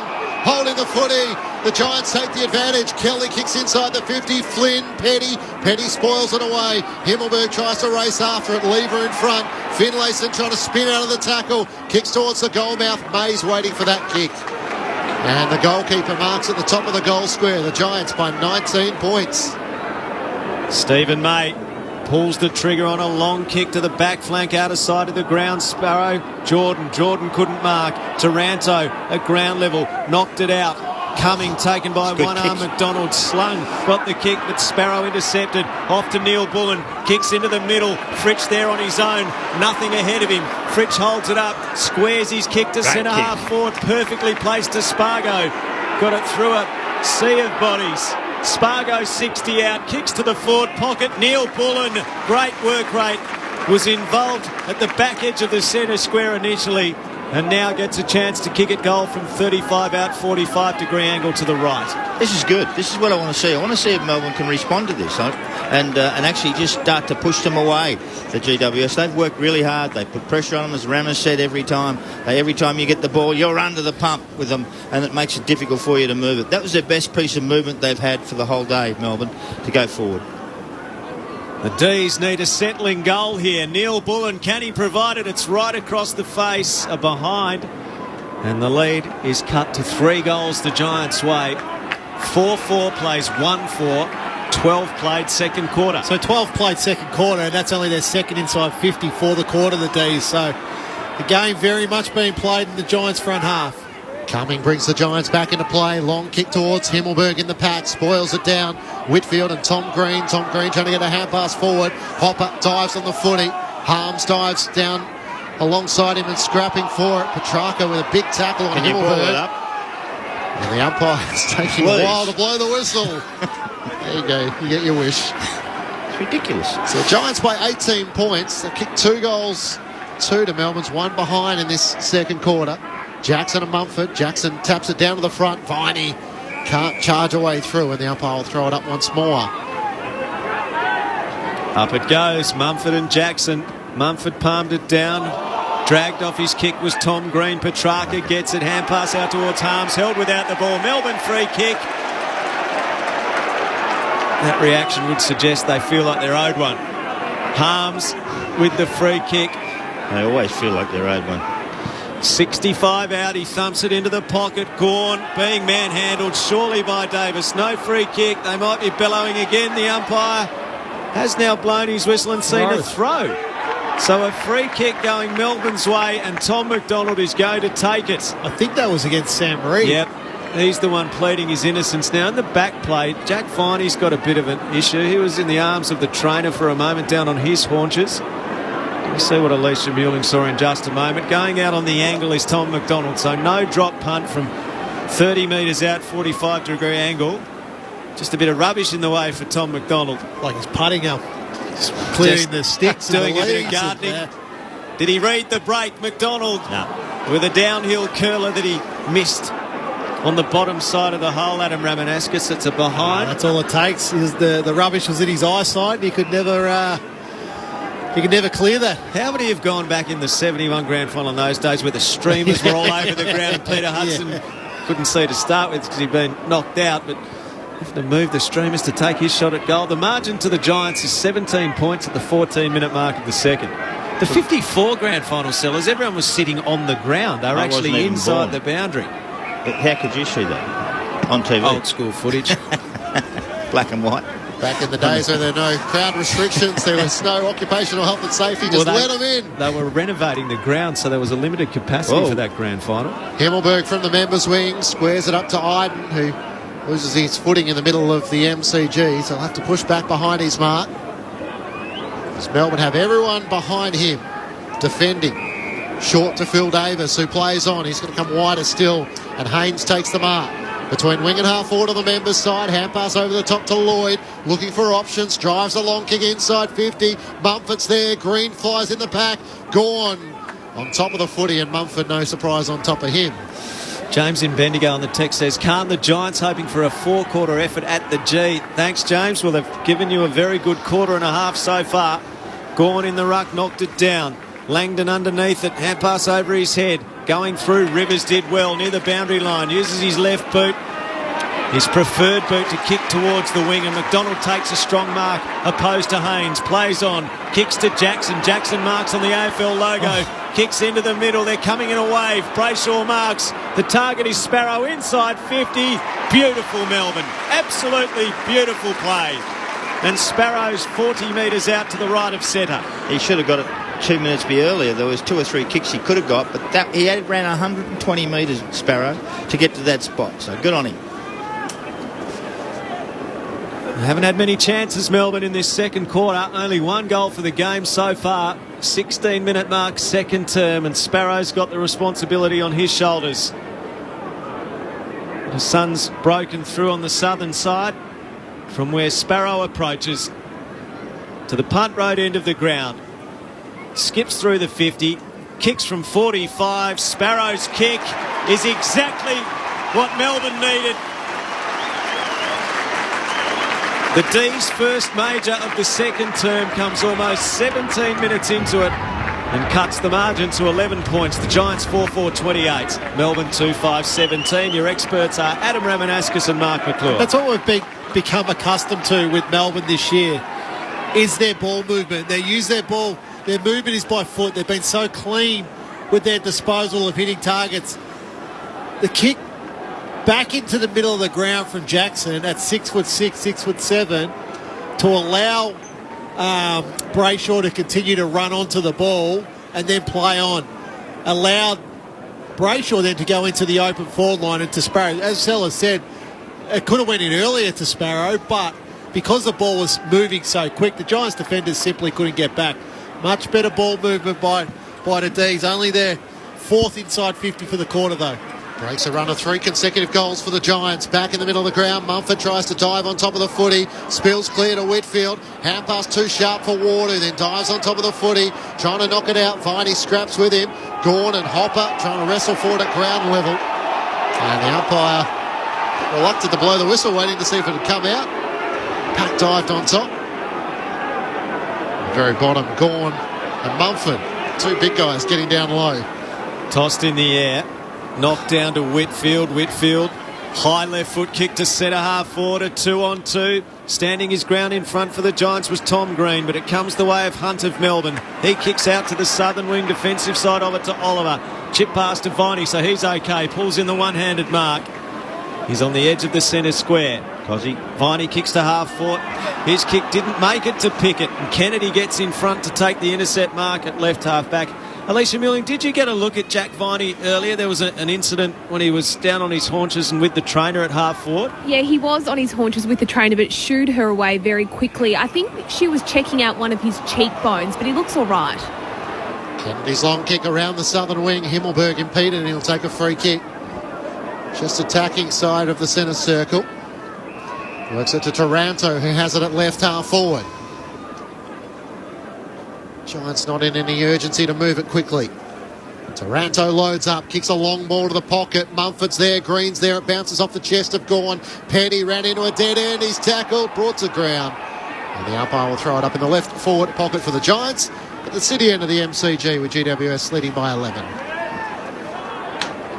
Thrown in the air. Gorn's tap down to Petrarca. Hand pass out the back to Viney. Viney dribbles a kick through the pack, but straight to the opposition. The snap from Hopper towards goal is missed. He misses on the left-hand side. He was only 30 metres out, had time to assess and hit the target there. A 12-point lead to the Giants, 20-minute mark of the second. 11-4, the inside 50s in this second quarter, the Giants' way. So they've had a good swing at it. And contested possessions, they're winning again, 21-17. So they're winning in most areas on the ground. 3-3 to 1-2. May's long kick out of defence. Fritsch at the back tried to fly, couldn't complete the mark. Spills out of play in front of Haynes and Petrarca for a boundary throw-in. Right half forward for the Giants, who lead by 12 points. Saturday afternoon footy on Grandstand AFL on ABC Sport. Mumford sets himself in front. Gawn worked around the back to the front. Gathered, kicked around the wing. Spargo had it spoiled away from Cumming. Kennedy onto it. Hand pass to Perryman. Looks to half forward. Toby Green the target. Right there with Hibbert. Good battle. Green, one-handed mark. Just too crafty in the one-on-one. Hibbert would have thought he had him covered until he saw it take it on the second grab and would think, can you believe that? He's not tall, Toby Green. He's only 182.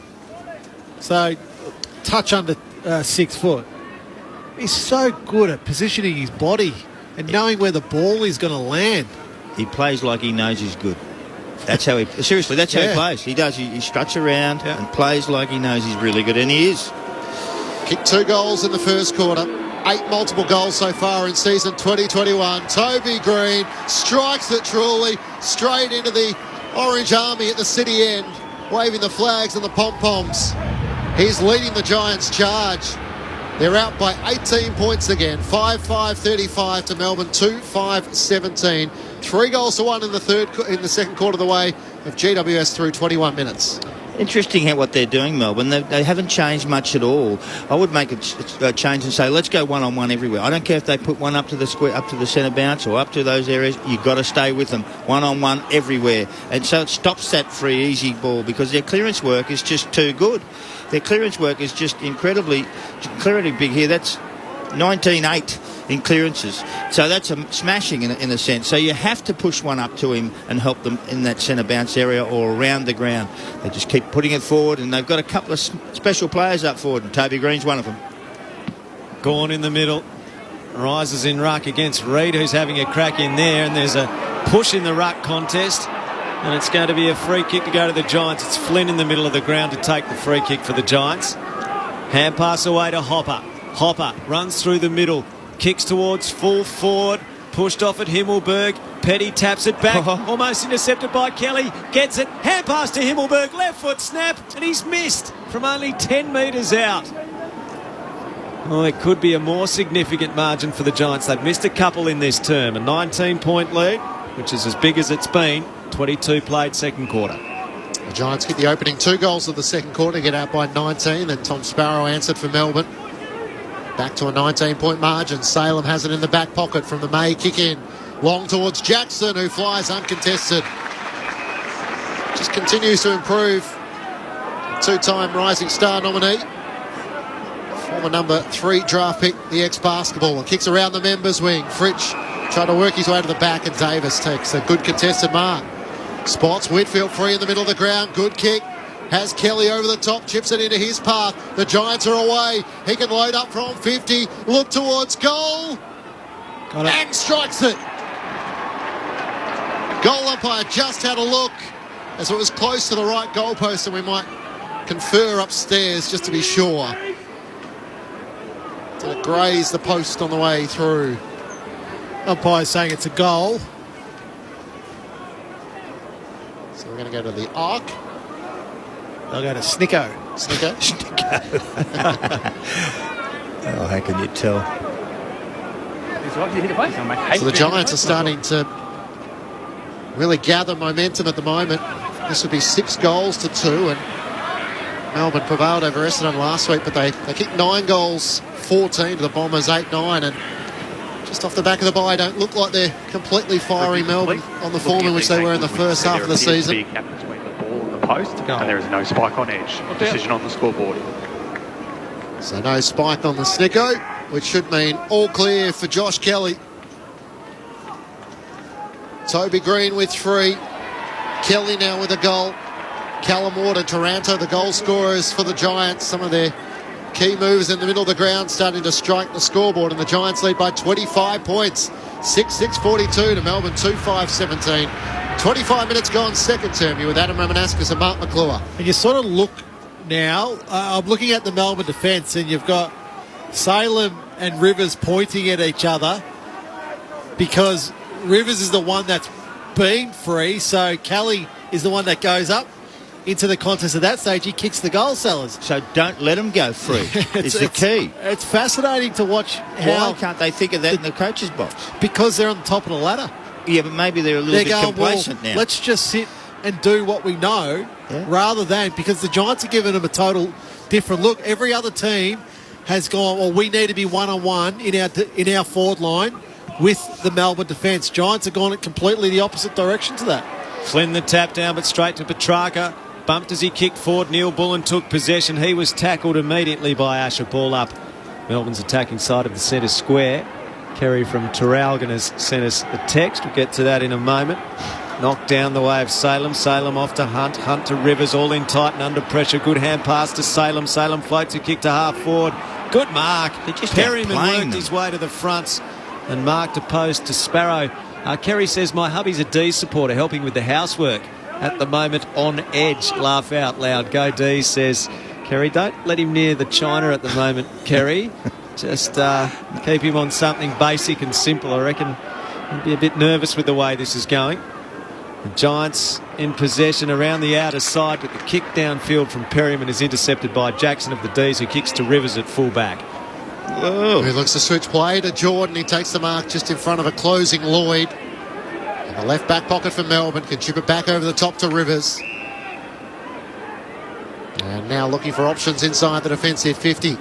Wants to drive a long kick towards Ed Langdon at half back. Kennedy spoils it down towards the boundary line.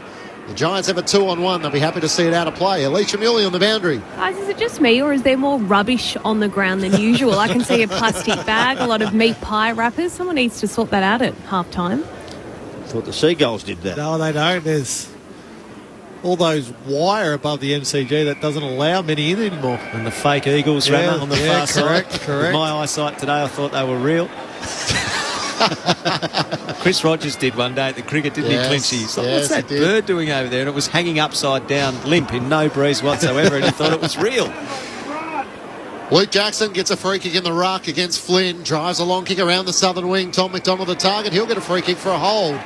They need a goal pretty quickly, just before half-time. Giants out by 25 points. Tom McDonald looks into the corridor, decide against risking it to Jaden Hunt. Instead, he'll go more central towards Max Gawn in front, coming, drop the mark. Oliver swoops onto it. Hand pass to Jordan to Salem on 50. Gets onto his left, long towards the goal line. Haynes is working back. He'll mark on his chest, uncontested, and work the Giants out of defence with a short kick toward. So Petrarca's had 12, Oliver's had 9. But their influence for the game. Their influence has been minimal, absolute minimal in this first half. And they've got no one on them. They're not getting run with. Kelly's had 17 in a goal. Ward's had 12 in a goal. Taranto's had 12 in a goal. No one's running with anybody. Hopper and Ward combined, and then to Perryman at half-back. Kicks to the wing. Back with the flight. Jordan a good spoil. Now wrestles with Langdon, who's tackled, dispossessed. That's holding the ball. Knocked it out, but belatedly. The umpire says holding the ball, and James Jordan with the free kick for Melbourne. They're not daring enough either, Melbourne, to tell you the truth. Alicia's spot on about the trash. It's like little witches' hats out there at the moment as Jordan threaded the pass through the rubbish to Salem. Salem kicks to half forward. Gawn marks. Strong mark opposed to Davis in front of the Olympic stand at left half forward. It's like a huge piece of cardboard on the attacking 50. You need to go out there with the tong sellers. What? Like the school teachers who don't want to use their hands. Usually make the kids do it anyway. Kick towards the forward pocket. Tap to the side of the pack by Reid. Ward takes possession, tackled by Viney and driven like he was driven into touch in rugby league by an opposition player, Viney. He'd go well in that caper. It's a behind. A rush behind, and the margin is 24 points to the Giants at the 29-minute mark of the second. Callum Ward brings the Giants back into play. Long kick towards Mumford, who set himself behind Gawn. He barely got off the ground in the end, to be honest. Spargo, hand pass to Brayshaw, squeezes the kick inside 50. Phil Davis gathers. Neil Bullen tapped him. He didn't get a hand pass away. Holding the ball. And the Melbourne faithful roared in delight. It's been a tough opening half. The Giants have had the better of them. And Neil Bullen with a chance to strike back here hard against the boundary. If you watch the GWS, they put 2 people to stop you running in. They used to it. They did on the last one. Haven't on this one. So Alex Neil-Bullen is going to step out and snap across his body. Not a bad strike. Better than that. Turns to the Melbourne faithful in the Olympic stand and pumps his fist. The type of response the Demons desperately needed before half-time.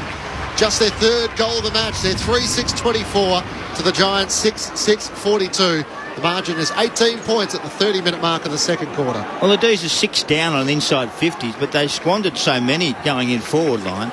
They just haven't been daring enough for mine. You've got to push it in and shove it in, and then you've got to battle hard. I think they're trying too hard to be perfect. They had a look at the ladder. They think they're sitting pretty well. And all of a sudden, things have changed. They've got to battle out. This is a side. GWS are hard at it. They want to make the finals. They want to get in there, and don't let them, because that's their biggest thing. And I can see that they just aren't at their absolute best at the moment, the D's, and that one from the back half should be one-on-one everywhere. Stop it everywhere.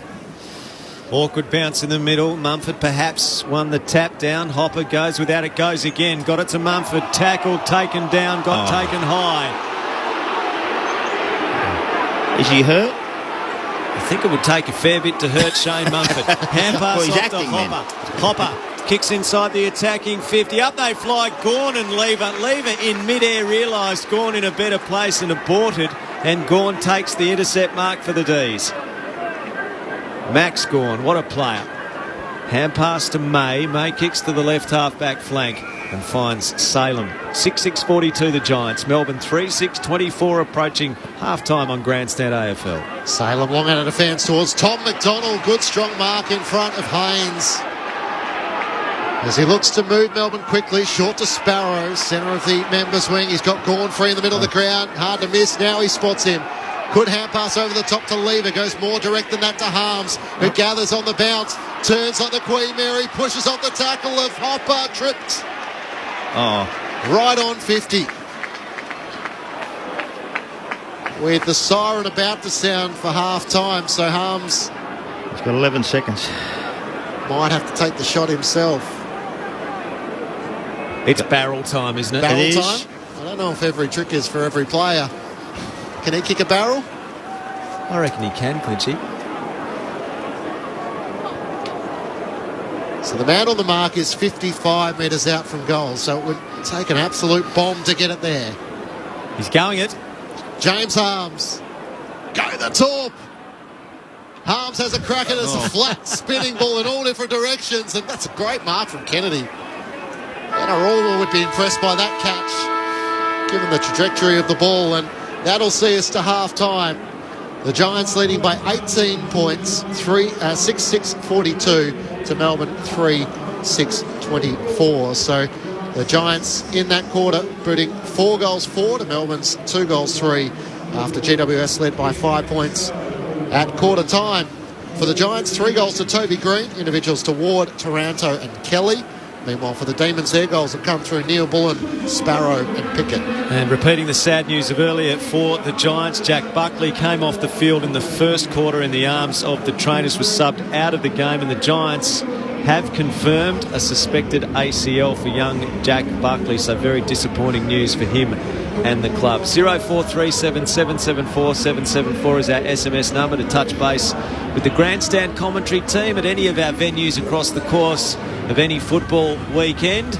0437 774 774. Listening on the banks of the Thompson River at Joonda, outback Queensland. Loving the coverage. Go D, says Andy. Thanks, Andy. Hope you're enjoying your time there. Tom from Adelaide, thanks for the call. Dropped my kids off at the in-laws so I could enjoy the Demons getting back on track. Would prefer to be with the in-laws the way this is going, says Tom. Let's see if things improve in the second half. Tom, Tony in Canberra, if Melbourne lose this game today, that is 3 losses against teams outside the 8. That is an alarming stat and indicates a potential finals choke, says Tony. And more than a few listeners in the West, Sellers, are just keen to wind you up a little bit ahead of the second clash here tonight. Hey, Carlton and Freo. That's last quarter. That's Come on. All right, Rammer is definitely onto that for everyone in WA who's keen to... Sellers is staying at the ground. Sellers is nice and... No, I like to go to bed early. Later today. Frank says, "G'day boys, fire Mark McClure up. for us West Aussies before the Carlton game against the Dockers. Well, what do you think they can win? What do you think? I think they can. What about was about as much conviction as we've seen from Melbourne fans. Well, they're very quick, the Dockers. They got some speed, and we saw them last week. They were terrific, and so it'll be a good contest, and we'll see what happens. Yeah, well, the Giants have taken their opportunity so far today with that opportunity there to go into the 8 at the expense of Richmond. What have you made of it, Rama? Well, the half of football, it's about two phases. It's for the Giants, the contest and then what they're doing with the ball when they're going forward. So the clearances are 18-12 in GWS's favour. The contest is 68-60 in GWS's favour. The Giants' mids are on top. Kelly, Taranto, Ward. They've all had multiple possessions, plus they've kicked goals. So they're right on top of Petrarca, of Oliver, of Viney, of Harms. The other part is, and Sellers hit it perfectly, it's cat and mouse. Okay, so Stephen May right now is having a really good game. He's had 9 intercept possessions. But that's allowing the Giants to have the extra at the contest to win that. So they've had 12 scoring shots to 9 in that first half. So 4 goals, 4 in that second quarter. As the game starts to open up, as teams get tired, you see Kelly there. He ends up getting the ball as a running goal because teams are so Stephen May becomes ineffective, essentially. So as this second half now starts, Melbourne have to decide whether they come up to the contest and even the numbers up or stay as they are. If they stay as they are, they've got to move the ball quicker. Because right now, when they do win it back in their defensive half, the Giants have already got one extra up through the middle of the ground, so it's harder to pierce through. So I'm really enjoying what the Giants are trying to do here. Last week, we know they started really well and then dropped away horribly after that, and their contest was horrible. Leon Cameron and his coaching staff will be really, really happy with that first half. I think they executed their plan almost to perfection. They would maybe have a little liked another goal or two, I think, but in terms of how they wanted to play, the game was played on their terms, on their tactical terms. Melbourne, on the other hand, from where they were in the first part of the season, their strength was the way they would move the ball once they won it back. Today, they're falling into the habit of just being a real kick and mark team. 62 marks for the game. But when they've got those marks, they've been held up. They haven't been able to give the ball to their runners. Salem, Rivers, Harms, Brayshaw, Cozzy Pickett. Haven't been able to give those handball receives to get the ball moving quickly. And Tom McDonald's only had one shot at goal. Fritsch has had to come right up the ground to get his possessions. I haven't seen Bailey Fritsch lead out of full forward as he has so often in the first half of the season. Hasn't touched it in the front 50. So, well done to the Giants, I think. I think it's well done to the Giants. Can they maintain that? Or this is where the coach is so important. Do you back what your own system is, or do you slightly change? Last night we saw Chris Scott slightly change, and it was unbelievably effective. Does Simon Goodwin slightly change this, or does he stick to what he knows? That's I think the fascination of this second half. Well, the whole game now is about Melbourne. Are they real? Because what happens is they've changed. They've actually caught them out with that one that goes back and stays there, and so they have a less player up forward. So that all of a sudden they're in trouble, and now they go, oh, hang on. And now when you watch Richmond last week, and the Suns actually knocked them around because they just stopped the way they play. Everyone stops the way the Richmond play; they can't play. Now they're gone. Now all of a sudden Melbourne are in the same boat. This is big about them. Are they daring enough? Are they going to move the ball quick enough? What are they going to find a way? They're trying to be too perfect for me. That little short pass, chip, handball, hold the ball, then you go back and all of a sudden they're all covered. GWS have come with a purpose today, a real purpose to actually knock them over, stop their run. And I can see Cozzy Pickett there. He's hardly touched it. There's a few others. Petrarca's hardly touched it. He's only had 3 or 4 possessions or so. So it's been a really poor day by some of their really good players. But are those players allowed to play? Because they're chipping sideways, chipping there, chip here, chip there, stop, mark. instead of mark and roll. Once they start to get the mark and roll going, they'll look all right. But they need to be man on man all around the ground. We're in agreement here with a lot of things, Rammer, and seriously, this is a good test for the D's. I want to see them, see how they go, and their fans as well. Can they win a premiership? Can they do that? Well, this is a good test for them against a side that's mediocre, in the middle of the ruck.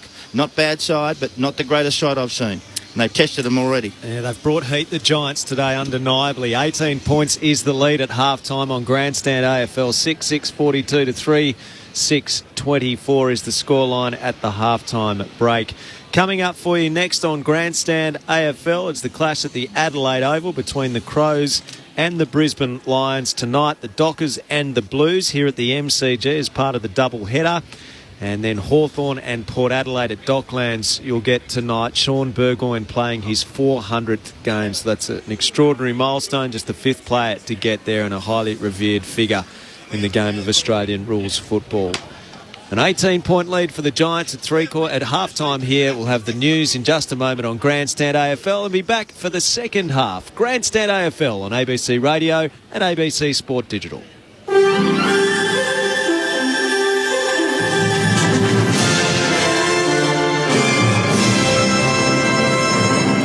ABC News with David Rowlands. The federal opposition has accused the government of moving too slowly on plans to return Australia to normal. National Cabinet yesterday agreed to work on a 4-stage process to eventually treat COVID-19 like any other infectious disease. Each stage will be triggered by a certain percentage of the population being vaccinated. However, those targets haven't yet been set.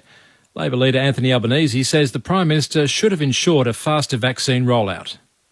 Scott Morrison's failure to plan has been a plan to fail. This new deal is just the old deal that has never been delivered. New South Wales health authorities are appealing to people to minimise their time in shops and other indoor settings, with 35 new cases of community transmitted COVID for the 24 hours to 8 o'clock last night. There are 5 new cases in hotel quarantine, while an updated list of exposure sites is on the New South Wales Health website. The Premier, Gladys Berejiklian, says people should exercise outdoors if they can. Please avoid shopping centres or indoor areas. If you do feel you need to get out of the house for exercise, please go outdoors. The weather is great. We know the virus transmits less when you're outdoors, and please make sure you keep a good social distance. People in Queensland's Noosa region are being urged to be tested for COVID-19 if they have any symptoms after multiple new exposure sites were identified in the area. The state has recorded 5 new locally acquired cases today, but the extended lockdown will lift for residents in Brisbane and Moreton Bay at 6 o'clock tonight. Premier Anastasia Palaszczuk says a COVID-positive 29-year-old Brisbane man from Carindale has visited several spots in the Noosa Shire. Early advice is he's been to Yamundi, Sunshine Beach, Kenilworth and Doonan. So if you are in any of those areas, we really need you, if you have any symptoms whatsoever, to get tested. The Northern Territory has recorded no new cases of COVID, but more contacts have been identified from an exposure site. A Darwin supermarket was earlier marked as a casual contact site, requiring people to self-isolate until they return a negative test. The NT Chief Minister said yesterday that 49 contacts had been identified, with all results returning negative. However, that figure doubled today, with 18 results still pending and 14 people yet to be tested. Another round of wastewater tests have shown no traces of the virus in the top end. Victoria has recorded no new locally acquired cases of COVID-19 for its 3rd consecutive day. Leanne Wong has the details. Victoria has recorded no new cases of COVID-19, either in the community or in hotel quarantine. Almost 25,000 tests were processed yesterday and more than 19,000 vaccines administered at state-run sites. There are now just 30 active cases across the state. Overnight, Victoria downgraded Darwin and Alice Springs from red zones to orange zones, effectively opening the border back up to Territorians. But strict border controls remain in place for areas in and around Sydney, Brisbane, Perth and Townsville. Papua New Guinea's ability to test for COVID-19 is being significantly boosted thanks to a multi-million-dollar donation from an Australian foundation. PNG correspondent Natalie Whiting has the story. COVID-19 hospitalisation rates have dropped significantly in PNG following a major surge in cases from March to May. But low testing rates are making it difficult for authorities to judge exactly what's happening with the virus.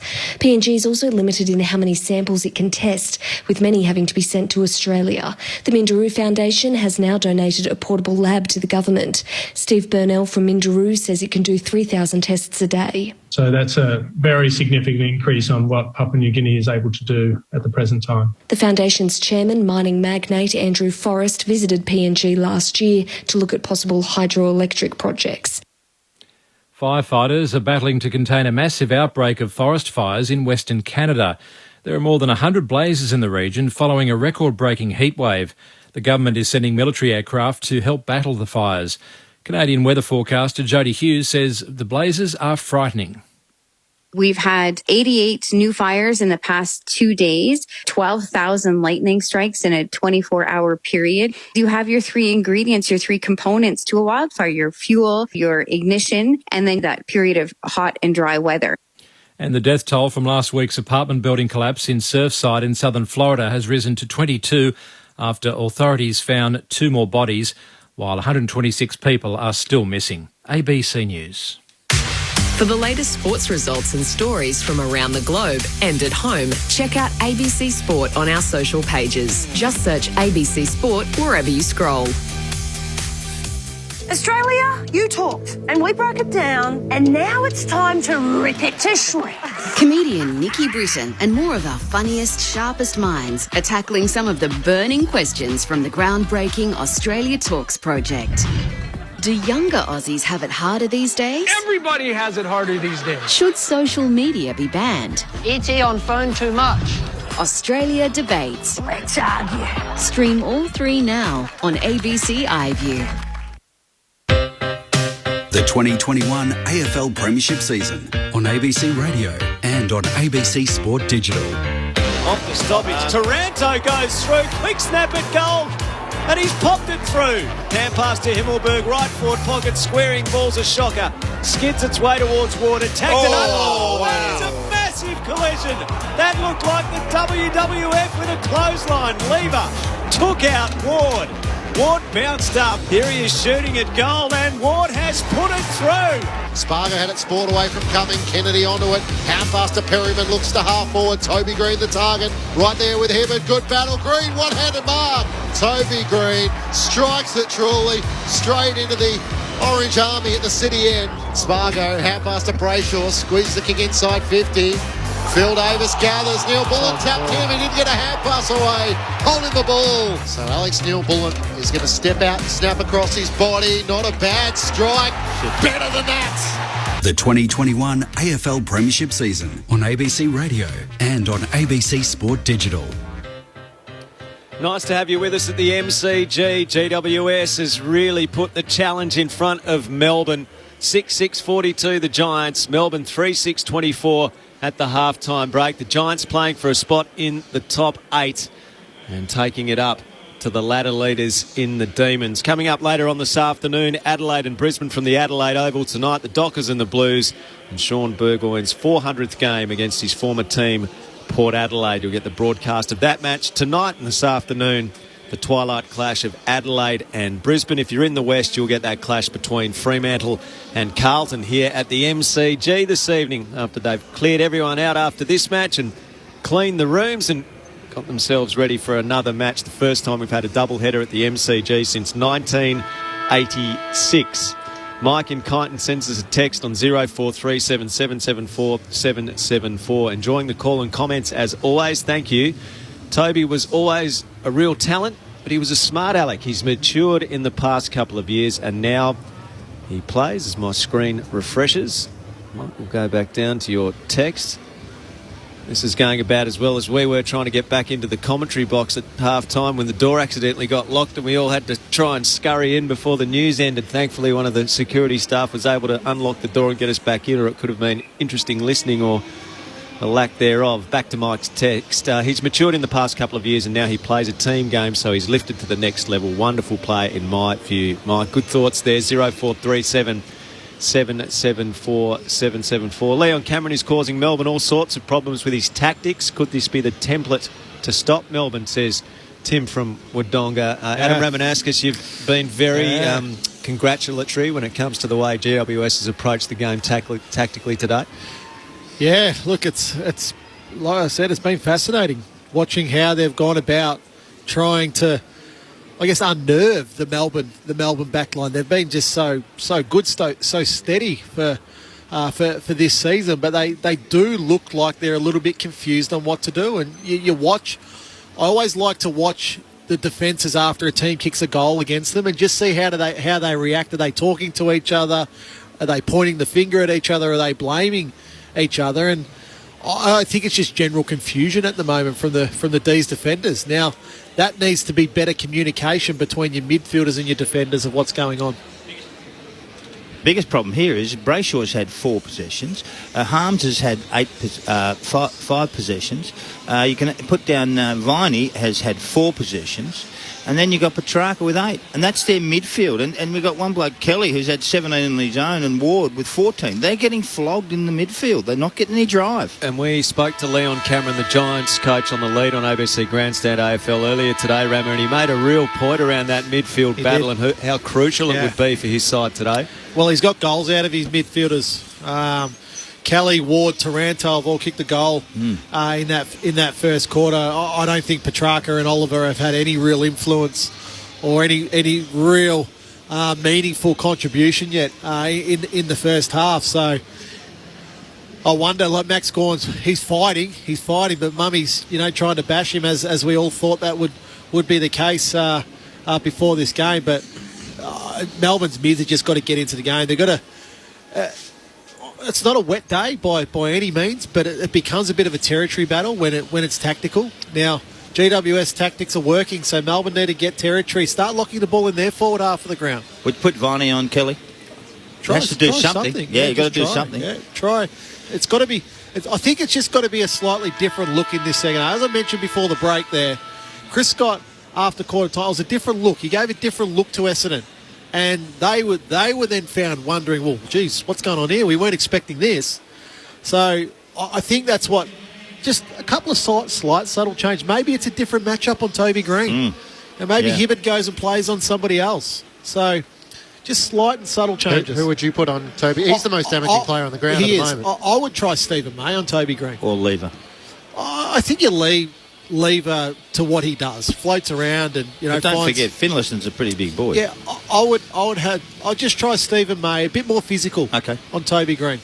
Melbourne have shown the ability to turn it around in second halves, but their pressure, which we saw in the opening 8 or 9 rounds, has been a long way off in the last 3 weeks. So it's the opposite. GWS's pressure has been enormous, and that's what we've expected from the D's for this season, where they've come up and continued to pressure opposition teams and force them into turnover. Then they've been able to use their speed of ball movement to score. But today, they just look a bit lazy to me. Yeah, they look a bit off. They just look a bit off. Look a bit slow. Look, not looking to move the ball. They're not.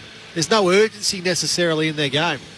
They've done so much good work, the D's, to get to where they are in this AFL season, and we're not too far off hitting the critical phase. That cannot afford a drop in form for a consistent period, Melbourne. They need to hit back in the second half. The Giants leading by 18 points. Here's Matt Clinch.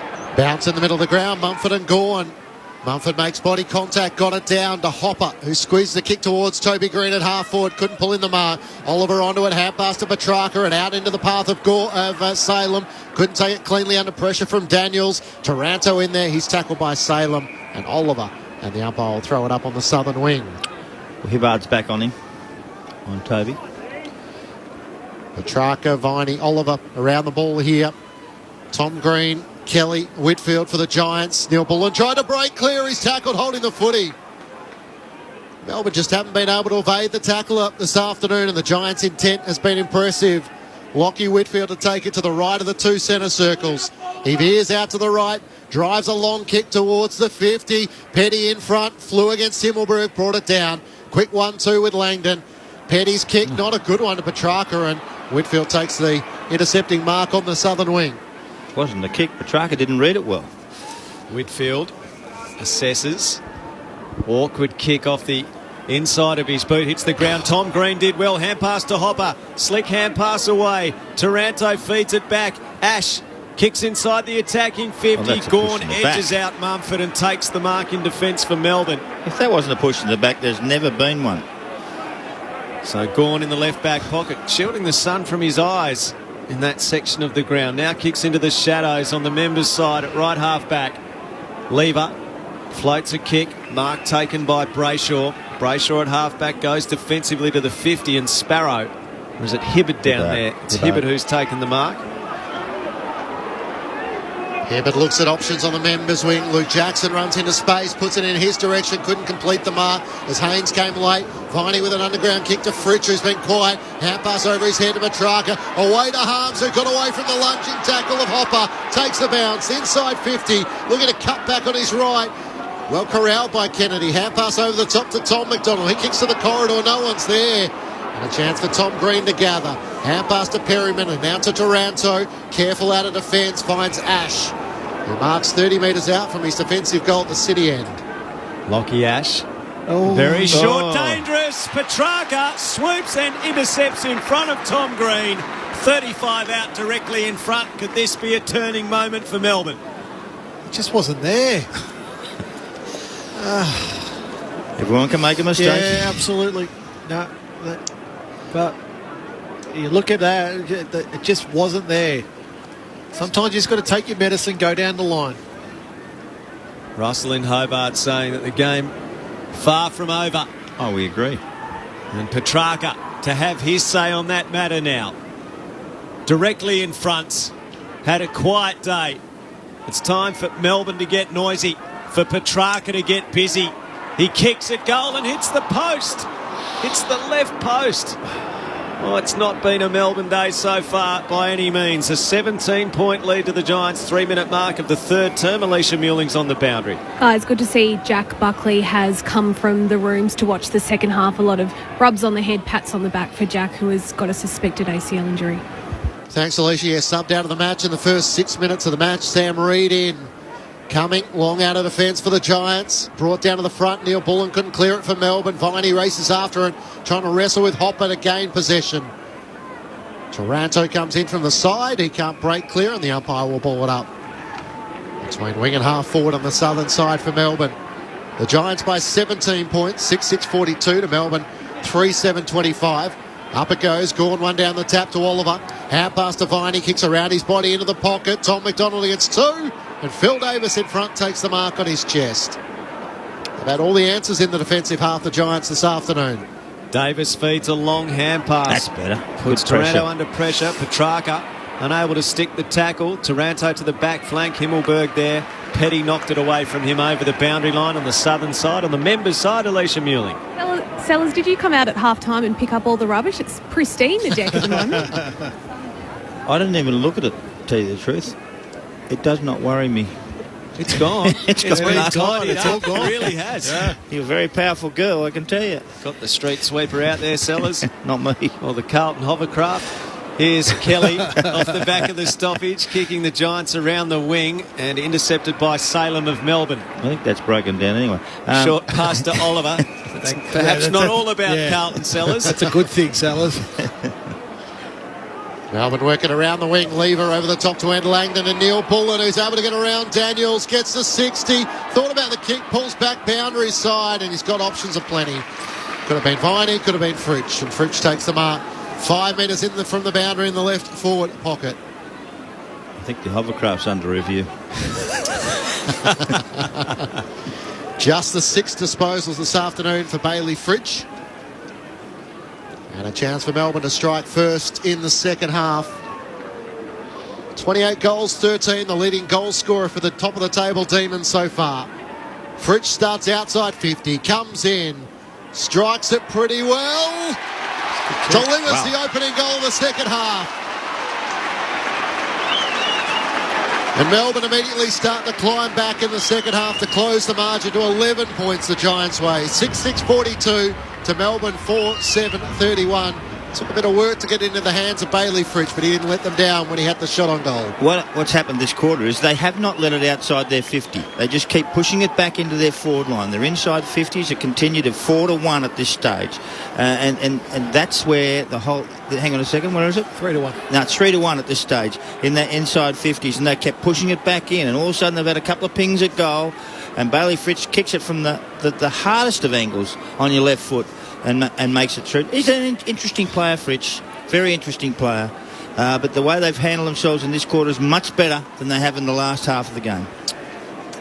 Oliver, 4 possessions to start this quarter. Petrarca, 3 possessions. So I think they heard the message by the coach. Out of the middle, Tom Green gets it for the Giants and hacks a kick to full forward. Flynn there edged out by Petty. Ball gets back towards the boundary and he walks it over under enough pressure that this will be a throw-in. Right forward pocket for the Giants to the punt road end. Umpire readies to throw the ball over his shoulder. Mumford and Jackson in ruck. Mumford palmed it down. Lever read it well because Finlayson was going to be on the end of that. It comes to Jackson, tackle dispossessed. Lloyd was there to do the tackling and the ball comes free and over the boundary. 40 from the Giants goal. Southern side, Giants by 11 points, 7-minute mark of the third. Toss back into play. Jackson and Mumford to do battle. Jackson tried to fly over the back of Mumford and tap it down. Green onto it though. That's Toby for the Giants. Kicks towards Finlayson. Couldn't complete the mark. Clears to the back. Rivers will get there first, but he slipped over under pressure. Hand pass towards the boundary. And Petty sees it out with Flynn for company. Just locking it in here, the Giants. Putting pressure back on this Melbourne defence. Left forward pocket for the Giants at the punt road end. Jackson taps it down out of the ruck. Straight to Petrarca. High ball in the middle of the ground. Fritsch and Gawn there. Fritsch flew, couldn't complete the mark. Davis gathers for the Giants. Quick kick to half forward. Taranto takes the mark uncontested just inside 50. Kicked a goal in the second quarter, Tim Taranto. A chance to immediately answer back to Bailey Fritsch's goal at the other end. Giants midfielders hitting the scoreboard. Tim Taranto, 5 goals, 4 so far for the season. Best and fairest back in 2019. Taranto comes in. He'll kick from right on 50. It's slightly out to the right. It won't quite have the journey. Toby Green read it well. He's tackled, dispossessed, tried to scissor kick it back over his head, and Himmelberg sees it out of play up against the right behind post. The Giants by 11 deep in attack. See, that's a free kick. Incorrect disposal, isn't it? Well, he made a genuine attempt, Sellers, and there was no prior opportunity, so he tried to kick it, I suppose, is what the umpire would have been thinking there, but the crowd did not agree. Thrown back into play. Mumford and Jackson. Mumford palmed it down to Oliver coming into the game. Left foot kick towards the back flank. Petrarca. Strong hands opposed to Perryman. On defensive 50. Comes out to the members' side where they've got options, the D's. On the bounce, it's collected by Rivers. Rivers has got Jackson breaking at half forward. He goes in his direction. Jackson stood in front of Haynes, who spoils. Ash's hand pass dangerously. Defensively goes to Pickett. Off to Gawn. Kicks to the pocket. Can they find him? Bailey Fritsch launches. The lad from Coldstream into the cool air on the back of Whitfield pulls in a specky in the right back pocket. That's the end to take speckies at the MCG this season. It's happening almost every week. And Bailey Fritsch, a chance to draw Melbourne ever closer. But that's a moment that typifies the Melbourne surge. They're on the up. Bit more daring, Rammer, weren't they? That first kick into the Fritsch opens up the angle, misses near side. That was underwhelming after the great mark in the pocket. 6-6-42 to 4-8-32, a 10-point lead. The Giants now being challenged by Melbourne in this third term, which is 10 minutes old. Perryman brings the Giants back into play. Kick to Davis. Harms almost got there to spoil. Phil Davis holds onto the mark. Hand pass to Adam Kennedy at left half back. Back pedals to Haynes, who gives it back to Adam Kennedy. He'll drive a kick around the members' wing. Flynn tries to set himself. Petty behind. Free kick for a hold. Going the Giants' way. Jeremy Finlayson to take it against Max Gawn. Giants have it at left half forward.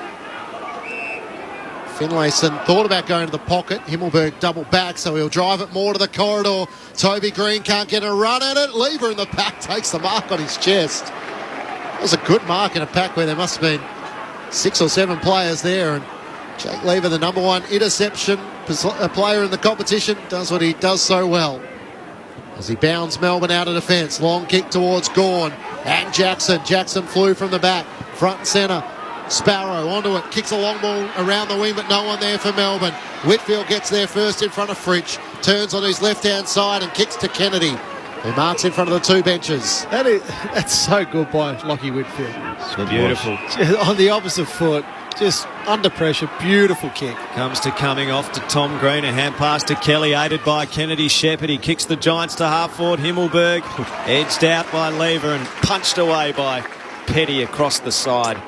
And out of bounds it goes in front of the Olympic stand. Left half forward for the Giants. 6-6-42 the Giants. Melbourne 4-8-32. Giants haven't scored in the third term from the ruck contest. Kennedy takes it, tackled by Viney. Got a hand pass though. Through Kelly it comes to Cumming. Off to Tom Green, off to Ward by hand. A kick to full forward. Flynn in front of the pack, brought it to ground level. Himmelberg goes through, takes possession, tried to brush Salem, got a hand pass out. Lloyd's hand pass over his shoulder. Sam Reid 40 metres out, curling, kick towards goal. He's got it! And the Giants get rewarded for their persistence. In the third term, they get their opening goal of it at the 12-minute mark. 7-6-48 the Giants. Melbourne 4-8-32. That was terrific. Himmelberg just to fight through that tackle. But the handball of Lloyd, to know that Sam Reid was there, was terrific. There's Nell's numbers. There was 25 players inside GWS's forward 50 there. But I love that handball from Lloyd. Because a lot of times, fellas, in that case, you throw it on the boot. You hope for the best. But to have the composure to find where your loose player is, your free player is, and then for Sam Lloyd to finish it, beautiful play. They're not going away, are they? They're fighting. They're fighting. They're going to fight to the death, I think, here, the Giants. Goal apiece in this third quarter. Gawn just sharks it forward. Got it to the advantage of Jordan inside 50. McDonald charging back towards the contest. Brought it down. Iden with a hand pass back. Got it to Haynes in the left back pocket. Drives a kick out towards Toby Green and Hibberd one-on-one. Green tries to clear it to the back. Hibberd up to the challenge, won the footy. Hand pass to Jordan, to Brayshaw and back to Jordan. Off a step, a high ball towards half forward. Gawn comes out, got a shove from Mumford. No whistle. A chance for the Giants through Kelly. Kicks a spiralling ball around the boundary line. Bobby Hill got rid of Rivers, but Hibberd's working back. Hill got him in a tackle. Got the ball free, and Finlayson trying to keep it in play. Got one high. Put his head down and got one high. Probably over the boundary line when Rivers laid the tackle. But the free kick was there, and the Giants will take it forward of halfway. He's only a diminutive player, Bobby Hill, but his tackling was outstanding on the wing. Pulled in Hibberd, who looked like he was going to break free. Now the kick from Hill inside the 50. Himmelberg flies at it and pulls in a strong mark. Finlayson was in front of post to Petty. He went to ground and Himmelberg came flying through. He's got it 45 out to the left of centre. Smart kick. Himmelberg's direct opponent was Stephen May. May was down the line. But as soon as Himmelberg realised that Hill was taking the kick off the line of directly down there, May just didn't go with him. Himmelberg flies into the pack, takes a really good mark. Himmelberg 5 versus the D's in 2019. Kicks from 50. Strikes it well. Goal umpire didn't move. The Giants, as Melbourne were coming, have responded emphatically with back-to-back goals. 15-minute mark, third quarter, grandstand AFL. The Giants 8-6-54. Melbourne 4-8-32. Well, Greater Western Sydney are very impressive. They just hang in there. They conceded a goal early in the game. They had 3 inside 50s. They kept pushing in Melbourne and pushing in. And then all of a sudden they kicked back with 2 straight away. Himmelberg, I really like Himmelberg as a player. He moves, he runs, he creates space for people. He works for the team. He does all the things right. And every now and then he gets a reward with the mark and a goal. But they just keep pushing the ball in and keep pushing the ball in and keep pushing the ball into the forward line and winning contact contest after contest. They're actually playing very well. It's as good as I've seen them play anywhere. It's a funny old team at the moment. They drew with North Melbourne down in Tassie, lost to Hawthorn. Yeah. They're showing their best this afternoon against the Demons. Jackson in the ruck up against Mumford. One down the tap. Petrarca can't break clear. Ward onto it for the Giants. Hand pass to Taranto. Through traffic. Trying to get it to Hopper. On all fours, he can't knock it clear. The chance for Oliver for Melbourne. Got it to Viney. To Salem. Back to Hunt. Off a step. High ball towards half forward. Neil Bullen underneath at Ash as well. Ash with a good fist in the middle of the ground. Jackson charging out. Tries to punch it forward. Ricochets out to Harms. He rushes a kick into the right forward pocket. On the bounce. Haynes with the arms outstretched. As it bounces out of play and a boundary throw in at the City end. Melbourne into attack, but the Giants leading by 22 points. 17 played of the third quarter as the Melbourne fans get increasingly anxious and agitated. Thrown in, taken out of the ruck by McDonald, snaps towards the teeth of goal off the hands of Fritsch. It comes the way of Haynes on the last line for the Giants. Feeds a hand pass forward. Cumming got it to Iden by hand. His kick to the half-back flank. Daniels in front, couldn't take the mark, opposed to Rivers. Rivers now tackles him when it hits the deck. A ball up, left half forward for Melbourne.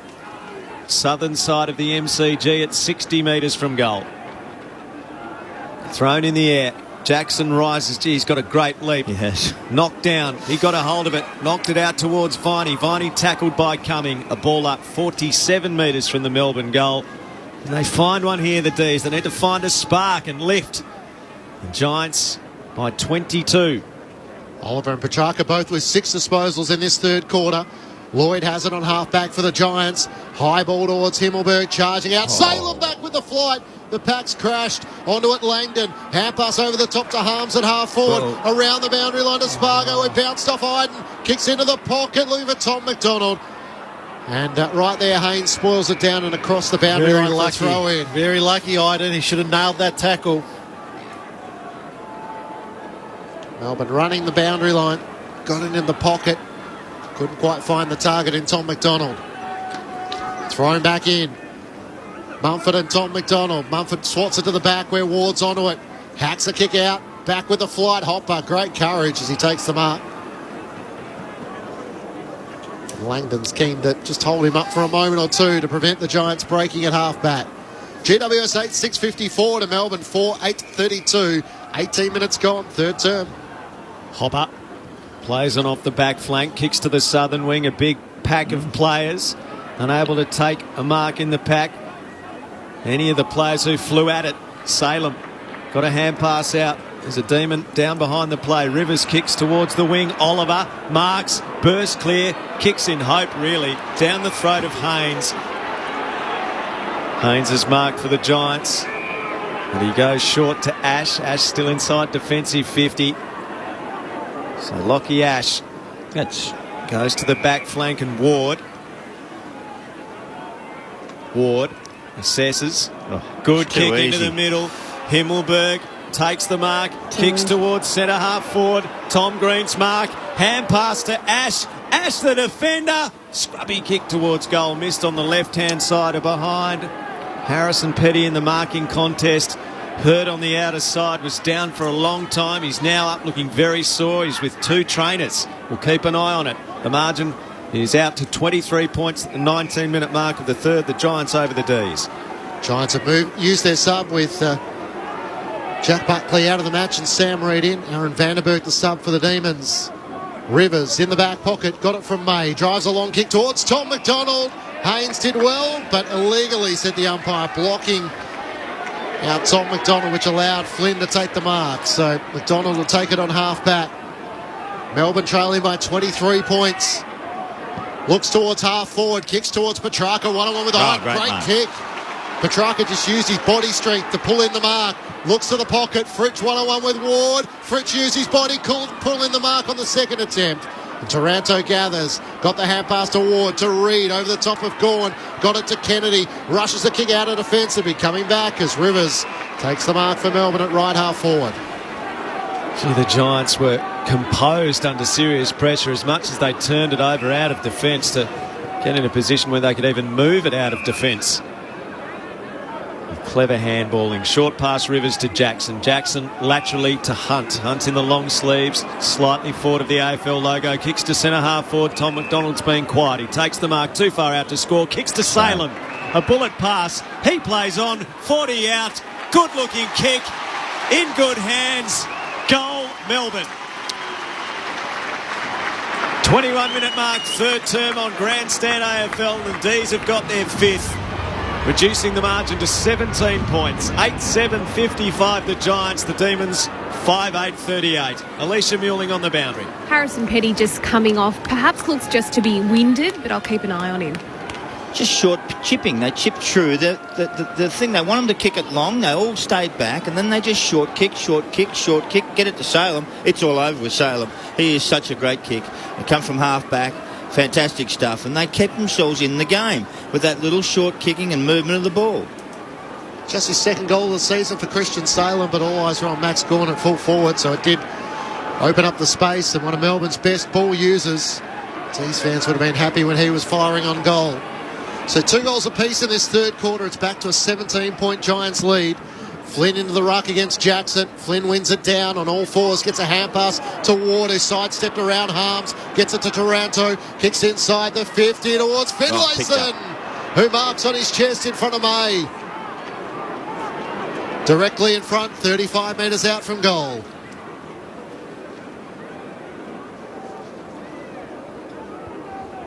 Jeremy Finlayson. 21 goals, 7 so far this season. Second leading goal scorer behind Toby Green. And the Giants looking to answer straight back as they have for most of the afternoon. Finlayson comes in, puts it out to the right a bit, just offline for a minor score. 18 points is the margin at the 23-minute mark of the third term. Just his 8th behind for the season. Finlayson's got 21 goals. Hasn't been able to hit the scoreboard today with a major. Salem into the back flank. McDonald punched down by Haynes. Petrarca ropes high, hand pass flicked over the head cleverly by Neil Bullen. Oliver's hand pass a little high, knocked down by Whitfield. A chance for the Giants. Perryman knocked it the way of Taranto, caught by Oliver. Hand pass out towards the boundary line. Rivers keeps it in play, feeds the hand pass back to Hunt. He's under pressure from Whitfield and turns it over around the wing. Kennedy marks, so Whitfield's tackle enough to affect the kick. Kennedy marks members wing near the interchange. 23 minutes gone, third term. Kennedy veers out to the right, drives the Giants into attack once more. Finlayson in the pack. Melbourne have the tall timber. And May provides good support to Gawn to take the mark.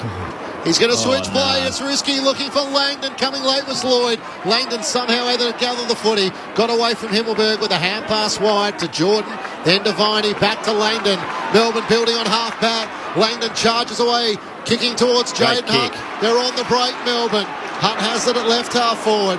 Tom McDonald and Fritsch inside 50. Gives it back to Jordan. Beautiful sidestep on 50 to the goal mouth. Tom McDonald over his head and through for a behind. It's probably as good as Melbourne have looked in transition this afternoon. The margin 17 points the Giants' way. Haynes a quick kick in to Kelly. Hemmed in the left back pocket. Down at the city end of the MCG. Blue sky and a bit of cloud above the G. The lights are on. Kelly kicks to the back flank.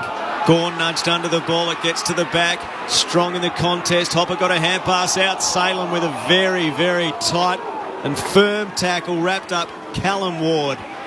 And a ball up Melbourne's attacking side of the members wing. Thrown in the air. Flynn in front. Gawn got a hand to it somehow with those long telescopic arms. Perryman gets it though. Out to Kelly, a spin, a classy move. Got it to Perryman. Bullets a pass around the boundary line at about head height. He hits the chest of Himmelberg, who plays on immediately.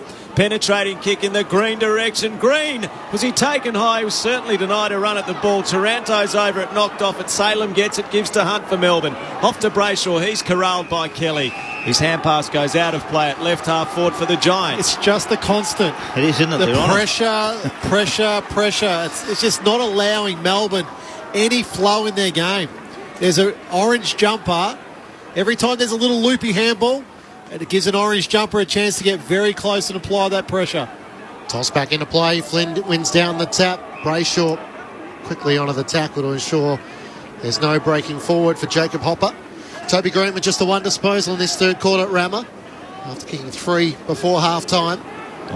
Whitfield found a way through when there wasn't much space. Hurries the kick inside 50. Lever onto it for Melbourne. Hand pass to Salem. Screws it back towards the defensive 50. Petrarca had to work for it. Gathers it. Got it to Jordan. Drives the kick out of defence up to the wing. Jackson and McDonald. They both fly. Neither can take the footy. And then Jackson follows up with an excellent tackle on Phil Davis. Rolls him end over end. And locks the footy up on the members' wing. The Giants by 17 points. 26 minutes gone. Third term. 2 goals apiece in this third stanza. Coming up after this contest to the Adelaide Oval for the Crows and the Brisbane Lions. We'll get a preview of that match at three-quarter time. Taranto clears it away with a spiralling ball inside the 50. May spoils away from Himmelberg. Rivers, by hand to Salem, by hand to May. Inside defensive 50 for Melbourne. He kicks to the corridor. A dangerous but well-weighted kick. Langdon marks and wants to play onto the southern side. He goes short initially to Lever. Lever still inside defensive 50 at the punt road end of the ground. McDonald leads up the pipe. The kick goes in his direction, hangs in the air, but so does McDonald as he rises on the side of his opponent and takes the mark. Kick into the middle is a shocker for Gawn. Mumford a big spoil. Viney there with Tom Green. Viney goes hard at it, knocked it out. Hand pass comes out from McDonald. Hunt to Jordan, back to Hunt, who sweeps it forward to Gawn. Gawn kicks to half forward. Brayshaw there. Haynes getting across. A bouncing ball. Haynes taps to his own advantage. Brayshaw now tackles him. Kennedy goes in. Caught by Petrarca. They've lost possession. Holding the ball, said the umpire. As it was kicked inside the attacking 50 by Brayshaw. It's coming back. And Petrarca will have it at right half forward. Just gives him time to fill up down there. Time just about out in this third quarter. Drives a long kick towards the goal mouth. Gawn's there. Spoiled away by Mumford. Neil Bullen onto it. Can't get boots a ball. As he's tackled 35 metres out from the Demons' goal. Clayton Oliver right in the face of his opponent. Matt Flynn with a bit to say. It's Oliver and Mumford who are muttering to each other as they walk alongside before separating into their respective groups. I don't think you'd want a mic in that conversation, to be honest. There's some you'd be interested to hear. That one, I'm sure they'd be just muttering insults to each other. Three-quarter time at the MCG. It's the Giants leading by 17 points. 8-8-56 to the Demons 5-9-39. 2 goals apiece in that third quarter. So after the Giants led by 5 at quarter time, by 18 at half-time, 17-point advantage at three-quarter time. Toby Green with 3 goals, individuals to Ward, Taranto, Kelly and Sam Reid, the sub. Meanwhile for Melbourne, their goals have come through Salem, Neil Bullen, Fritsch, Sparrow and Pickett. In the Rugby League this afternoon, Manly putting a score on Canterbury Bankstown only half an hour or so into the contest, already up 30-0. Manly Seagulls against the Canterbury Bankstown Bulldogs.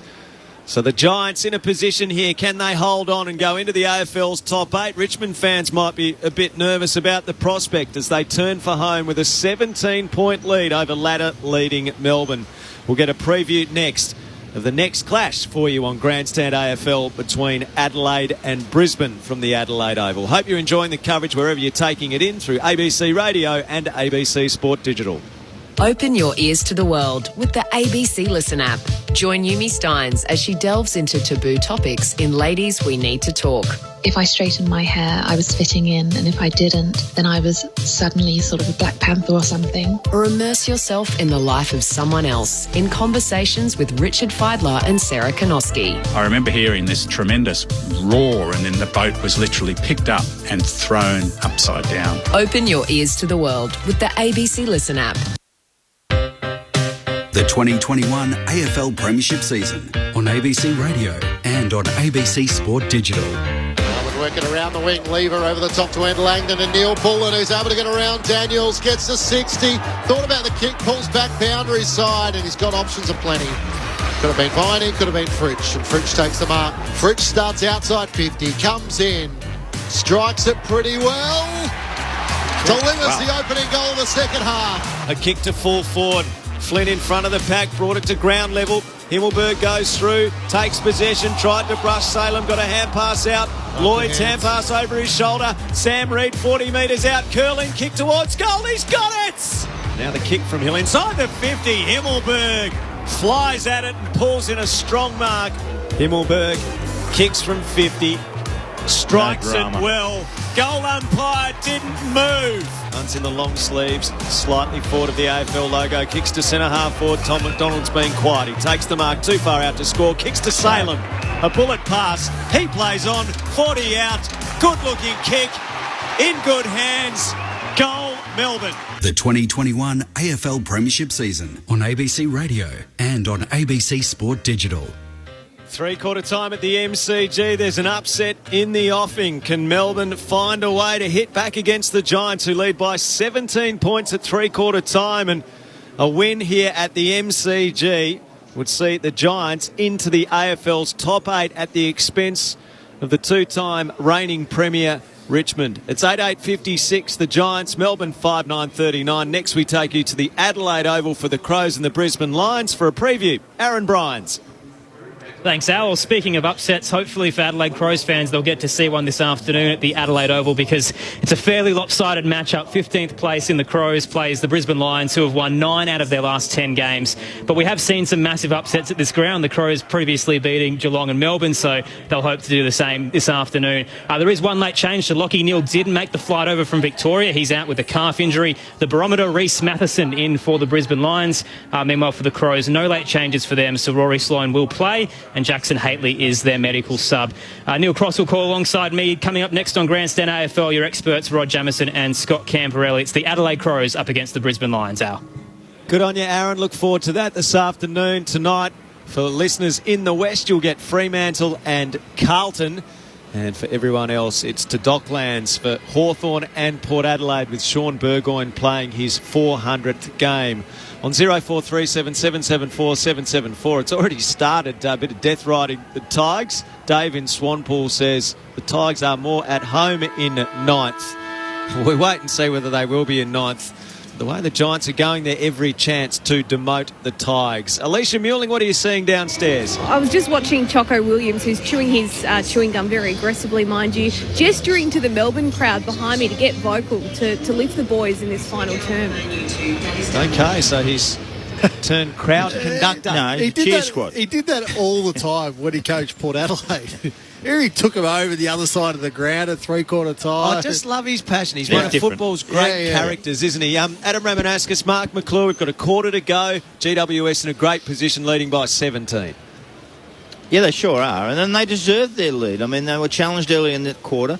They've been Demons have been, I thought, poor in the first half. Their midfield were absolutely demolished in the first half, completely. They got a few that quarter. Petrarca picked up 10. Salem got 9. Oliver got 8. So they had a bit of a talking to, and they said to him, "Hey, listen, you better start the game." So they actually were very good that quarter, much better. 2 goals each to both sides.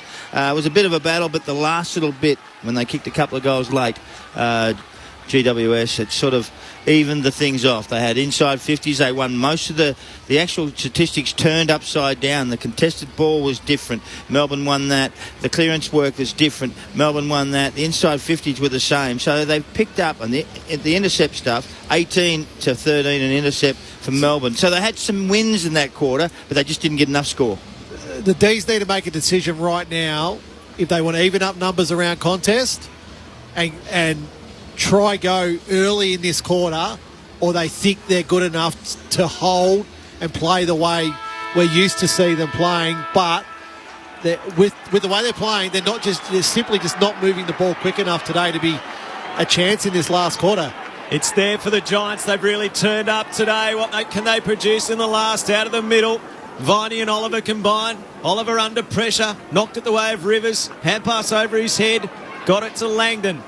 His hand pass to Viney, who turns it over to half forward. And Bill was just asking about that on the text, 0437 774 774. Davis took the mark for the Giants as they go back through defensive 50 to Haynes, who kicks to the wing, leave it, intercepts. He says, is it not enough care or skill around the Demons' ball use today? He's heard the turnover term a lot. It goes inside 50.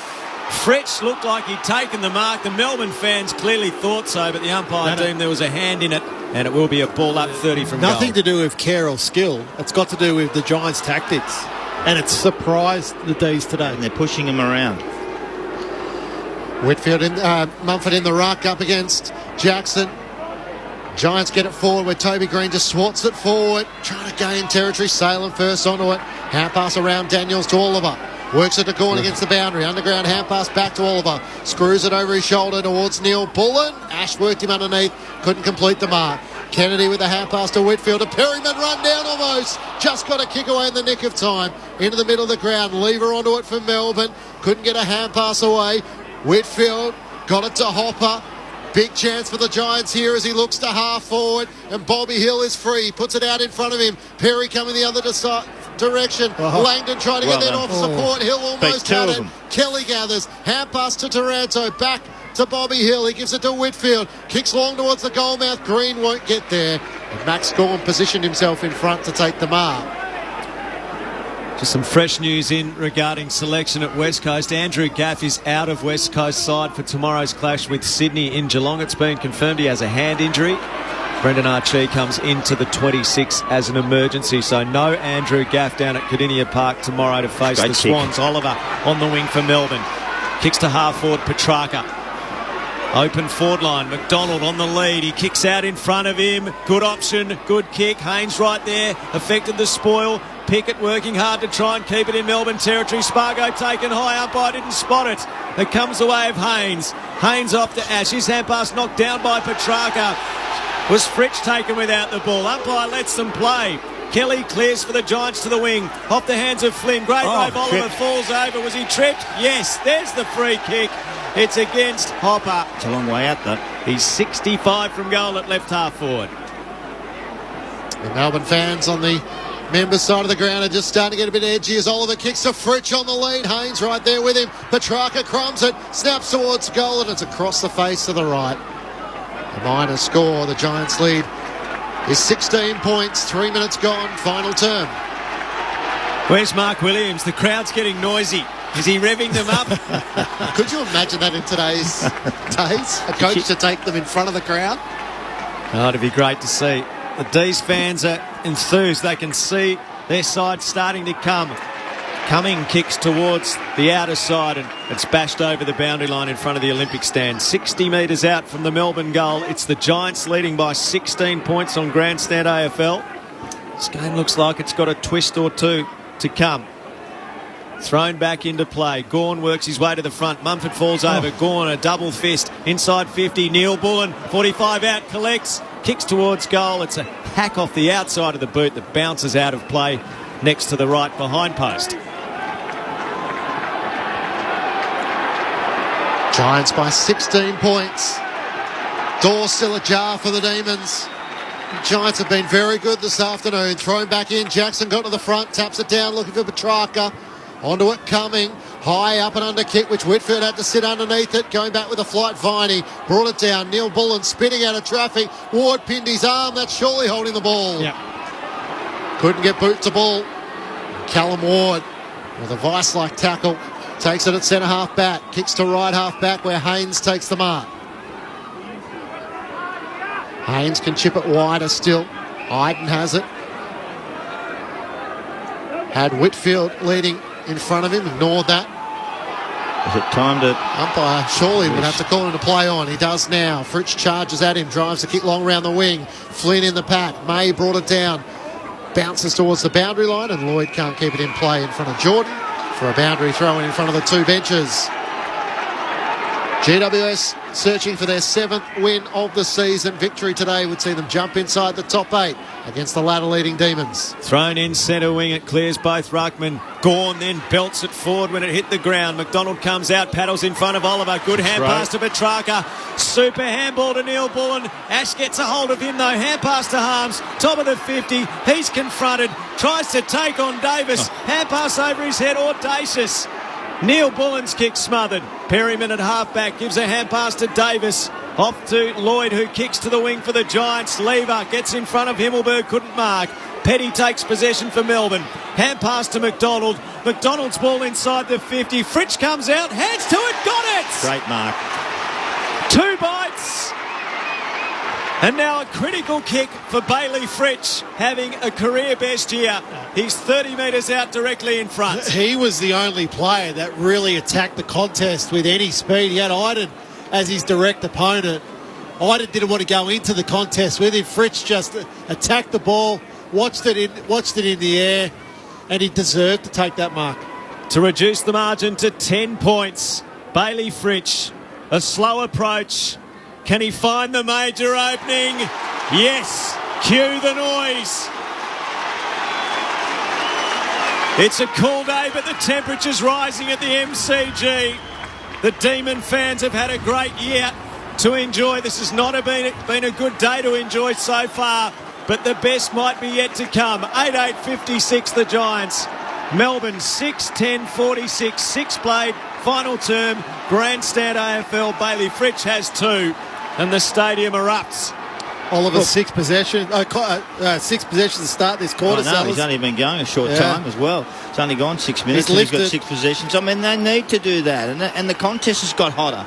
And that's what we've enjoyed. All of a sudden, Bailey Fritsch comes in. He's an unusual player. He's different. He kicks goals. He's tall. He looks like a small forward, but he's actually takes marks and kicks goals. And the D's are sort of got themselves back into this game. One more. We'll see what happens. 30 goals for the season for Bailey Fritsch. His previous best was 20. Back in the middle of the ground. Taranto tried to sock it off the ground for the Giants. Jordan onto it. Hand pass almost intercepted by Daniels, who became the tackler on Jordan. Ball spills clear as he hand passes out to Salem. To Oliver under immense pressure. Tackled by Whitfield. Got a little dink kick forward, but only as far as Kelly for the Giants. To Tom Green. To Taranto at right half forward. Cute kick, couldn't get over the hands of Lever. He brought it down though, couldn't claim the mark. Tom Green gets it forward to Hill, out to Whitfield in the right forward pocket. Eyes the goals and kicks it. Great finish from Lockie Whitfield, deep in the right forward pocket. And the Giants aren't going to go away without a fight. They answer back to the Bailey Fritsch goal at the other end. It's a 16-point Giants lead. 9-8-62 to Melbourne, 6-10-46. 8 minutes gone, final term. They just pushed with pressure, the Giants, and it could have been in better hands, inside forward 50. There's a couple of Giants options screaming for the ball, but if Lockie Whitfield's got it, just let him kick the goal. But here on the centre wing... They lost the contest here. They did. Yeah, it was great tackling, great pressure. We've sung the praises of GWS all day about their continued pressure on Melbourne's disposal, and it was evident there that it was scrappy, but the Giants kept pushing up again, and Melbourne just couldn't simply get it free. From excitement to anxiety again for Demons fans, that's one way to quieten the deafening sound of the D's. From the middle, Kelly tackled, just got boot to ball, flicked on, little round the corner kick when it hit the ground from Green, but in the road, Brayshaw of Melbourne kicks into the middle. Petrarca, strong hands, dragged down, could be 50. He plays on, Whitfield's hurt, kicks inside the 50, gone, almost took it one-handed. McDonald to front and centre road, a panic kick. He snapped from 35 metres out, hit the middle of the ball. Oh, he had a big chance there. He was in open space and should have finished. It's a behind to Melbourne. And the lead is 15 points to the Giants. What are you seeing with Lockie Whitfield, Alicia Muling? Lockie Whitfield coming straight off the ground and onto the bench. He's on his haunches right now, just in front of him. He looks like he's hurt his ribs, guys. Thanks, Alicia. Perryman plays on. Long kick towards Himmelberg and May. May spoils it down to the front. Ward onto it. Great pick up with one hand. Hand pass to Kennedy. Back to Taranto at half-back. Drives the kick around the members' wing. May back-pedalling takes the mark. Though Angus Brayshaw had got rid of Daniels behind them. Stephen May had a lot of intercept possessions in the first quarter. Drives the ball towards half forward. Gone behind against Davis. Brought the ball to the front. Tom McDonald onto it. Kicks in the direction of Fritsch in a wrestle with Iden. Fritsch got hands to it. Couldn't complete the mark. Petrarca onto it. Hand pass out to Langdon on the right boot around the corner. He's missed to the right-hand side. So the D's with a couple of cracks in the last few minutes. The margin is 14 points. Yeah, and inside 50s are 8-2 in Melbourne's favour this quarter. 1 goal, 3 now for the D's in this quarter. It's going to be Lloyd to bring it back in. Long ball towards the back flank. Oliver off hands, gets to the back. Petty knocked it away from Himmelberg. Harms, hand pass to Salem. Salem kicks on the bounce. McDonald picked it up, fended away from Davis, kicked expertly to Bailey Fritsch. 30 metres out to the left of centre. Tom McDonald take a bow. Bailey Fritsch, take your kick. It's a big one in the context of the game. It's what the D's came to see. A bit more pressure, hard at it. All of a sudden, good kicking, beautiful passing. Bailey Fritsch on the end. The AFL's top side through the opening 15 rounds of the competition. The Demons under threat from the Giants. Bailey Fritsch trying to intervene. He's got another one. Don't write off the Demons. This is far from over. An 8-point lead to the Giants. 11-minute mark, final term on Grandstand AFL. Fritsch with his third. He's kicked 2 goals in the last term. And the D's are really coming hard at the Giants now. This looks set for a thrilling finish. 12 played final term. The contested possessions at 21-12 Melbourne's way in this quarter, and that gives you a little indication of how the pressure's just ramped up.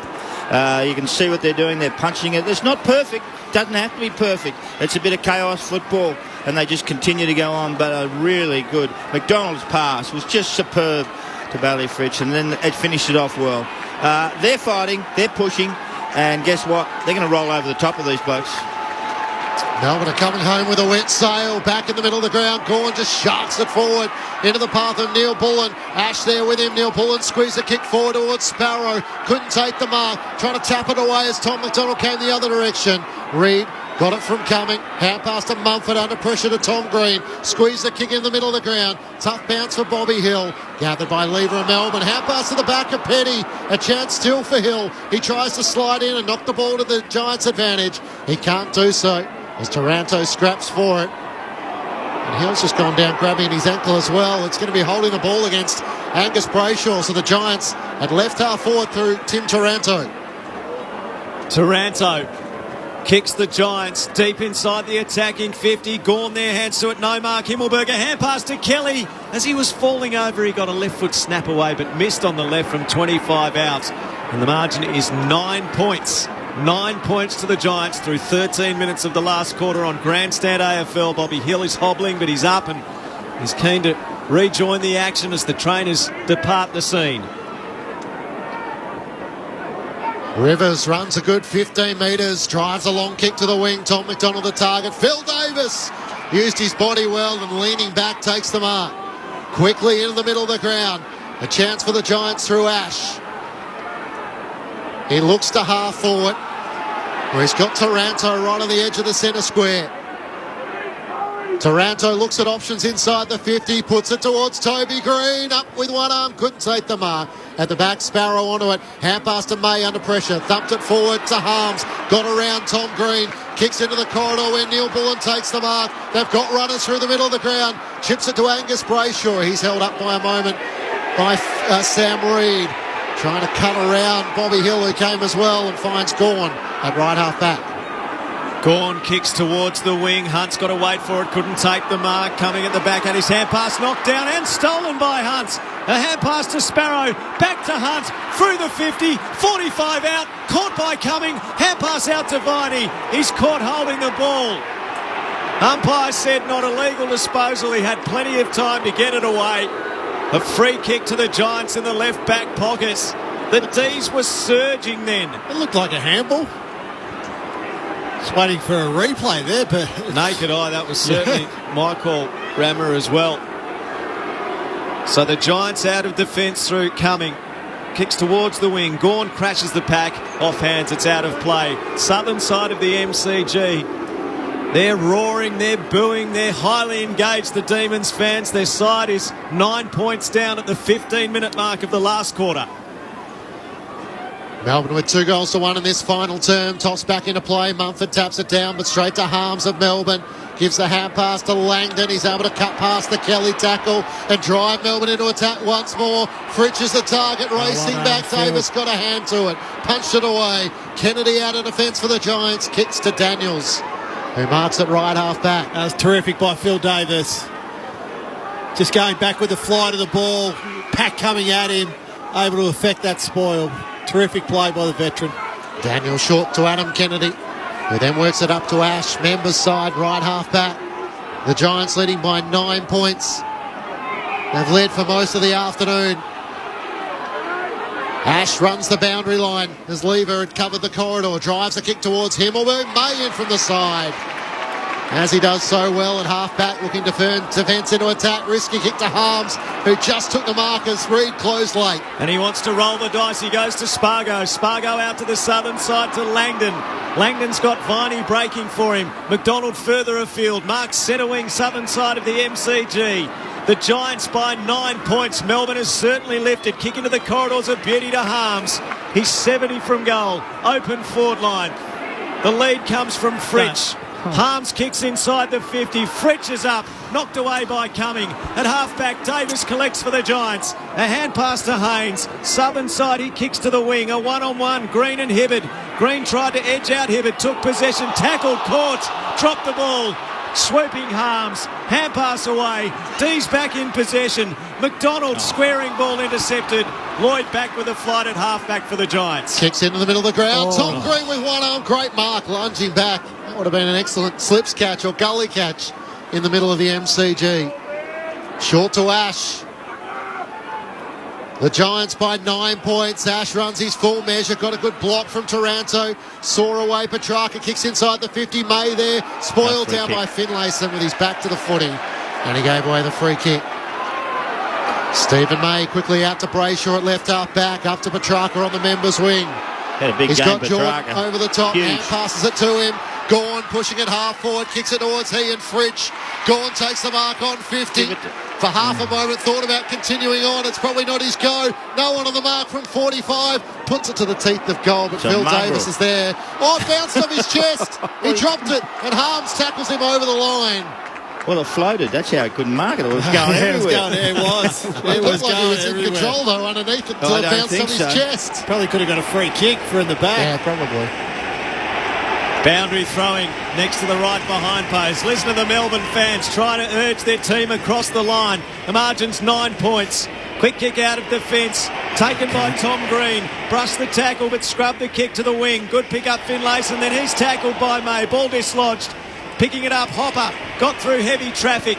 Works his kick around the wing. Taken by Himmelberg. At left half forward, 70 from goal. Hand pass off. Tom Green again. Hooks it around his body. No one home for the Giants. The bounce critical. Favours Lever. Lever sweeps a hand pass to the back flank to Langdon. Langdon kicks to the southern wing. Viney's on for the Demons. He can run. He gets to centre wing, kicks to Petrarca, who marks at right half forward. He veers out to the right, long inside 50. All avenues to Fritsch. He's got two to compete against. It gets to the back. Awkward bounce. Hunt onto it. Can't get boots. The ball. He's tackled holding the footy. Hot call as Phil Davis laid the tackle. He'll switch to the right back pocket. And Haynes takes the mark. Up to Adam Kennedy with his kick. He marks got to right wait here. back. He's just got to wait. Get people down the line. He's only got Bobby Hill and Lever and May are down the line at the minute, so they've got to get across there, the Giants. Stephen May is loose, waiting for the long kick. He kicks into the corridor. Well, it's not a bad option in the end. He didn't have a choice. Because the mark has been taken by Tom Green right on the AFL logo member side. Ward waving his arms as free between wing and right half forward. He takes the mark with the Giants leading by 9. Chips it inboard to Taranto. Taranto looking for options. With no more options really inside, he's going to have to drive a long kick inside 50. Melbourne fans urging him to move it on. Long kick towards Himmelberg, spoils it down. Brayshaw to Oliver, back to Brayshaw at left half back. Underground hand pass to Jordan and back to Brayshaw. Melbourne are out. Hand pass out in front of Neil Bullen, coming the other way. Perryman worked hard. Oliver crashes in, Ward as well. Perryman picks up, throws it on his boots. A wobbler to half forward. Himmelberg in the pack, off hands, front and centre. Green was there, couldn't get on the end of it. Coming through Tom Green, hand pass out to Taranto. Hacks a kick to the forward pocket. Hill's there with May and Lever against him. He had no chance, but at least forced the ball over the boundary line for a throw in 30 out. It was Bobby Hill versus Stephen May and Lever, and he was able to get it out of bounds for a stoppage inside the Giants 450. Terrific play. Toss back in, Flynn straight down to Ward. His shot on goal is just the left side of the goalpost. It was a flying shot for Ward, who has already kicked one already. 10 points is the margin. It won't be a long quarter. In they come the D's. Langdon goes out to the back flank southern side. Hunt plays on. Wants to go for a gallop, uses his left boot and uses it well. Finds McDonald centre winger, hand pass back to Hunt, who's bursting through the corridor. An exciting build-up. What about the end result? Off to Viney, off to Petrarca. He's dumped as he kicked inside the 50. It went over the head of Gawn, and that's no small task. Fritsch gets a hold of it, off to Rivers. Rivers, 35 out, attempts to snap under no pressure. Didn't get it to bend. It didn't even make the distance. And Haynes marks in the left back pocket for GWS, who lead by 10 points at the 21-minute mark of the last. Mumford doesn't give away free kicks. He's just clumsy. Kicked it out of bounds to the full, isn't it? What's happened there? It's coming back. So the field umpire just having a chat to the boundary umpire. I don't know whether he played on or was out of bounds. Yeah, I think that's what's happened. I thought normally if that's the case, as long as you come straight over your mark, they allow that. But no, clearly he didn't go. I don't think he came over his mark. No, that's the point. Yeah, right. So 16,963 at the MCG. There's about 19,000 Melbourne fans. Can they finish with a surge? Chance for the Giants out of defence. Hopper, high kick to half-back. Toby Green used his body well. Pushed away Hibbert and Marks. Chips it out to Finlayson on the southern wing. Doesn't have really anyone further afield in front of him on the wing. That was so good by Toby Green. Clever. So he takes as long as he possibly can for wait to players to run into space. Lloyd does just that. Middle of the southern wing.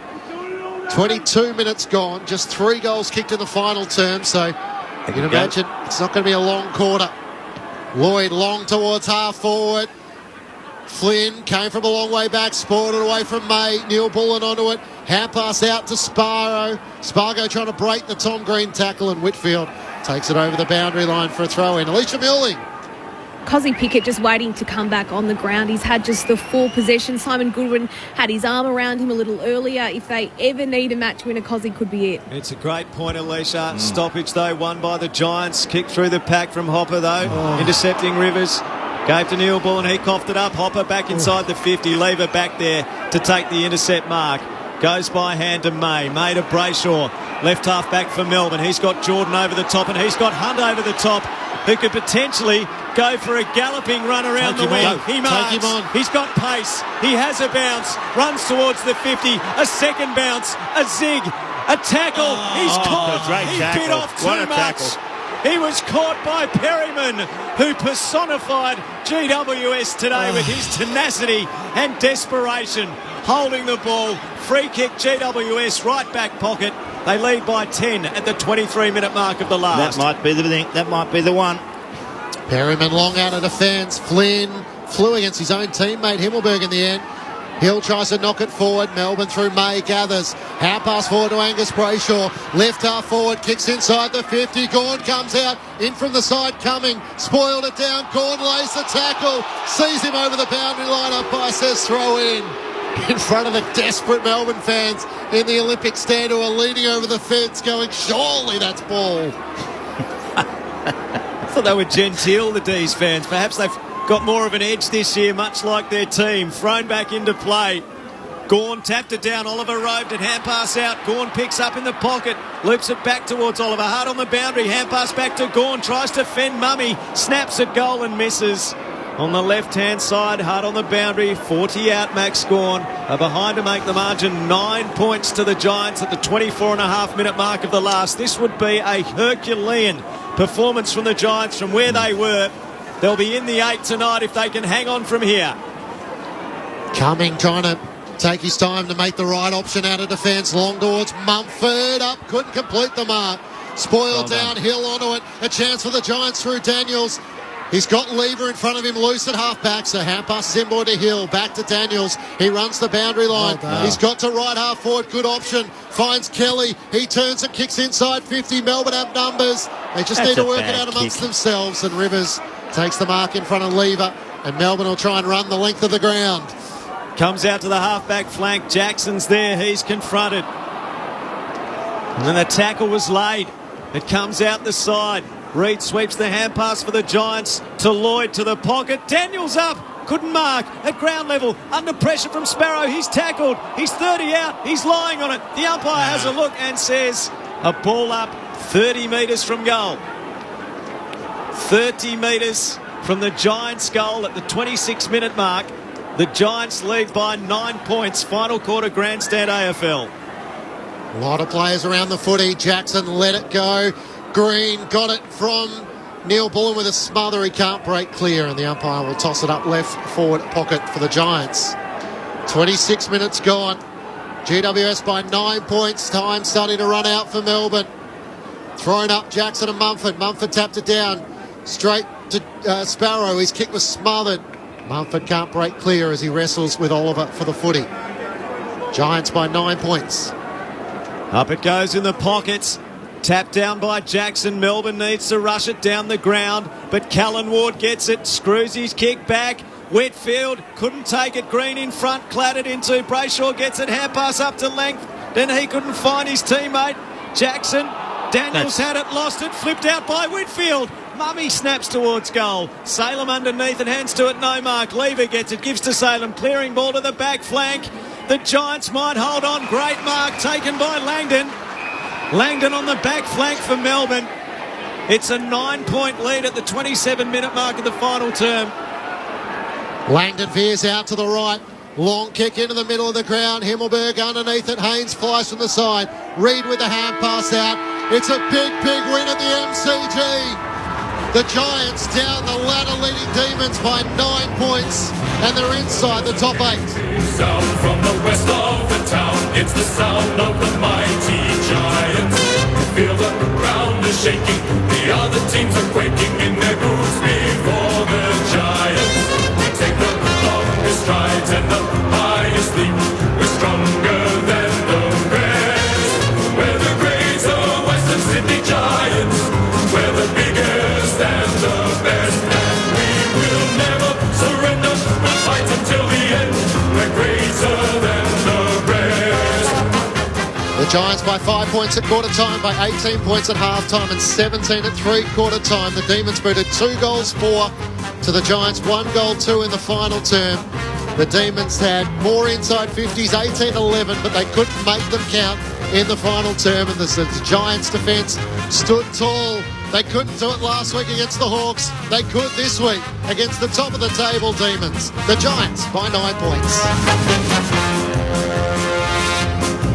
Well, there's a big, big sound from the west of the town. It's the sound of the mighty Giants. Feel the ground is shaking. The other teams are quaking in their boots before the Giants. We take the longest strides and the highest leap. We're stronger than the rest. We're the greater Western Sydney Giants. We're the biggest and the best. And we will never surrender. We'll fight until the end. We're greater than the rest.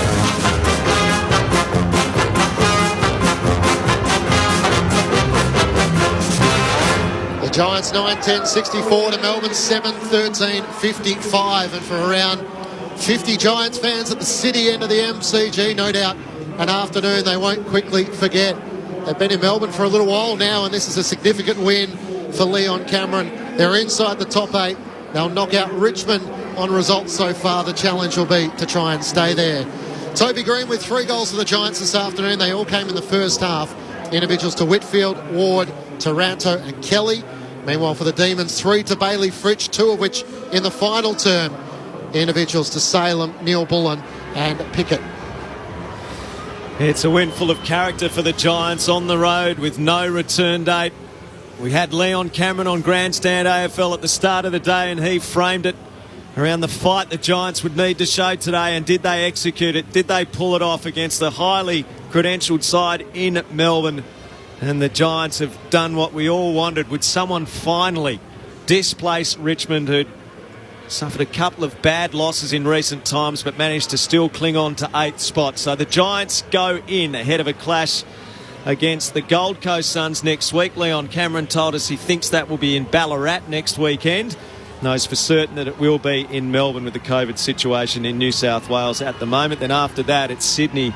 Who knows where that will be played, the Giants and Sydney. Details still to be confirmed, but it's an ever-moving landscape. So the Giants go down to their fans at the city end of the ground to celebrate with them, and well, they might celebrate because that was such a fine performance from a side that has often had its character questioned, its team ethos at times questioned, the old argument around talent and team cohesion.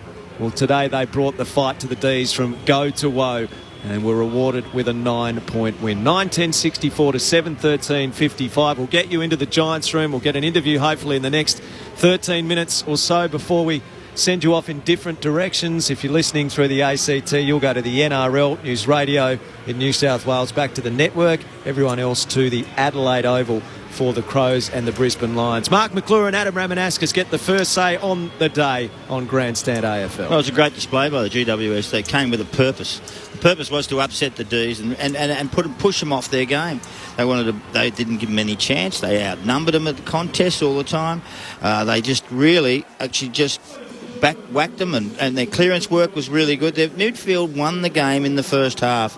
When you have a look at Kelly and Taranto and Ward and a few others around the place who were just tremendous through that midfield and continued to win the clearances, push the ball in the forward line and set up a lead at quarter time, at half time, and at three-quarter time. They were still in front by two or three goals. So they just hung on in the end with a couple of goals they won by, just under a couple of goals in that area. So to me, it was a display that I really liked. It was tough. It was, and don't forget, they've got a talented team, an extremely talented team involved in this. But what they've done, Cameron's made them tougher and stronger and harder, because you got to if you're going to beat the big boys. And Melbourne are good, but they didn't turn up today. They were if you're 5% off in this business, just only a fraction off your game, you can't turn on a switch halfway through the game and say we're going to win this. All of a sudden you keep messing, because they rushed things at the end. They didn't have to rush. They did that. They lacked dare.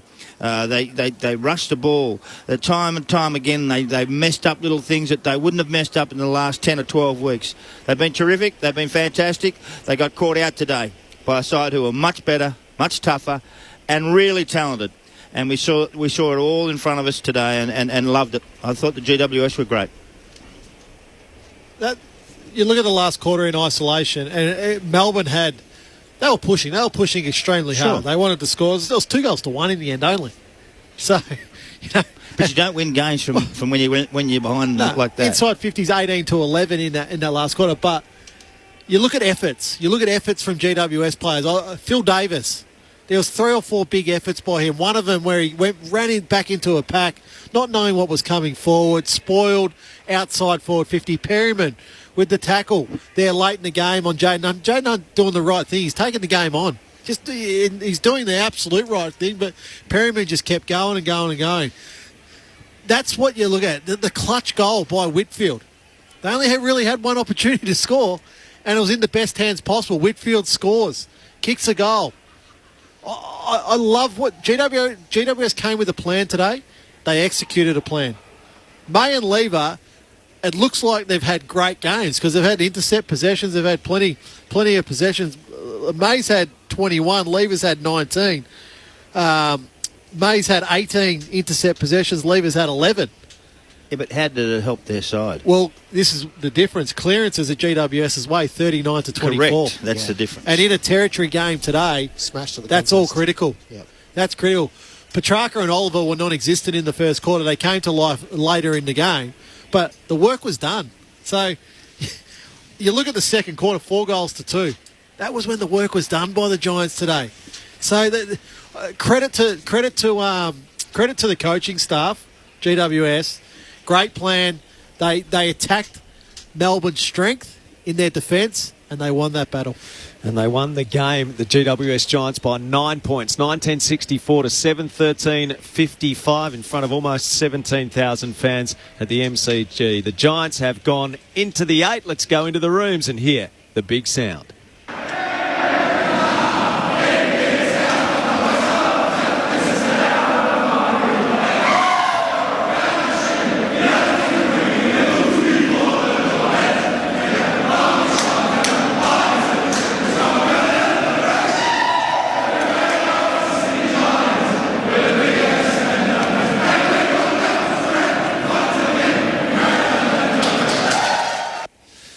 The Giants winners by 9 points at the MCG to go 7-1-7. So 7 wins, the 1 draw, and the 7 losses on 30 points. They have gone into the 8 at the expense of Richmond, the 2-time reigning premiers. Josh Kelly is going to join us very shortly on Grandstand AFL to reflect on the win. Before we get to him and can chat through the Giants, a comment or two on Melbourne. So they've had an outstanding season, the D's. They've beaten the best teams in the competition, in and around them at the top of the table, but they've now lost to Adelaide, Collingwood and the Giants. Three of their teams last 6. outside of the top 8, and it's come in recent times as well.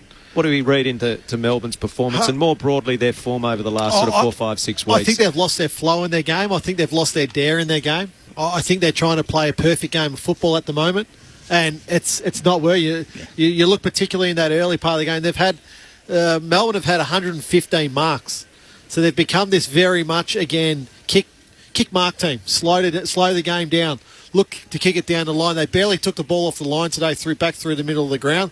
They barely wanted to run. When they did start to run and attack, they looked like a much more natural team. It looked like their natural way of playing the game. But when they slow it down, they come right back to the field. 3 of the last 6 teams are starting. This is what happens when you're on top of the ladder. Teams are going to go after you a lot more. So. Yeah.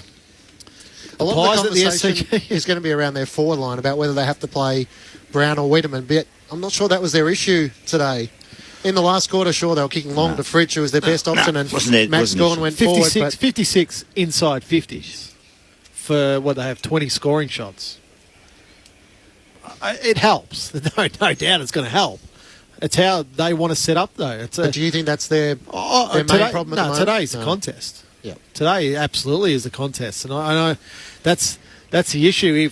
If Petrarca and Oliver are down, well then it's the next one. It's Viney and Harms and the like that need to pick up the slack.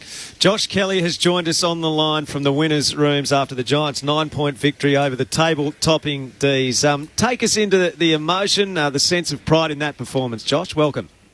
Yeah, thanks for having me. It was a fantastic effort from the boys. 4 quarters of pretty brutal footy at times, and we geared ourselves up for it. We've probably had a few inconsistent weeks of football, so to string together a 4-quarter performance of a few up and downs, but against an outstanding team in Melbourne is really pleasing for our group. What were the key things you targeted in this game? The things that you thought you could bring that would pull apart Melbourne?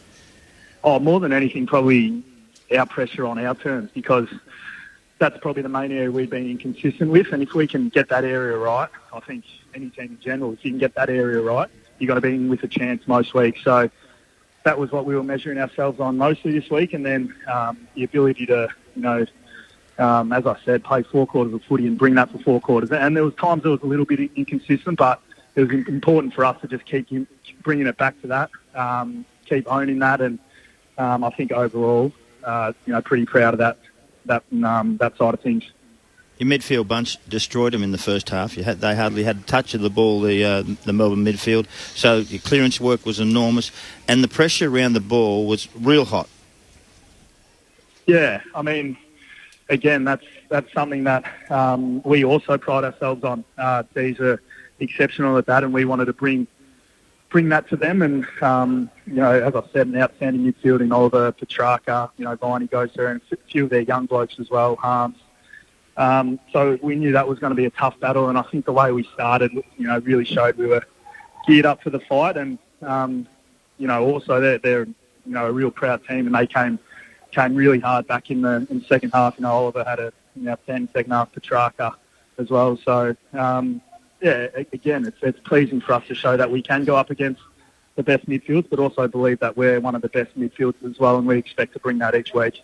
Well, Josh, you completely attacked their midfield. Clearances were 39-24 in your favour, but it looked like from up here that you were happy to allow the Demons to have a loose in your forward line. Why, considering that's the Demons' strength that we've all seen how good their defence is, why were you happy to allow that to happen at times? I think, firstly, we wanted to win it at the contest, and at times that meant leaving that spare behind. So Witters was coming up and playing that role for us, and giving us an extra around the ball to try and win that stoppage. But also his running power allows him to get back in and outnumber and still cause a bit of chaos. But we also, have a lot of belief in our forwards to just keep bringing the ball to ground. And that's not going to work every time, but Jez Finlays and Harry Himmelberg, Matty Flynn, we expect them to just keep bringing the ball to ground, whether there's one spare, two spares, whatever it is. So it's a combination of wanting to win stoppages with that extra number, but also having faith that even with their spare, they're going to get a few, but we still want to bring the ball to ground and let Lockie get to work and crunch back in. Josh Kelly's with us on Grandstand AFL. Josh, just to you personally, obviously you've got a tough decision to make at some point in the near future around your future at the footy club. Does a result today, a performance like today, convince you that your future might lie with the Giants?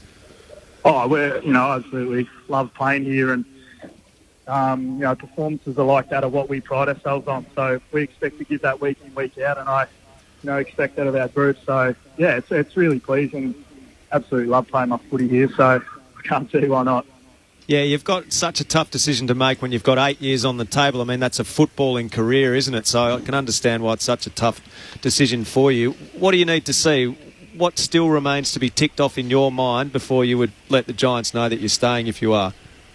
Oh, I don't think there's anything particular with these big decisions. Sometimes it just takes a bit of time, and sometimes you just, let that play out. And the club has always been outstanding with me and understanding of the situation. So, really thankful for that. And, again, love playing my football here, so no worries. Is it coming soon, mate, a decision? We'll see. A few things to weigh up, but we'll see. Nicely played, both on and off the field today. Josh, thanks for your time on Grandstand AFL. Appreciate it, guys. Thanks for having me. Josh Kelly with us there after the Giants' 9-point win. Yes, we'll see. Good try, Al. Good try. Good try, Al. You've got to work ask, at all. we're the conduit between the listener Too smart and for you. it's the player agents. They just get in the road and they Rattler's feel just thinking about 8 years. He's Jeez. kicking back, going 8 years on good money. What's my take of that if I was his manager? Sellers 3-2-1 ABC Footballer of the Year before Rama strangles me. I gave one to Phil Davis. I thought his defence today was extremely important, and his leadership around the ground. That he and Ward are just tremendous in how they do. I gave 2 to Ward, to tell you the truth. He's tough, he's strong, he set the pattern early and set the standards. It's not about the possession sometimes, it's about other things that they do. And then I gave 3 to Josh Kelly, who seriously is a jet. And if anyone wants him, they're going to have to pay plenty for him. Yeah, well, 8 years at about $1 million a season. Giants might have to pay plenty as well to keep him. If you're listening through the ACT, you're going to the NRL where the Sea Eagles 42 lead the Bulldogs. No score after 58 minutes. News Radio listeners back to the network. Everyone else going to the Adelaide Oval. It's the Crows and the Lions next on Grandstand AFL.